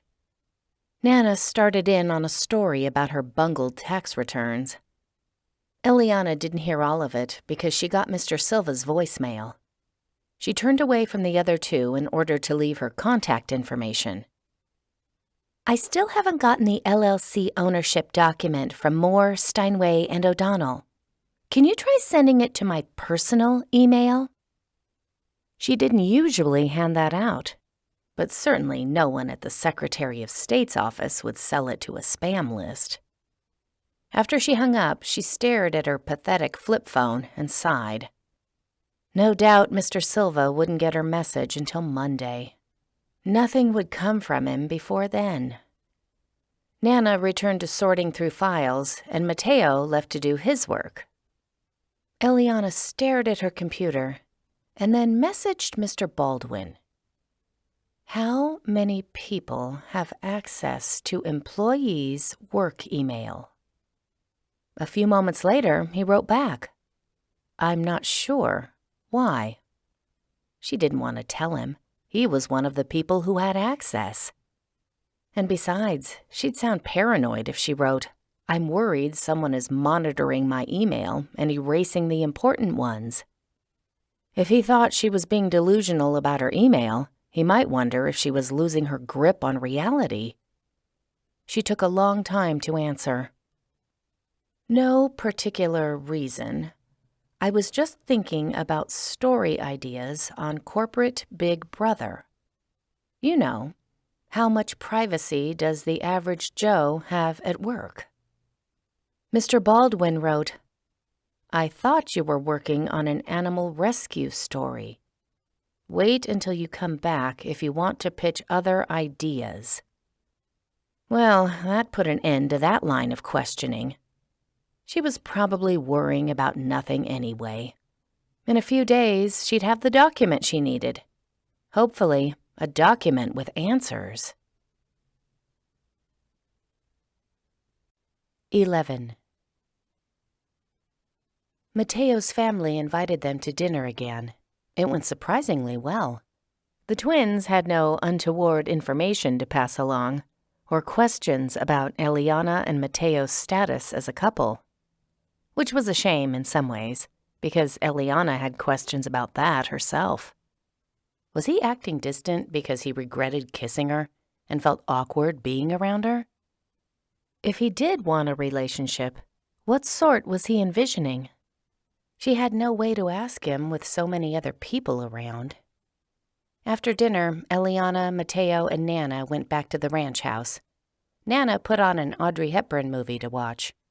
Mateo sat in the family room as well, but he wasn't paying attention to the movie. He was still researching people. A little after 8 o'clock, the movie ended, and Nana said her goodnights and went to bed. So, Elliana and Mateo were alone, and she couldn't think of a way to casually bring up relationship questions. It was too early for that anyway. They'd had one kiss, that was all. Well, a succession of a lot of kisses at one time. That was a little different. Mateo kept typing on his laptop. Elliana spent her time jotting down notes for the animal shelter piece. His gaze flicked to hers. So, does your silence now mean you're taking my advice about the two of us keeping a professional distance? Or are you mad at me for not kissing you today? She coughed in indignation. Who says I wanted you to kiss me today? He went back to typing. Mad, then? She lowered her voice, which was probably unnecessary. If Nana's hearing aids were out, she couldn't hear the conversation, even if she were in the room. Just because I kissed you last night doesn't mean I'm addicted to your lips now. Don't be so full of yourself. Definitely mad. She wanted to chuck a couch pillow at him, but that would only prove his point. She stood up. Just so you know, I'm not storming out of the room. I'm calmly going to the kitchen so I can get a drink of water. She put her hand to her chest. I have no anger for you in my heart, just professional distance. He had the nerve to smile. How about after this is over, I'll kiss you once for every time you wanted me to, but I didn't. Fine. Right now, that number is 0. I'll let you know if it changes. She stalked out of the room and grabbed a glass of water. She was such a liar. That number was definitely 1. Or probably 3. There'd been a couple of times during the day that her eyes had been drawn to his biceps, and she thought about how they'd felt when he'd put his arms around her. But in the addition of attraction, her anger canceled out those longings, so right now she was at a -2. She went back to the family room, sank into the couch, and typed up the animal rescue story. Fast, disdainful typing. She found herself writing, "Everyone should own a pet because they're unfailingly loyal. For example, they don't have non-committal makeout sessions and then ghost you the next day." She erased the sentences, but only after imagining Lena, one of the head news anchors, reading it on camera in her serious tone. Mateo grunted at something on his computer screen. "Your father emailed about Mitzi. She was at a girls' retreat in Malibu last week." She was? That was only an hour away from Pasadena. Elliana's stomach clenched. She could have easily driven to my house. She claims she was with friends the whole time, and she's given me the numbers of the women who can corroborate her alibi. Was that enough? She could have left while they were asleep. She knows I don't get home from work until midnight. It's a possibility. I'll question the women. In the same calm voice, Mateo added, "In related news, your father is threatening to fire me for insinuating his wife could be involved with the attempt on your life. Fortunately, your mother hired me, so technically he can't fire me, and his check has already cleared." Mateo's eyes met hers with reassurance. "If Mitzi was involved, we'll find something to tie her to the crime." Elliana nodded, numb. She'd always known Mitzi hadn't liked her, but her father's reaction stung. He'd taken Mitzi's side so firmly. "For starters," Mateo said, returning his attention to his computer, "we'll search the rental car records for its GPS data." His phone dinged. He picked it up and scowled at the screen. How did that happen? She leaned forward. What? She expected more Mitzi news. "There's a horse out. The trail cam caught it. All the horses should have been returned to the stables before dark." "You mean one was left out in the pasture?" "No, it's walking around the ranch." That wasn't right. One of Nana's horses? A few times stallions from other owners had gotten loose and shown up on the ranch looking for mares. Probably. Hard to tell from the image. Mateo tapped something on his phone and squinted at the screen. Wait, there's another one out. What's going on? He stood up and headed to the window. Is it the same horse tripping multiple cameras? He moved the curtain and peered out the window, straining to see in the dark. Different horses. The first was dark-colored. The second is an American cream. One of the rare breeds. Nana would be heartbroken if anything happened to it. Elliana stood up. How did they get out? A rhetorical question. Mateo couldn't know the answer any more than she did. We've got to find them and put them back in the stables. Mateo turned back to her, already shaking his head. Until I know what's going on, I don't want you wandering around in the open. Fernando and I will take care of the horses. You stay inside with the doors locked. He emphasized the last sentence, as though he suspected that as soon as he left, she'd be unable to resist the urge to sneak out and search for the horses. Well, the idea had some merit. The horses were too valuable to wander around in the dark. Stallions might fight each other. Or if one of the mares was in heat, she could breed with the wrong horse. If anything spooked them, they might jump over a fence, run off toward a road, and be hit by a car. While Mateo called Fernando, Elliana paced around the room. Had some forgetful worker left the stable doors open? What else could explain two being out? If someone had come to steal them, Mateo would have seen a horse trailer pulling onto the property. Mateo hung up, checked his phone screen again, and cursed. There's a third out. One of the ponies. It didn't make sense. Could something have happened to the back wall of the far stable? The Newfoundland ponies and American creams were both in that building, although Elliana couldn't imagine the wall falling over, even if one of the draft horses repeatedly kicked it. We should wake Nana and tell her. If something had happened to that stable, they were going to need to find a safe place to keep the horses tonight. Mateo grabbed his jacket from the back of the couch. I'll call you if I need to talk to her. He would call Elliana because Nana couldn't hear the phone ring without her hearing aids. If we tell her now, she'll insist on going out to help round them up. I don't want her stumbling around in the dark with her cane. One bad fall, and she'll be in a care center for months. He was right about that.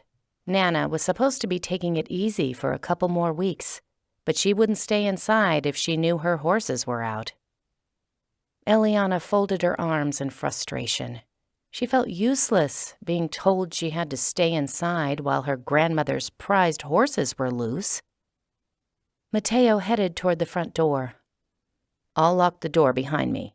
Stay inside so you can wake your grandmother if we need her. He was just throwing in that last part to make her feel less useless. He went out the door. The deadbolt clicked, and she was alone. She paced back into the family room and wore a path across the room. After a few minutes, she considered calling Mateo for an update, then tossed her phone on the couch instead. He was busy. He'd call her when he had something to report. The house felt too quiet. Elliana needed something to do to keep her mind off the horses. She plunked down on the couch, picked up her laptop, and opened her personal email. She hadn't expected anything from Mr. Silva, and yet an email with his name sat in her inbox. She opened the document and scanned for the names of the owners. And there they were. Curtis Kelly, she'd expected that one. Dion Poole, New Gateway's vice president, not a surprise. Jose Vargas, she'd have to research that name. And Raylyn Baldwin. Whoa, hold up. That was her boss's wife. Elliana's stomach twisted, felt like it was being wrung out. This couldn't be right. She blinked at the name as though it might change and decide to be someone else. There must be another Raylyn Baldwin. Baldwin wasn't an uncommon last name. Her boss wouldn't be involved in this scandal. Her boss was the one who'd given her the story in the first place. No, that wasn't accurate. Her boss had told her to do a story on how the Garden View projects were helping people. She'd been the one to take the story in a different direction and uncover the scandal. He'd never been enthusiastic about the story. He'd delayed it, asking for more proof. She swallowed hard. Blood pounded in her ears. He'd been at her house for the party. He knew she was allergic to codeine. He'd been the one who'd switched her medication in an attempt to kill her. Him! Even as the thought formed in her mind, she tried to dismiss it. Mr. Baldwin wasn't a killer. He brought donuts for the staff every Friday. He cracked bad jokes and played Sudoku for fun. He'd told her she did good work. She'd always thought he liked her. How could he possibly have tried to kill her? Her palms felt clammy. She wiped them on her jeans. She was getting ahead of herself. She ought to check and see how many other Raylan Baldwins were out there. This might turn out to be nothing but a funny story she shared with Mr. Baldwin at his retirement party. She typed the name into Google. It gave her links to a few Raylan, 2 N's, Baldwins. She brought up social media pages. She found 4 different Raylan Baldwins, but only one Raylan Baldwin with 1 N in the name and no S. Her boss's wife. Could the name on the LLC be missing an N? Perhaps Raylan Baldwin had been the one who'd tried to kill her, and Mr. Baldwin didn't know anything about it. His wife had been at the going-away party, too. Elliana was grasping at straws, trying to find another solution than the one she didn't want to face. He had to be involved. Raylan wouldn't have known about the story Elliana was working on or her codeine allergy unless Mr. Baldwin had told her those things. And why would he tell her an effective way to kill Elliana if he hadn't been in on the plan? He was tied up with New Gateway and didn't want anything negative coming to light, let alone a scandal. Her boss had been the one monitoring her work email and deleting documents. And just today, she'd asked him who had access to her work email. He knew she was getting suspicious. He had to realize she'd eventually ask for the document to be sent to her personal email. He must know he didn't have long before she put the pieces together. Would that be enough to spur him into some sort of drastic action? Her mind raced. She'd have to move, find another job. Although Mr. Baldwin obviously wouldn't give her any references.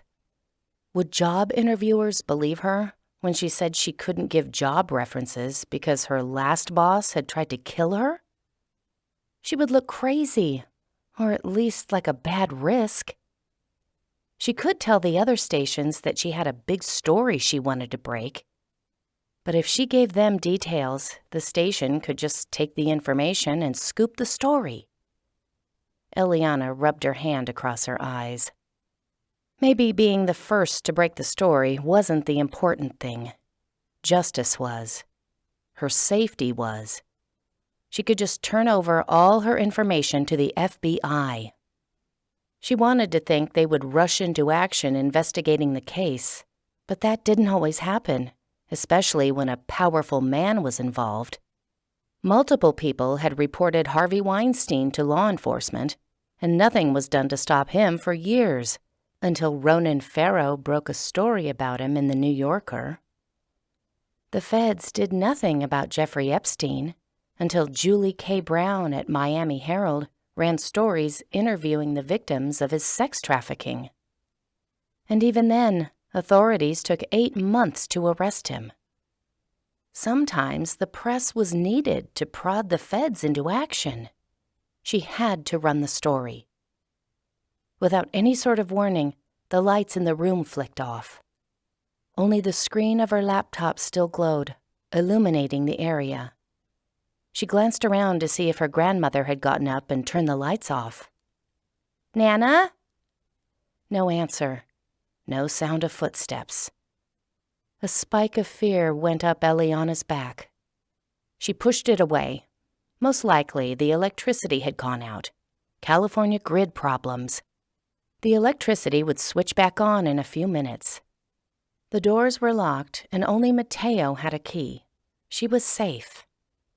She made her way to a window and peeked outside to see if the lights were off all over the ranch.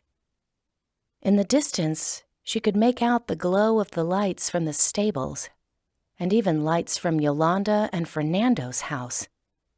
So the electricity was only out here. The spike of fear was back, stronger, pressing into her lungs. Again, she tried to push it away. A breaker could have tripped. That occasionally happened. Probably the only thing she needed to do to fix the problem was go outside and flip the switch back on. Except no way she was walking outside alone in the dark to the breaker box, because clearly someone was waiting out there to kill her. Honestly, what genius had decided putting breaker boxes outside was a good idea? Anyone with a bolt cutter could gain access to them. Some hitman had snuck onto the property, let the horses out of the stable in order to lure Mateo away from the house. And now the hitman was waiting for her to step outside. Elliana took deep breaths in an attempt to calm herself. Didn't work. Her brain felt like it was full of popcorn, all popping, zinging about and leaving no room for thought. Panic was such a bad survival adaptation. If she was in danger, her brain ought to kick into high gear, not leave her hyperventilating. Mateo. She needed to call Mateo. He was already outside and could check the breaker box and search for anyone loitering around it waiting to kill her. Only Elliana wasn't sure where she'd put her phone, and it was too dark to see anything. She felt along the couch. Nothing. She used the light from her laptop to search the coffee table. Not there. Elliana pointed her laptop in different directions, hoping it would reveal her phone. No luck. There wasn't enough light. She needed a flashlight. A few of her brain cells came back online, and she remembered a flashlight was in the garage by the toolbox. Nope. Elliana wasn't unlocking the garage door and traipsing out there by herself either. That was probably the second place assassins hung out. A candle sat on the fireplace mantel, one that smelled like orange blossoms. Bless its 3 wicks. It would give her 3 times the light. She took cautious steps to the fireplace. The glow of the laptop helped her find the candle and a matchbox. She struck the match and lit the candle. It threw out a circle of light, hopefully enough light to find her phone. She returned her laptop to the coffee table, gave that area a once-over, then examined the couch. Hadn't she left it there? She moved the pillows, checking under them.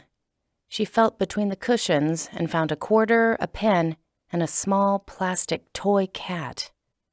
One of the twins must have sacrificed that to the couch gods. No phone. Should she wake up Nana? But what would she tell her? That the lights had gone out and she was afraid? Elliana was supposed to be a strong, capable woman. Maybe Elliana had set her phone down in a different room. She might have left it in the living room while she talked to Mateo. She padded in that direction, candle in hand. A knock sounded on the front door. Elliana froze. Mateo had a key. He wouldn't knock. The visitor might be Yolanda or Fernando. Either might have seen that the lights were off here and had come to make sure everyone was okay. That seemed reassuringly likely. She was freaking out about nothing, and Mateo would tease her about overreacting. after she'd been the one who'd insisted that his precautions were excessive. She took wary steps toward the front door. The shade was pulled down on the narrow window next to the door, but even if it hadn't been, she wouldn't have seen who was on the porch. The light was off. The peephole in the door would be equally useless. She went toward the window anyway, tempted to pull the shade back to see if she could make out a silhouette. Instead, she halted several feet away from it. If someone she knew was on the doorstep, she'd recognize their voice. No one else was getting in. "It's nothing. It's nothing." "Who's there?" she called. Instead of an answer, a bang sounded, and a small flash of light went off. Both intermingled with shattering window glass. The shade swung up from the impact. Pain slashed into her arm. She screamed and took stumbling steps backward. The candle fell from her hand. It crashed to the ground, and 2 of the lights snuffed out. What had just happened? Had a bomb gone off on the doorstep? In the remaining candlelight, she saw the shade move again. An arm thrust through the window's hole, and a gloved hand reached for the door handle. The movement happened so fast, or perhaps she was so stunned, she didn't have time to think. To decide whether she should rush at the man's arm and hit him with something so he couldn't unlock the door.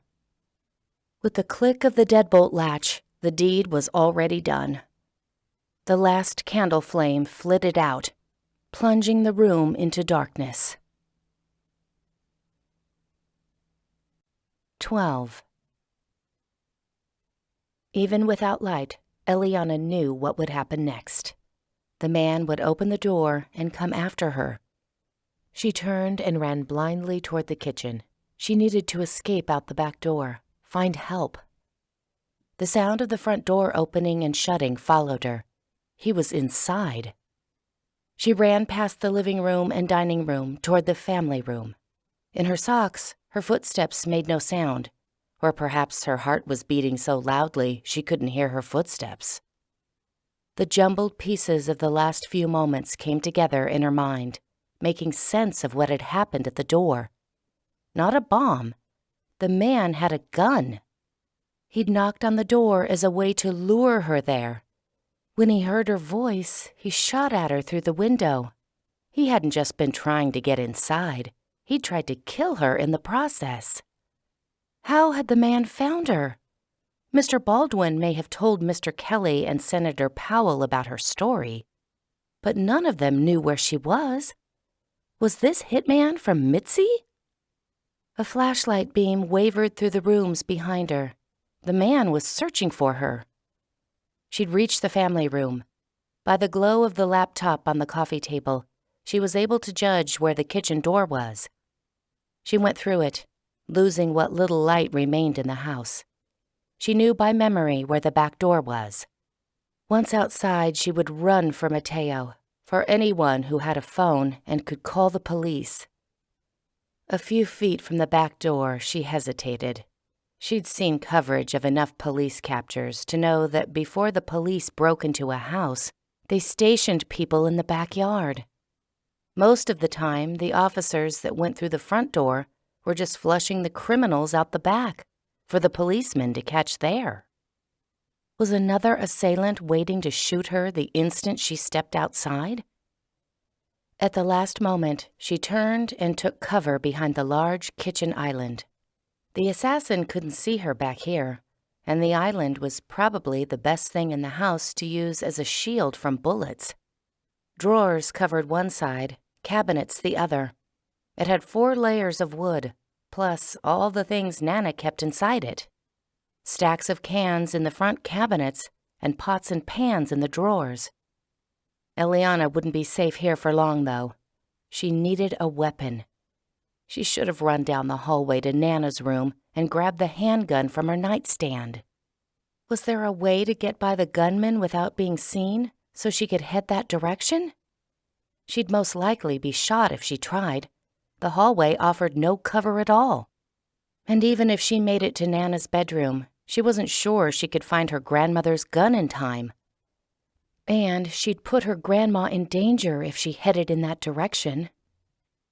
It didn't seem possible that Nana had slept through a gunshot and Elliana's scream, but she must still be asleep. If the noise had woken her, she would have called out to Elliana and asked what was going on. A knife block sat on the counter. Slow footsteps were heading through the family room. The man was taking his time. The beam of his flashlight would reach the kitchen soon, but right now, Elliana was still hidden in darkness. A knife during a gunfight might not do a lot of good, but she didn't let herself do a risk analysis. She stood, pivoted to the counter, and grabbed a knife. Framed in the doorway to the family room, she saw the man standing by the coffee table, staring at her laptop screen. Even though he wore a ski mask to hide his features, she still knew who he was. How could she not? She'd seen his broad shoulders, stout body, and pear-shaped gut every day at work. Mr. Baldwin. He hadn't paid a hitman.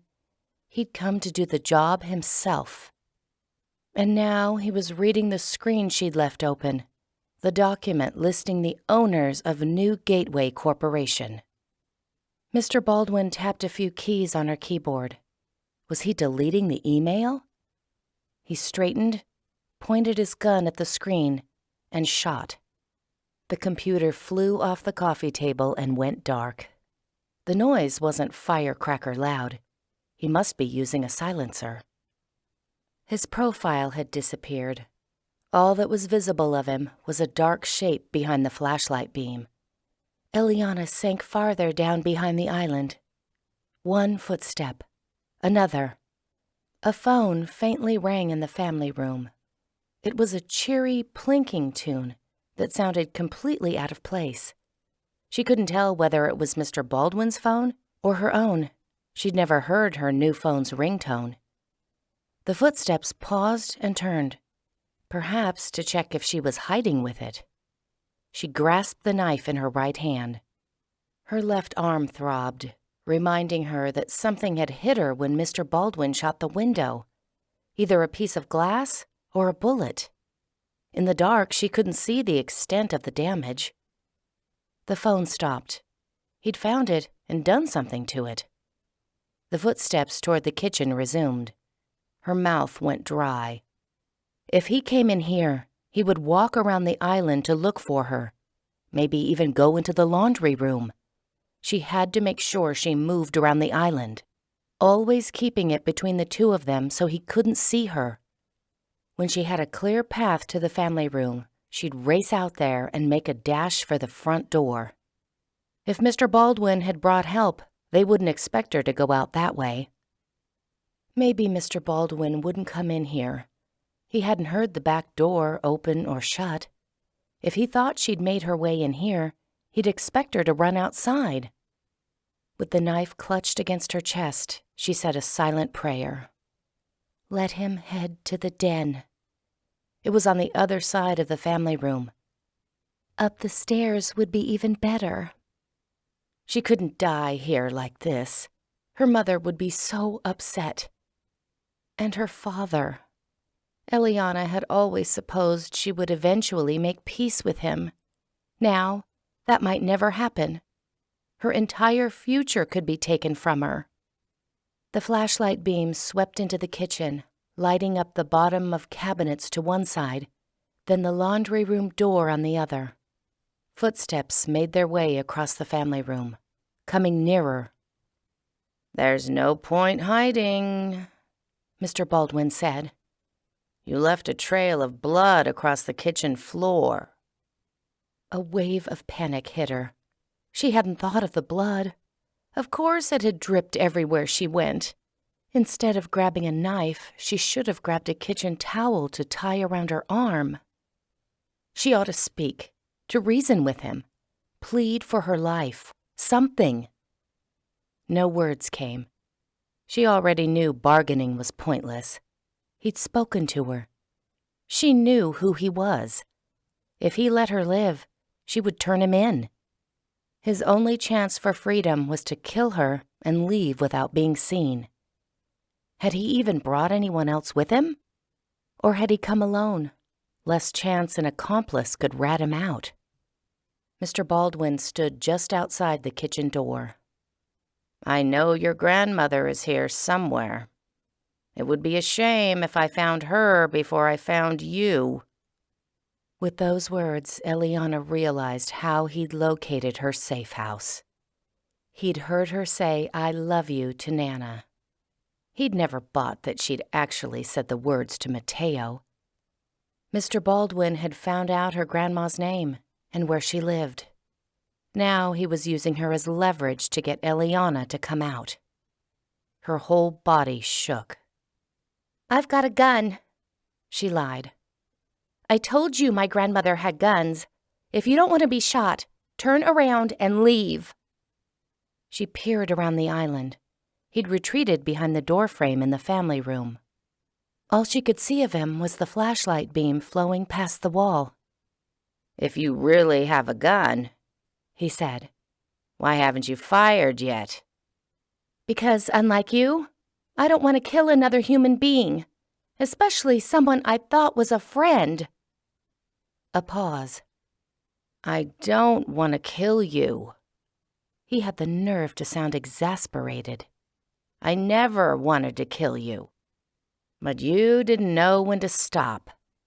How many times did I tell you to drop the story, and you just wouldn't listen?"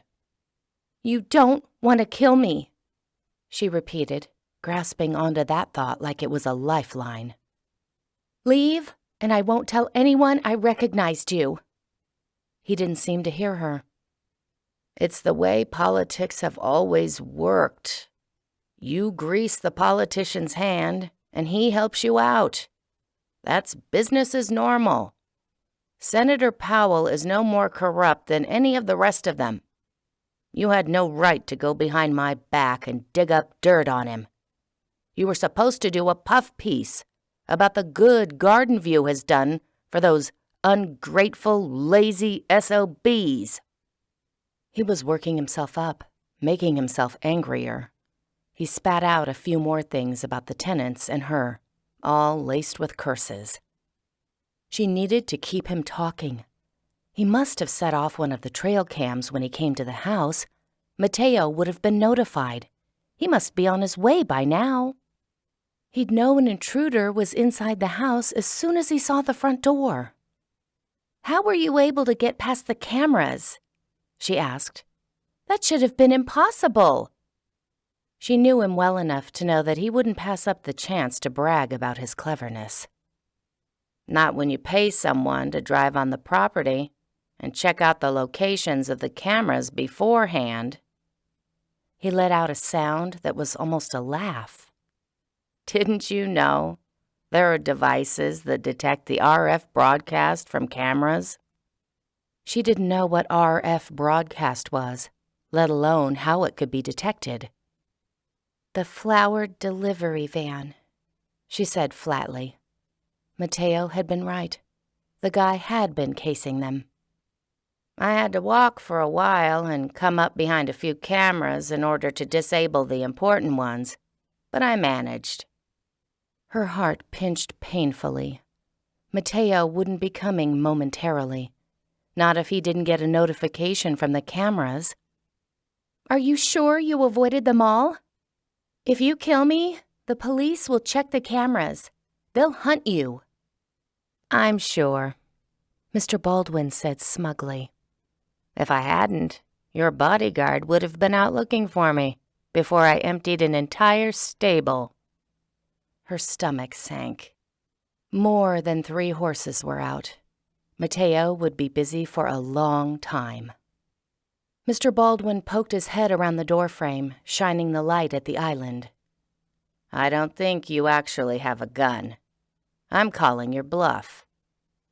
She'd never thrown a knife before. It was a skill, she now realized, that was completely underutilized in her upbringing. Mr. Baldwin took 2 steps into the kitchen. She glanced over the island and hurled the knife in his direction. He flinched and lifted his hands to protect his face. The flashlight beam flew wildly to the ceiling. He took several steps backward, retreating behind the doorframe again. She darted to the kitchen door, unlocked it, and flung it open. The moment before Elliana ran outside, she changed her mind. She couldn't leave Nana here unprotected. Not when Mr. Baldwin had said he'd use her as leverage. If Nana saw him, he'd have to kill her too. Let him think she'd fled outside instead. She dashed back to the island. The door swayed on its hinges, slowly closing. The flashlight beam jolted that way. She held her breath, waiting to see if he took the bait. A second passed. She heard his footsteps. He'd come into the kitchen. Was he heading to the door or the island? He pointed the flashlight beam on the floor by the door. No blood trail would give her away this time. He couldn't possibly discern the difference between the drops she'd left going to the door and the ones she'd deposited coming back. Mr. Baldwin rushed outside, flashlight sweeping to one side of the yard and then the other. The door swung shut behind him. Elliana sprung from her spot, lunged at the door, and locked it.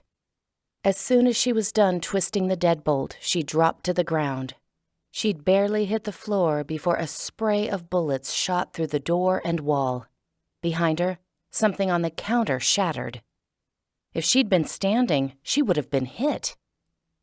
The bullets stopped.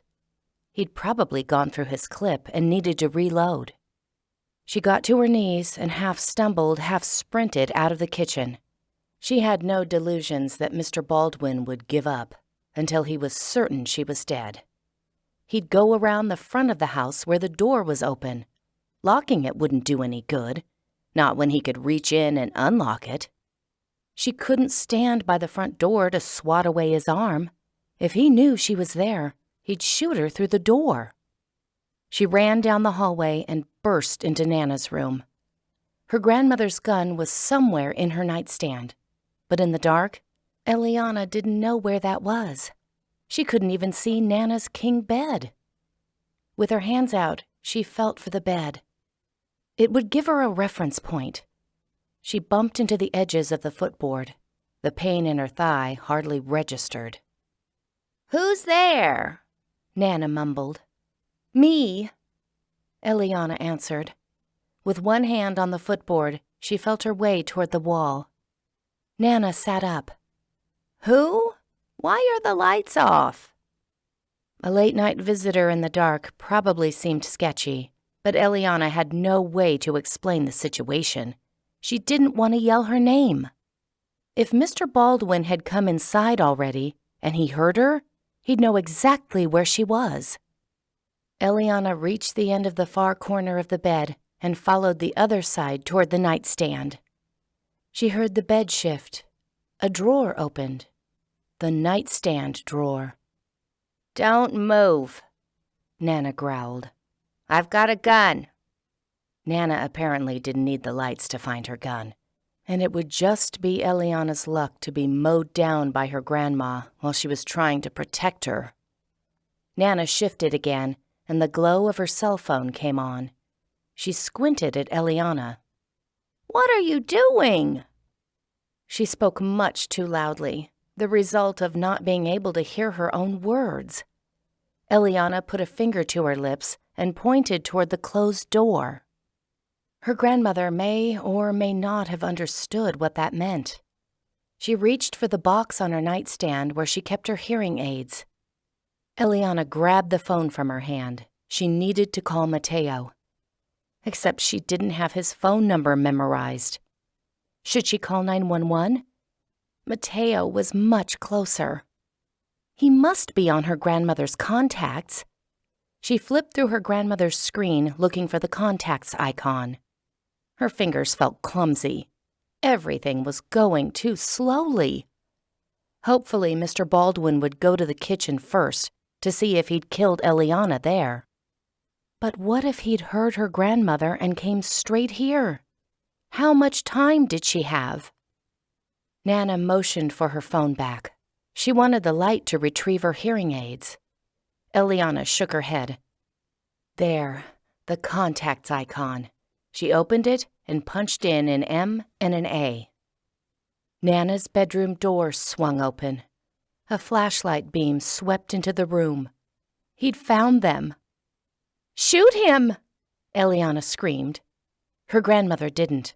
She couldn't see who was behind the flashlight and didn't understand. For all she knew, the electricity had stopped working, and Mateo was coming in to update everyone on the situation. Elliana lunged for her grandmother's gun, all the while knowing she wouldn't be fast enough. Her heart plummeted in despair. She and Nana would both be shot, killed while her grandmother held a gun. 13. The sound of shots cut through the darkness, a stuttering of bullets. Elliana braced herself for the pain. She felt nothing. Had Mr. Baldwin missed? Her head whipped to Nana. She was still sitting upright, unharmed. Nana's mouth dropped open and her eyes were wide with alarm. She'd heard those gunshots, at least. Out in the hallway, the flashlight clattered to the floor, followed by its owner. Mr. Baldwin slumped on the floor in a heap, spotlighted by his own flashlight. He coughed, shuddered, and went silent. It made no sense. Elliana turned to her grandmother. "Did you shoot him?" Elliana had tried to grab the gun. She would have known if shots were fired from it during that time. "No." Mateo's voice came from down the hallway. "Turns out I'm better at following instructions than Nana." Mateo. Elliana nearly sobbed in relief. Mateo had come back. He'd saved them. She'd never heard anything as beautiful as the sound of his voice. She had to squelch the desire to blurt out, "You're wonderful, and I love you." Mateo appeared in front of Mr. Baldwin, gun in one hand, a flashlight in the other. He used his foot to edge Mr. Baldwin's gun away from his body and picked it up. Nana took hold of Elliana's hand, gripping it for support. Her other hand still held her pistol, pointed downward now. Elliana stayed perched on the bed. Nana's grip wouldn't have let her move if she'd wanted. "He's my boss. His wife was one of the owners of New Gateway. He might have more men outside. I don't know. Is he dead?" "No, but he's in bad shape." Mateo strode into the room. "I've already called for backup. I'll keep you safe until they get here. Come on." He motioned to them both. "I don't want you close to a window or an outer wall." Elliana grabbed the hearing aid box from the nightstand. As she handed the box to her grandmother, Elliana's left hand bumped the bed. Pain snapped up her arm. She grimaced and bit her lip, waiting for the pain to subside. Mateo turned the flashlight on her. "You're injured," he said in alarm. "Why didn't you tell me?" She'd momentarily forgotten. It didn't come up. He was immediately at her side, his light pointed at her. Blood covered so much of her arm she couldn't see where the wound was. Some was dripping down her hand onto the floor. "It didn't come up?" Mateo repeated. He checked the back of her arm. A second, bigger wound was there. "The bullet went through," he said, much too calm considering the words he'd just uttered. A bullet seemed so much more serious than being hit by a shard of glass. Nana yanked off one of her pillowcases and handed it to Mateo. He tied it around Eliana's arm. "Any other injuries I should know about?" His fingers on her arm were quick and gentle. "I don't think so," Elliana said. "But I want you to know I love you." She could say that because Nana had only started putting in her hearing aids and hadn't turned them on yet, and also because Elliana was clearly in shock and couldn't be held responsible for what she said. That was a freeing feeling. "We should get married, give up our jobs, and help Nana raise horses. Also, kids. We should raise those, too. Nana finished with her last hearing aid. Who's that man who attacked Elliana? Are there more around? That's my boss, Elliana said.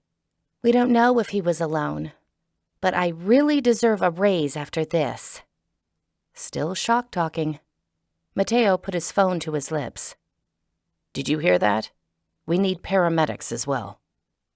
A voice from the phone replied, I've already dispatched them, officer. Mateo had been connected to 911 the entire time. Elliana had just professed her love and suggested they settle down and raise kids while 911 was recording the conversation. She waved her hand at Mateo. You should have told me we were being recorded.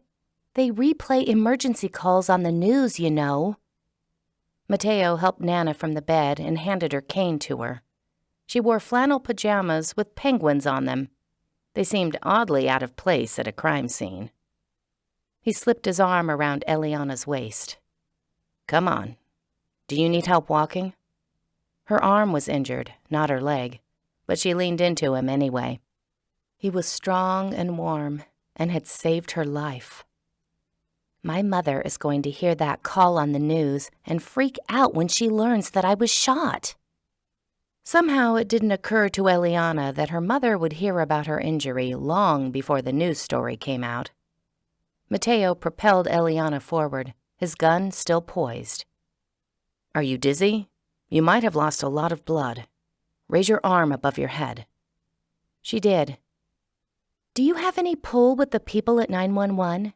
Can you have them erase some of the tape? Mateo paused at the doorway, checked to make sure the hallway was clear, then led them there. Tampering with evidence is illegal. Well, yeah, but exceptions should be made if you were a little delirious and proposed to your bodyguard during a 911 call. Mateo motioned for Nana to follow them. She had a cane in one hand and her gun in the other. Where are we going? Elliana asked. The safest place in the house, he said. Turned out the safest place in the house was standing in the utility room behind the water heater. This was a fact that Elliana hadn't known before. Full tanks of water were good at stopping bullets. She felt a little ridiculous wedged behind a water heater while her grandmother stood guard in her penguin pajamas, and Mateo checked her over for other wounds that she may have forgotten to disclose. But at least Elliana knew they were safe. Once all the adrenaline stopped pumping through her, her arm hurt so much worse. Every minute it seemed to grow more painful. Several police cars came, sirens wailing, and secured the area before they sent in paramedics. They took Mr. Baldwin away first. Then a second set of paramedics helped Elliana into the back of a waiting ambulance. They took her blood pressure and gave her oxygen. Started an IV and changed her pillowcase bandage for a sterile one. Nana rode with her. Mateo stayed behind to talk with the police officers on the scene. She wished he'd come too. She would have liked him fussing over her, holding her hand, looking into her eyes. She would have liked some sort of reaction to her profession of love, besides his comment that she'd lost a lot of blood. The implication was that she was talking nonsense. Granted, she sort of had been, but that didn't change the fact that she loved him. That was one thing she was certain about. Facing imminent death put things in perspective. She'd spent a lot of time dating men who were rich, sophisticated, and had impressive job titles. None of that mattered. She wanted Mateo, with his quick smile, dry wit, and loyalty to his family. She wanted someone who was brave enough to put his life on the line to make the world a safer place. Not because it paid well, but because it mattered. And now that Mateo had taken out her attacker, she no longer needed a bodyguard. When would she even see him again? The paramedics gave her some morphine for the pain. For a while, everything felt detached, like she was watching a medical show, not experiencing it. The paramedics wheeled her into the hospital where a trauma surgeon, an ER doctor, and 2 nurses met her. They checked her blood pressure and oxygen again, throwing around the term GSW while they discussed her treatment. She finally figured out GSW stood for gunshot wound, a stupid acronym. GSW had more syllables than gunshot wound. But every profession had to have its acronyms so employees could sound cool saying them. She smiled at the group. "This is just another day at the office for you, isn't it?" Instead of chuckling at her joke, they checked her morphine levels. An X-ray tech determined that no major arteries were involved in the injury, and her humerus was undamaged. "That means," she said, "despite your lack of laughter, no one can claim that I don't have a humerus bone in my body." They didn't even crack a smile. "The ER is a tough crowd," she said. The surgeon sutured the wound and gave her antibiotics. He decided to keep her overnight for observation, probably because she was telling jokes like a drunk person. But she was happy to be alive. The feeling made laughter seem like a good idea. When she woke up the next morning, her mother was sitting in the hospital room. She'd brought a change of clothes, Eliana's phone, and a fair amount of anxiety. While she helped Elliana get dressed and ready to leave, she insisted on hearing Eliana's version of what happened last night, even though Nana and Mateo must have already filled her in on the pertinent details. "You could have been killed," her mother said more than once. "Thank goodness I hired a bodyguard for you. I knew Mateo would take good care of you. He's always been like family." Well, not always. At least not in the brotherly terms her mother was painting him in. He hadn't been that to Eliana since she was 15. What would her mother think if she knew Eliana had made out with him, that they'd talked about having a relationship? Her mother would probably welcome Mateo with open arms, but there was no point asking about it until the relationship actually happened. If Mateo was planning on ghosting her, Eliana didn't want to tell her mother about her feelings for him. They left the hospital and made their way through the parking lot.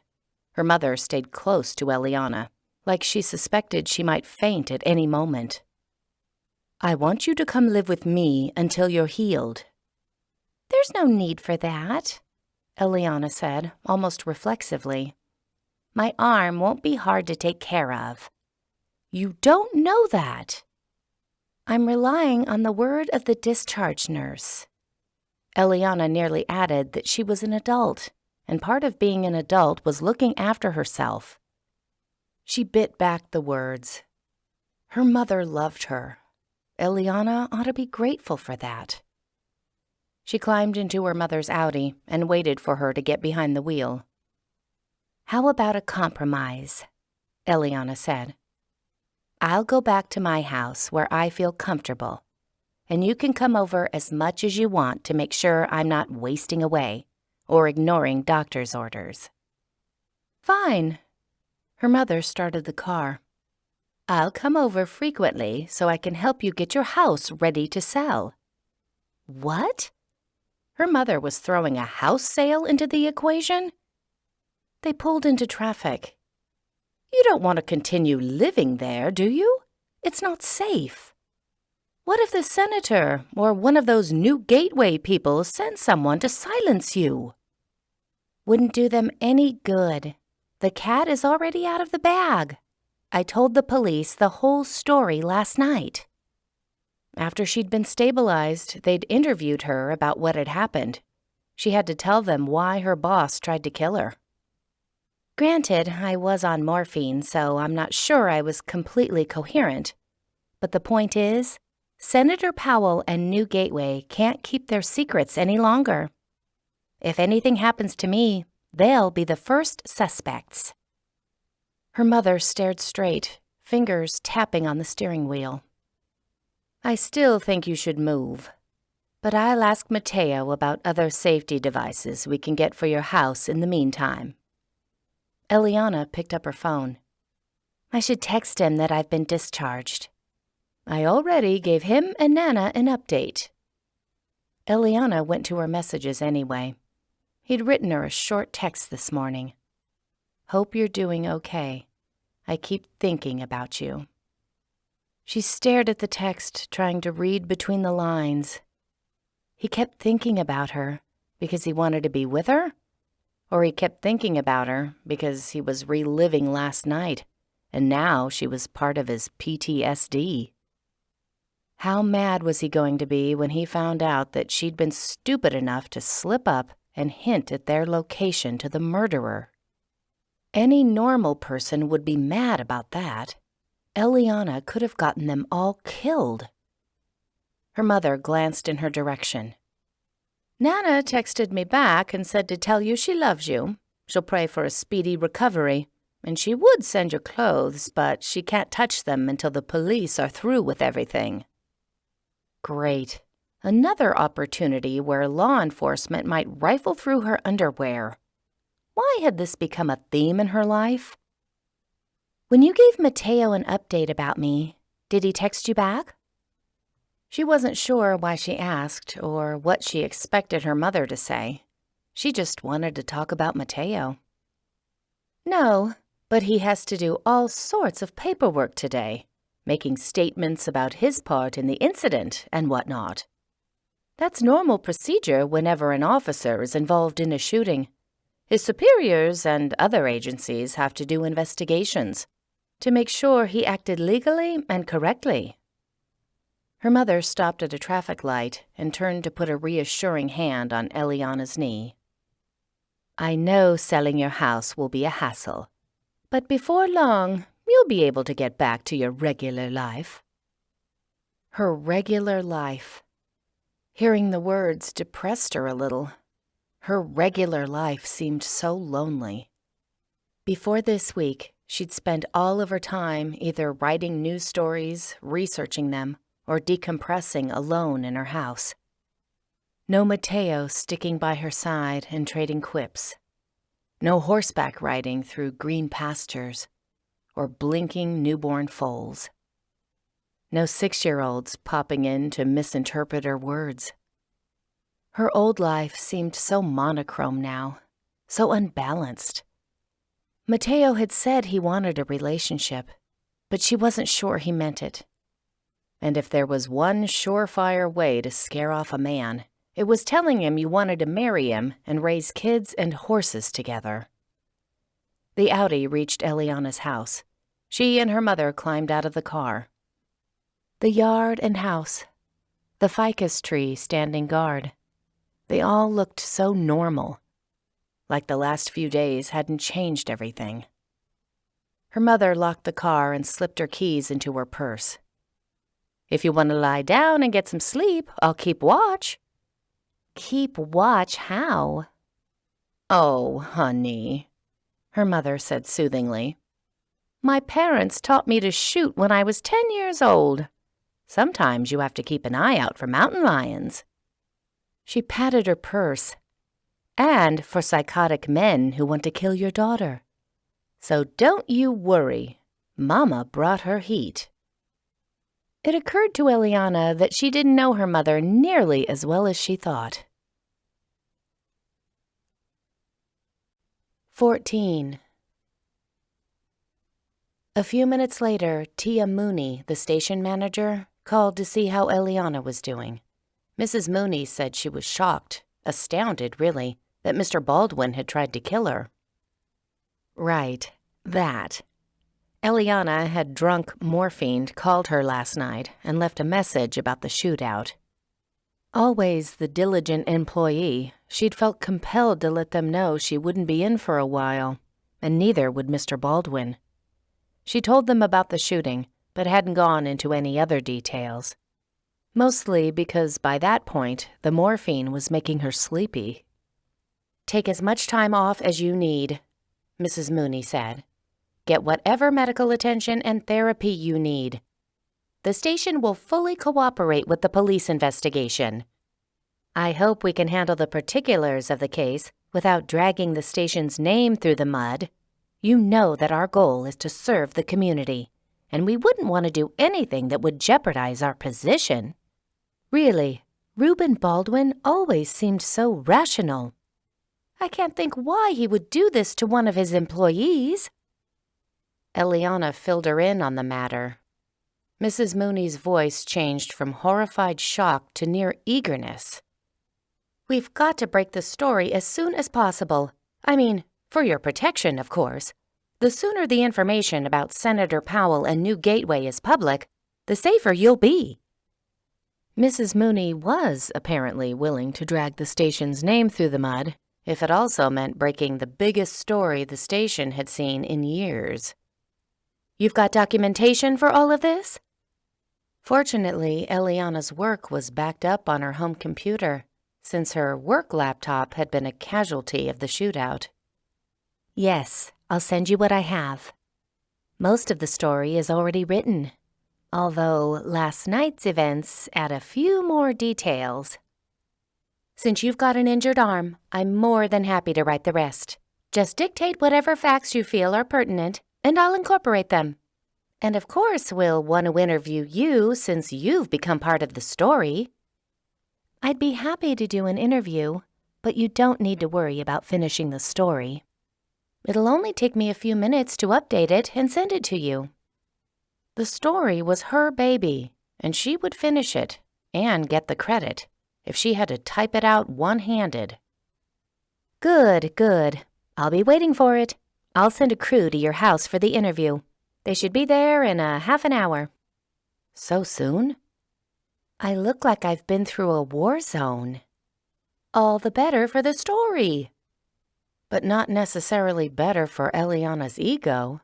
She didn't want to face the world with traces of dried blood still on her skin, or hair that had been dusted by pieces of flying wall during a shootout. She hurriedly dictated the rest of the story and handed it off to her mother so she could fix the mistakes. Then Eliana took a shower while holding her left arm out of the water. Everything took longer.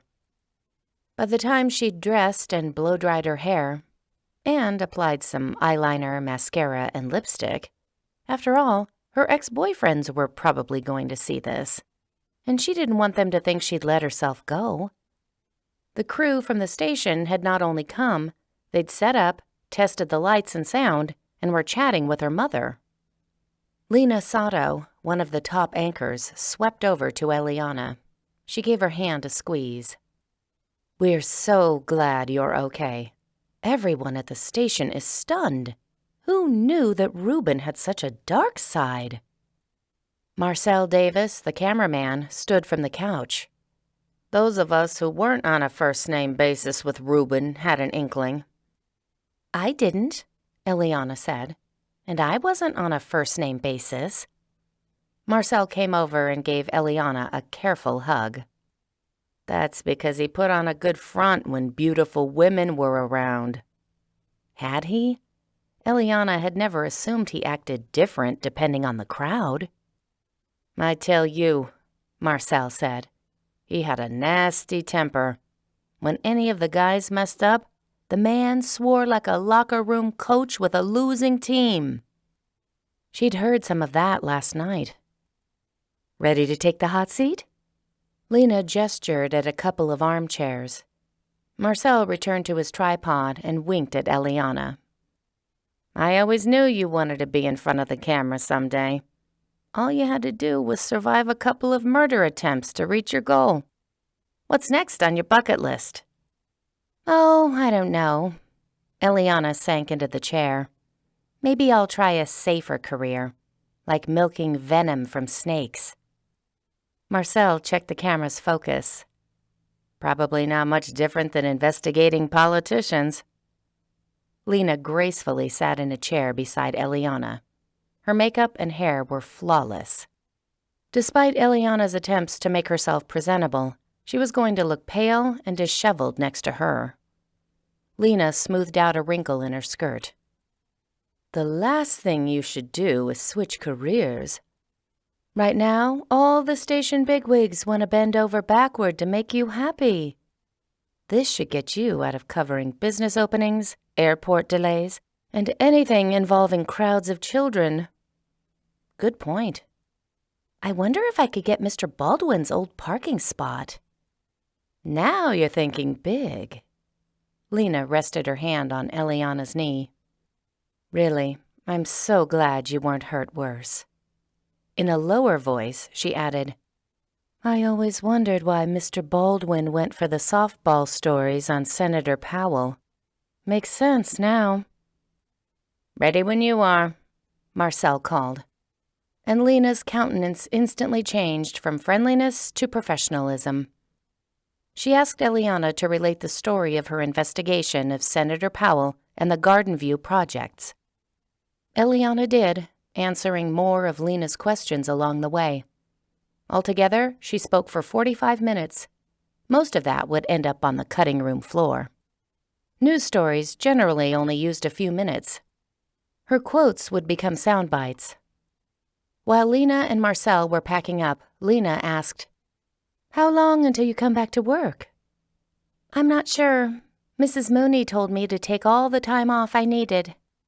Lena snorted. You'll be in Monday then? You don't know how not to work. I think I'm ready to learn that skill. Elliana glanced at her mother. I'm going to take some time off to spend with family. And, work on overcoming all the phobias I developed last night. She said the words lightly, but it was the truth. Memories from last night kept coming back. Her imagination included alternate endings. They all could have been killed. Nana, Elliana, even Mateo. And what if one or both of the twins had come for a visit while their parents were chasing horses? If any of them had died, Elliana would have been partially at fault. Why hadn't she seen what Mr. Baldwin was all along? Why hadn't she told Mateo that she'd inadvertently slipped up, and Mr. Baldwin had heard her say, I love you to her grandmother? After Lena and Marcel left, Elliana checked her phone. She'd missed a call from Mateo during her interview. He texted her that he'd just heard from an officer at the hospital. Mr. Baldwin hadn't regained consciousness. It didn't look like he would pull through. Perhaps Elliana shouldn't have felt a tug of sadness at that news, but did anyway. She'd once thought of him, well, not exactly as a friend, but as a mentor. She'd have to choose her next mentors more carefully. Elliana called Mateo back. He didn't pick up, so she texted him that she was doing fine and had finished with an interview. A few minutes later, he returned her text with a brief one of his own. Sorry I missed your call. We'll talk soon, although I'm not supposed to talk about the case until the investigation is over. The guy had saved her life. Did his superiors really expect her not to talk about that with him? Elliana's mother made lunch, then left to visit Nana and see how she was doing. Since her home was a crime scene now, she couldn't stay there until the police were done with their investigation. Yolanda and Fernando had taken her in, but Eliana's mother was sure their home would feel too cramped and was going to offer up her own house. Good luck getting Nana away from her horses. Elliana didn't say this. Her mother ought to visit Nana and give her emotional support. But it meant Elliana was alone. After so much busyness and people from the office texting and calling to offer condolences and concern, the house seemed too quiet. How had she never been bothered by all the quiet before? She wondered what Mateo was doing. Probably still paperwork. She turned on the TV and stared at it without paying attention. Her emotions swung from elation that she was alive to frustrations at everything she'd done wrong. And then, uncertainty about the future. Mostly uncertainty about the future. Would she ever feel like she could completely trust acquaintances again? Her career also seemed uncertain. Not necessarily her choice of career, but the assumption that she could be completely fulfilled by a career if it was a meaningful one. While she'd been hiding in the dark, fearing for her life, she hadn't had a moment's thought about her job. When death had stalked toward her in expensive leather shoes, she thought about her family and Mateo. Nothing else seemed important. The doorbell rang. She jumped. Her mind flashed back to last night. The knock on Nana's door, the shattering glass, the pain. She had to remind herself that it couldn't be Mr. Baldwin. Instead of going to the door, though, she checked the footage from the front door camera to see who was on her porch. Mateo stood there, wearing slacks and a dress shirt. She melted in relief. He must have come from a meeting and hadn't gone home to change. His dark brown hair was messy, his broad shoulders slightly slumped. He looked tired, and yet still utterly handsome. She hurried to the door, then hesitated. What if he'd come in person because he wanted to say the type of thing you didn't say over text? Like, "Hey, I don't want to marry you." Well, there was no way to know until he spoke to her. She opened the door, holding it wide so he could come in. "Good to see you." A stupid thing to say. It sounded so formal. Her time with him had been anything but formal. "Were you just at work?" He stepped inside. "No, I was answering some questions for my chief. I'm on paid leave while they do an investigation." She led the way into her living room. "How long does that take?" "Somewhere between a couple of days and a couple of weeks." He didn't seem upset about this, just resigned. She sank down on the couch. "So, what are you going to do with your time now that you're done with difficult clients?" He sat next to her instead of on the couch across from her. "Who says I'm done with difficult clients?" She shrugged, enjoying having him so close. "I'm sure you'll have others. I just meant I don't need a bodyguard anymore." He leaned back on the couch. "I don't know about that. You seem to get yourself in a lot of trouble. Somebody's got to guard your body." His gaze went over her in a considering manner. "Might as well be me." She smiled. He was flirting, and flirting meant she hadn't completely scared him off. Her fingers traced a line on the couch cushion. About the things I said last night." "Right. I'm holding you to those." His mouth quirked into a grin. "I've already got names picked out." "For our kids?" "No, for the horses. I'll let you have some say in the kids' names." She studied his eyes to see how much of this was a joke to him. All of it? Was he trying to set her at ease by laughing about the things she'd said? She should probably laugh along, only she couldn't bring herself to. His hand slid to hers. "I'm just teasing. I won't hold you to anything you said while you were in shock." He squeezed her hand. "Except the part about us getting married.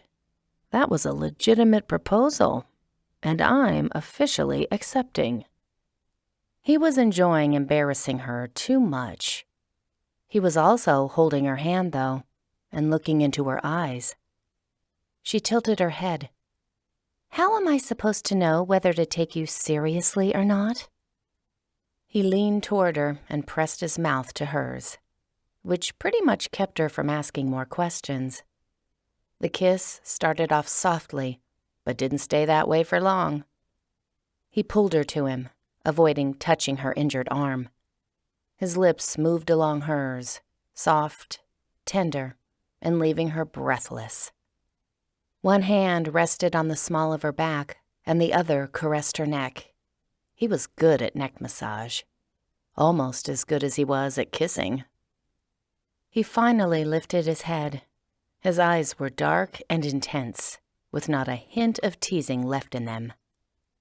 "When I noticed the house had gone dark, and you didn't answer your phone? You don't know how panicked I was. I saw the smashed window by the front door and realized someone had gone inside. He stopped himself. I'm not supposed to talk about the case. After the investigation is over, I'll finish telling you about the heart attack I had when I thought I might have already lost you. She rested her hand against Mateo's chest, feeling his steady heartbeat. I'm glad your heart is fine. Although I may have to keep my hand here a while longer just to make certain. He put his hand over hers. I never should have left the house to return the horses to their stables. I don't know what I was thinking. His brown eyes looked truly penitent. I'll spend the rest of my days trying to make it up to you. He took her hand from his chest and kissed her fingertips. Do you have any idea how Mr. Baldwin found you? She bit her lip. She was going to look like such an idiot when she told him what she'd done. Mateo misinterpreted her hesitation. Forget I asked. I'm not supposed to talk about the case yet. Okay, she said, relieved. Let's go back to kissing and deciding what to name our children. His eyes narrowed in suspicion at her reaction. You're not at all troubled? Or trying to figure out how he knew your location? I'm easily distracted by kissing. Mateo made a grumbling sound. Wait a minute. Did you let Mr. Baldwin know where you were? Not on purpose. She blinked, wilting away from him. How is it that you can read me so well when we haven't been together for 7 years? Lots of practice growing up. He pinched the bridge of his nose, his frustration evident. So what did you say that let him figure it out? He held up his hand. No, don't answer that. She wasn't good at following instructions. It was the core trait of being a difficult client. I accidentally mentioned my grandmother. He put the pieces together. I told you not to answer. Sorry. She gazed at him through lowered lashes. I really am sorry. I put everyone in danger because of a slip of my tongue. You don't have anything to make up to me. All the making up will be on my end. You saved our lives. I would throw my arms around you and hug you, except I'm pretty sure that would hurt. His expression softened. He wound an arm around her waist and gently pulled her into a hug. She rested her head against his shoulder. He smelled good. Some sort of cologne that reminded her of the outdoors, of warm, starry nights. Maybe because he'd worn the same cologne when they laid out on the blanket and looked at the night sky. She breathed it in. So, time for a define the relationship talk. Are we dating now? His teasing tone returned. We're engaged now. I told you I was holding you to that. Are you? He cupped her chin in his hand and dropped a kiss on her mouth. Then another. Her eyes fluttered shut. He wasn't serious about being engaged, but it was nice to pretend that she was his fiancée. You're that sure about me after being together for a few days? He ran his hand along her back. I was sure about you 7 years ago. I should have never let you walk out of my life. I intend to remedy that now. He lowered his head and kissed her so fervently that none of it felt pretend. The news story ran later that night. Mateo watched it with her on the couch while they ate dinner. He'd made green chili enchiladas, proving he'd learned some fierce cooking skills from his mother. When the news story wrapped up, Mateo clapped. A+ work. I can almost hear the FBI director calling his agents and yelling at them to open an investigation into Senator Powell. She picked up a glass of water and lifted it like she was offering a toast. To the power of the press. That story is totally almost worth taking a bullet for. Mateo raised his glass to hers. To a long and brilliant career. She clinked her glass against his. To my bodyguard for keeping me safe. He smiled, keeping his glass next to hers. To my long and brilliant, but hopefully far less dangerous job of keeping you safe. Hopefully. He leaned over and kissed her again. Epilogue. Elliana expected a lot of things after the story about Senator Powell and New Gateway ran. She expected denial and backlash. Those came right on schedule.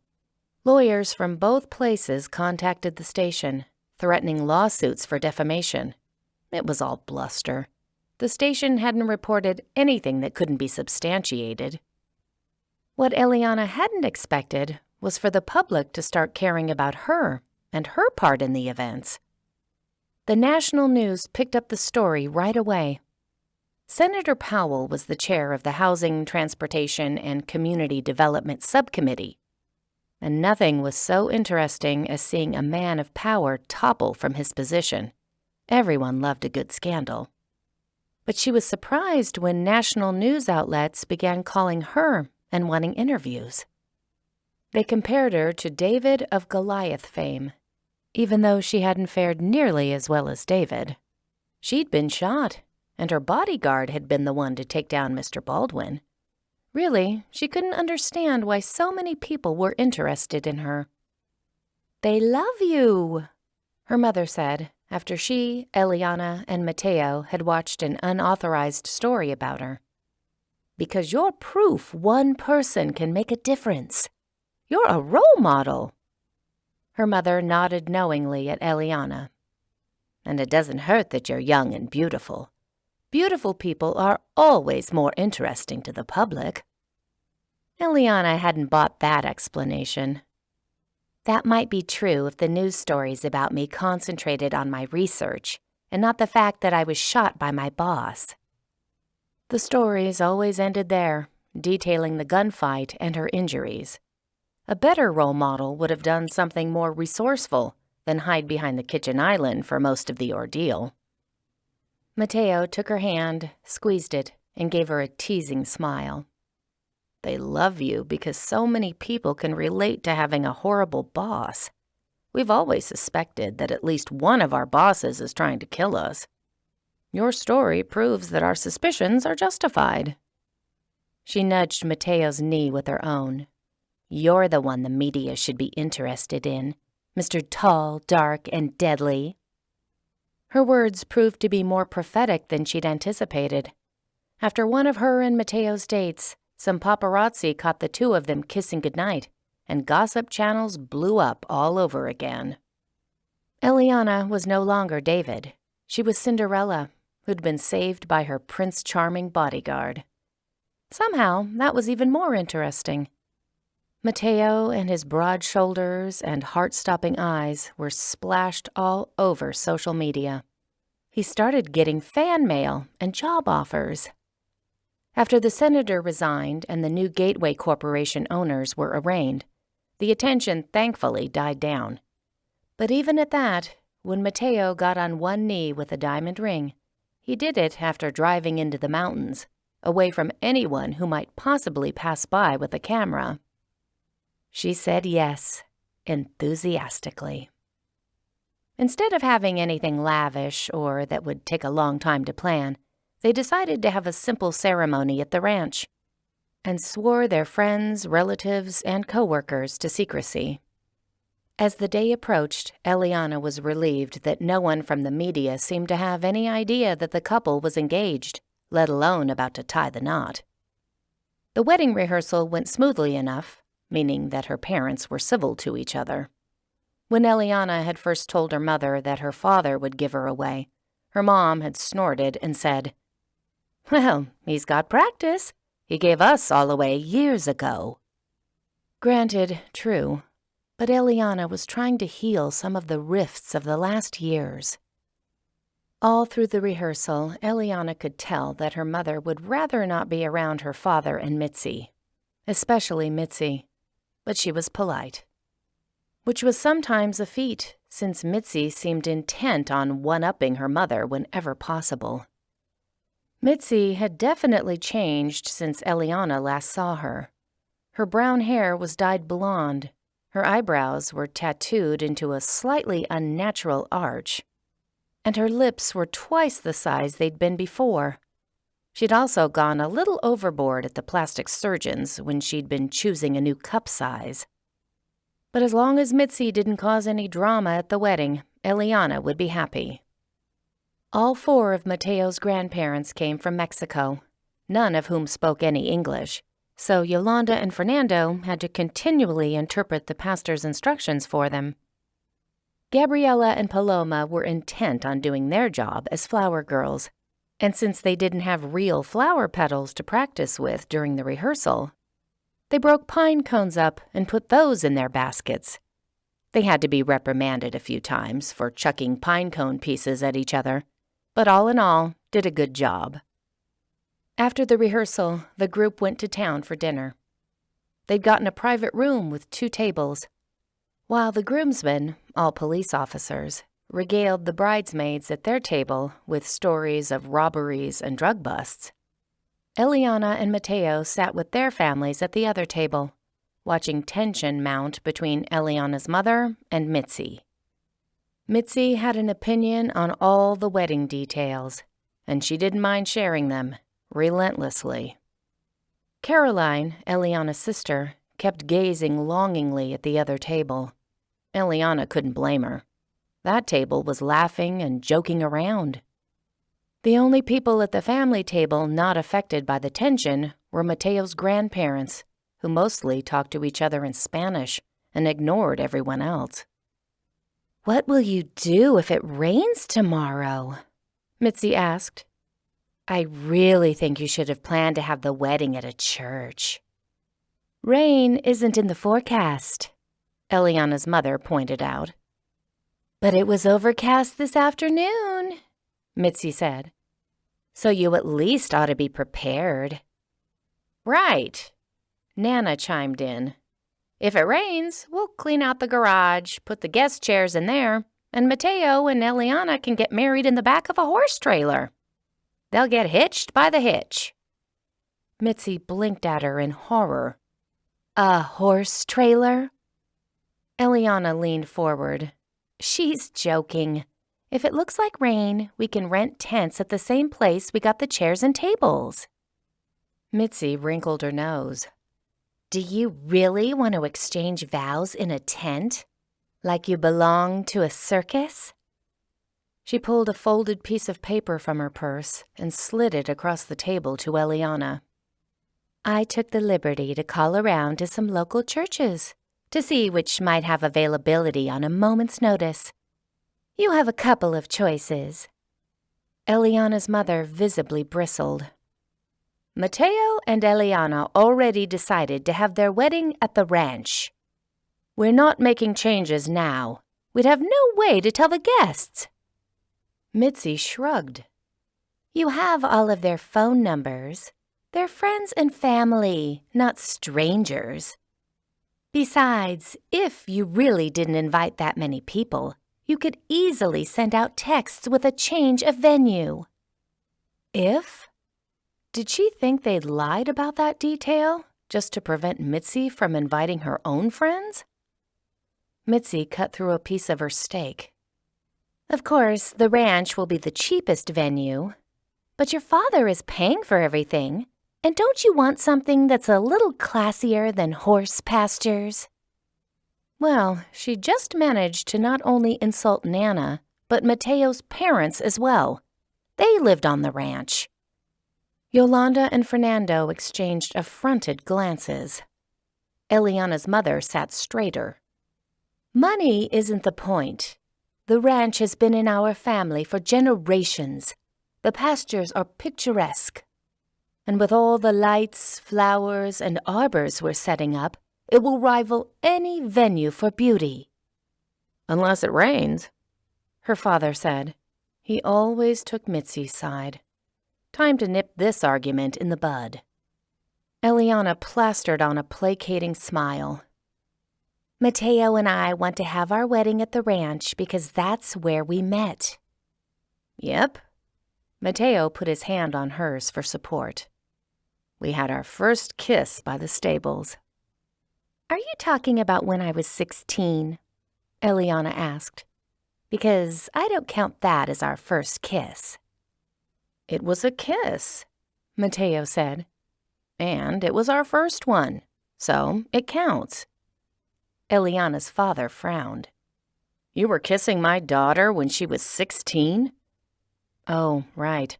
None of the family knew about that." "No," Elliana said hurriedly. "I mean, it was perfectly innocent. That's why it doesn't count." Mateo raised an eyebrow at her. Apparently, he didn't think the kiss had been perfectly innocent and was still counting it. Eliana's father scowled. "What else happened when you were 16 that I don't know about?" "Nothing," Eliana said. "Mateo and I were just friends." "And hardly that," Paloma piped up. Eliana hadn't realized she was even paying attention to the conversation. Mostly, Paloma and Gabriela had been whispering to each other and eating all the rolls in the bread basket. Fernando gave his daughter a sharp look. "What?" Paloma asked. "Eliana said so herself. Remember when she first came to dinner?" "Exactly," Eliana said. For once, Paloma's commentary was getting her out of trouble instead of into it. "Back when Mateo and I were teenagers, we were more like acquaintances that didn't do anything that would shock our parents." She glanced at Mateo. His eyebrow was still raised, but he refrained from contradicting her. This was one of the reasons he was such a great catch. He would let her ramble on in an attempt to smooth things out. Anyway, she'd forgotten what they were talking about before kissing became the subject. Mitzi took a last bite of her steak. "I'm not trying to throw a wrench in your plans. I just want your wedding to be as beautiful as mine was." She paused to throw a meaningful glance at Eliana's father. "Best day ever, right?" "Really?" Saying those things in front of the ex-wife that your husband left in order to marry you was so tacky. Eliana wasn't sure how to respond. Her gaze cut to her mother. Her lips were pursed, and she was clutching her glass too hard. "I'm just bringing up these points," Mitzi added, "because I believe in being prepared." Eliana's father patted her hand. "It's one of her best qualities. She's always thinking ahead." Eliana's mother muttered, "She certainly was when she met my husband." Perhaps her mother hadn't meant for anyone else to hear that commentary. She'd said the words softly, but the Spanish conversation at the end of the table had momentarily ceased, leaving the table silent. Mitzi's eyes narrowed and her nostrils flared. Before she could open her mouth to speak, Mateo said, "We'll keep our eyes on the weather report." He took the piece of paper that Mitzi had given Eliana and slipped it into his pocket. "Thanks for this." Mitzi sniffed, still affronted. Eliana's father glowered at her mother. How long until this dinner ended? Most everyone had eaten their main course, but they were still waiting on dessert. "Where are the brownie sundaes?" Eliana asked to no one in particular. "Didn't the waiter say he'd bring them soon?" "I'll go find him and ask." Caroline jumped up and left the table. She could smell a scene brewing. Their mother had a glint in her eyes that said she wasn't sorry for what she'd already said and would say more if pushed. Eliana glanced at Mateo. Was he having second thoughts about marrying into this dysfunctional family? He wasn't looking at her, but at her parents, and he didn't look happy. She needed to keep the conversation on safe topics. "The brownie sundaes are amazing here," she announced. "Mom and I used to get them every time we had something to celebrate. I think a wedding deserves 2 apiece, right?" Her mother's expression softened. "At least 2. We'll tell the waiter to bring extra for everyone." "I'll have to pass." Mitzi sat back in her seat and gave a laugh that felt judgmental. "If you eat too much dessert, the fat goes to all the wrong places." Gabriella chose this moment to turn to her twin and say, "That's probably why her lips are so big." For a moment, all Elliana could do was gulp and hope the twins didn't put forth theories about the size of Mitzi's chest. Several people spoke at once, Yolanda apologizing for her daughter's rudeness, Fernando chastising Gabriella in Spanish, and Eliana's father assuring Mitzi that her lips weren't too big. Eliana's mother laughed, which also contributed to the general pandemonium. Almost immediately after Yolanda apologized, she announced that she still had some things to do in preparation for the wedding, and her family needed to leave. She and Fernando shuffled the twins and Mateo's grandparents out of the room. Eliana's father said they had better go as well. He didn't bother giving a reason. One wasn't really needed. All in all, this night was probably the worst wedding rehearsal dinner ever. Mateo hardly said anything on the ride back to the ranch, and as he kissed her goodnight on her grandma's patio, she could still feel his tension. Should a man be this tense the night before his wedding? Again, she worried he was having second thoughts. "I'm sure everything will go smoothly tomorrow," she told him. "Weddings are like plays, right? If your dress rehearsal bombs, you'll have a great opening night." Instead of answering, he checked his phone. She watched him, waiting. "This is where you say, 'I'm sure we'll have a great opening night. 5-star reviews.'" "Sorry, I was checking tomorrow's weather forecast. Now there's a 30% chance of rain after 8 p.m. The ceremony started at 5, with dinner and dancing to follow. "We'll be done with the important things by then. If we have to cut the dancing short, it'll still be fine." He put his phone away. "Right, it will be fine." Fine. She'd said the word first, but wanted a lot more enthusiasm from him in return than the word fine.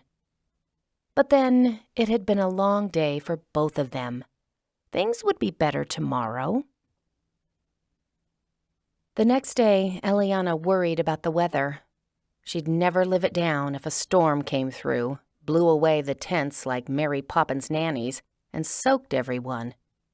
She worried about forgetting her vows, and that her mother and Mitzi would cause a scene, and that Paloma and Gabriella would pelt the audience with flower petals.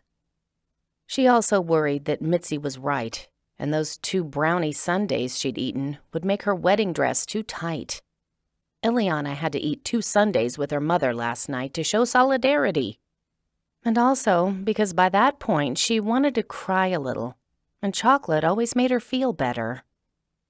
Eliana had been so focused on that litany of possible disasters, she'd forgotten other things could go wrong. While her sister and mother were helping her get changed, Nana strode into the room. She wore a floral dress and a hat fit for the Kentucky Derby.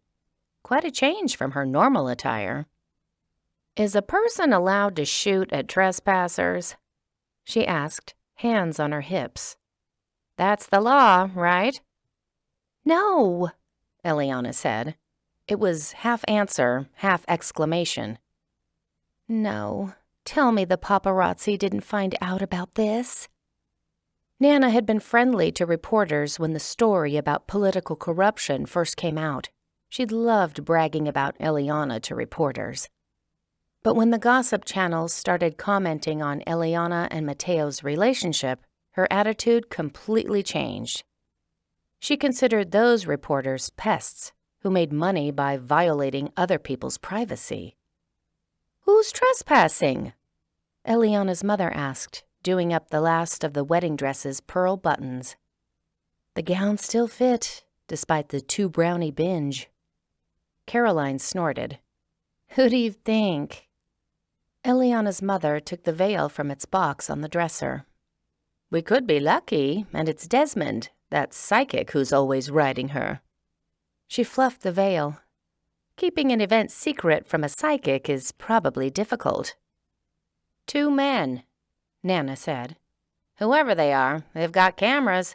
The kind with lenses as big as hubcaps. Definitely paparazzi." "How did they find out about my wedding?" Her mother tucked the veil into Eliana's hair. "Maybe that's how Mitzi paid for her last round of plastic surgery. She charged someone for a chance at an exclusive." Caroline sent their mother an exasperated look. "You promised not to bash Mitzi today." "It's not bashing," their mother replied, "if it's a legitimate theory to a question." None of this was helping. Elliana took a deep breath. "Where are they?" "They're keeping their distance," Nana said, "but they're technically on my property. Will anyone have a problem if they get footage of me shooting a few warning shots in their direction?" "Yes," Elliana, her mother, and her sister said in unison. "Fine," Nana said. "I'll tell Mateo and let him deal with them." Elliana thought about that for about 3 seconds. "No, don't tell him. It will just upset him, and then he'll be glaring and tight-lipped through the entire ceremony. This is supposed to be his big day, too." Her mother adjusted the veil. "That's a sweet sentiment. However, if wedding ceremonies were left to men, they'd be indistinguishable from Super Bowl parties. In order of importance, the ceremony is for the bride, the bride's mother, the groom's mother, the grandparents, and then the groom. That's why we have flowers in the middle of the tables, and not bowls of Doritos." Really, her mother's divorce had made her too cynical about men. "All right," Elliana said. "It's still my big day, and I don't want Mateo glaring in the photos. So let's take care of this without telling him." Caroline handed Elliana a pair of white heels. "Half of Mateo's friends in the audience are police officers. They could chase them off." Elliana slipped her shoes on. "When you say chase them off, you mean ask them politely to leave, right?"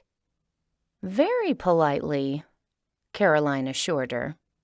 "We don't want anyone filming possible police brutality at your wedding. I'll go have a word with Officer Dawson." The cute one figured. Elliana glanced at her wrist. Instead of her watch, she wore a pearl bracelet. "How much time do we have before the ceremony starts?" "Enough time to get rid of the paparazzi," her mother said. "If we start a few minutes late, no one will care." Well, no one but Mateo. At 5 minutes after 5, he texted Elliana and asked when she'd be ready. "Not sure," she texted back. "I'm having a hairdo emergency." At 5:15, he texted, "I'm sure your hair looks great. My grandparents are worried you're jilting me at the altar. They want to talk to you and convince you I'm worth it." Fortunately, Elliana didn't have to have that conversation because Caroline breezed back into the room. "Mission accomplished. The paparazzi are gone, and Mateo's friends are back in the audience. Everything's a go." She texted Mateo, "Meet me at the altar, and we'll discuss my terms," and headed outside. For the next few minutes, everything went off without a hitch. Elliana met her father by the front door. He beamed at her. "Look at you, all grown up and stunning." The music played, signaling the bridesmaids and groomsmen were taking their places. At the appointed time, Elliana and her father stepped out the door. They walked down the aisle between rows of chairs and smiling faces.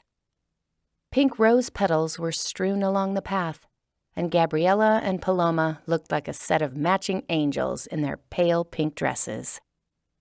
The videographer was standing nearby, capturing the event.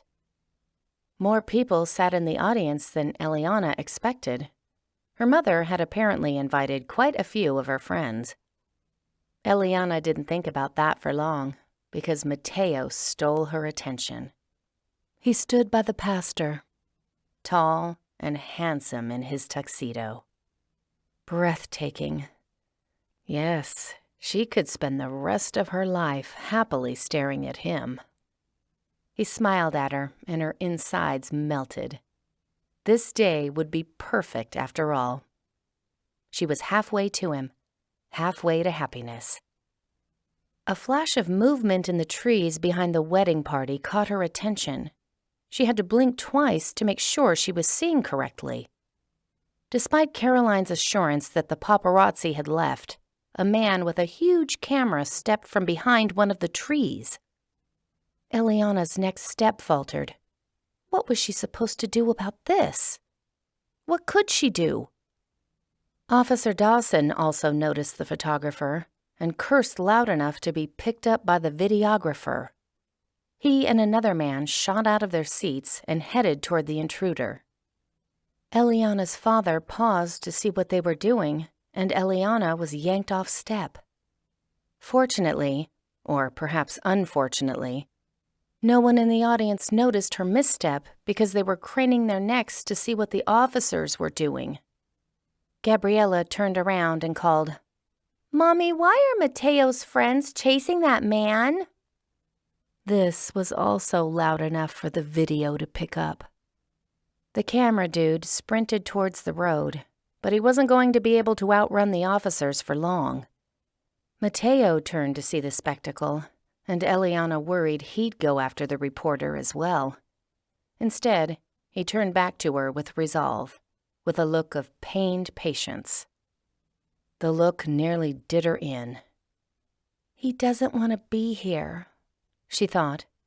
He doesn't want to be a part of the chaos my life has become. Who needed tents? Her wedding had turned into a circus without them. The rest of her steps felt wooden. Mateo's grandparents spoke to each other loudly in Spanish and waved their hands in the direction of the fleeing man. Mateo's gaze kept flicking over his shoulder to the chase. Elliana didn't have to watch it. She knew the moment the man had been tackled because the audience went, "Yes," in unison. Caroline, her maid of honor, yelled, "Break his camera!" Well, that was just the tender pronouncement this moment needed. One of the groomsmen leaned toward Caroline. "Technically, breaking personal property is illegal." He probably didn't mean for the audience to hear him, but the pastor's mic picked it all up. "So is trespassing," Caroline retorted. "We don't want any pictures of Officer Dawson slamming the guy. No evidence means less chance of a lawsuit." Great. If the guy brought a lawsuit against them, would Elliana have to testify? Probably. This just kept getting better. She reached Mateo. He took her hand and was finally giving her his full attention. But his lips were pressed tightly together. Her heart sank. That wasn't the look she'd longed to see on his face while they were standing at the altar. All of it suddenly seemed like too much. Their wedding had been ruined before she even had a chance to forget her vows. And she had forgotten them. All the time she'd spent rehearsing them last night. All for nothing. The pastor glanced over his shoulder, checking to see if the disruption was finished. "I'm sorry," she whispered to Mateo. "You shouldn't have to keep dealing with this sort of thing. I know you didn't sign up for any of it." She couldn't meet his gaze because tears blurred her eyes. She looked down instead. What were they supposed to do now?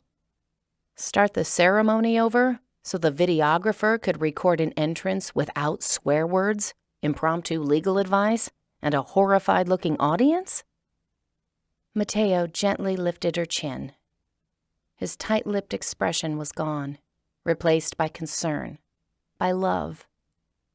Hey, I'm definitely signing up for all of it. If you're involved, I'm going to be there with you. That's what marriage means.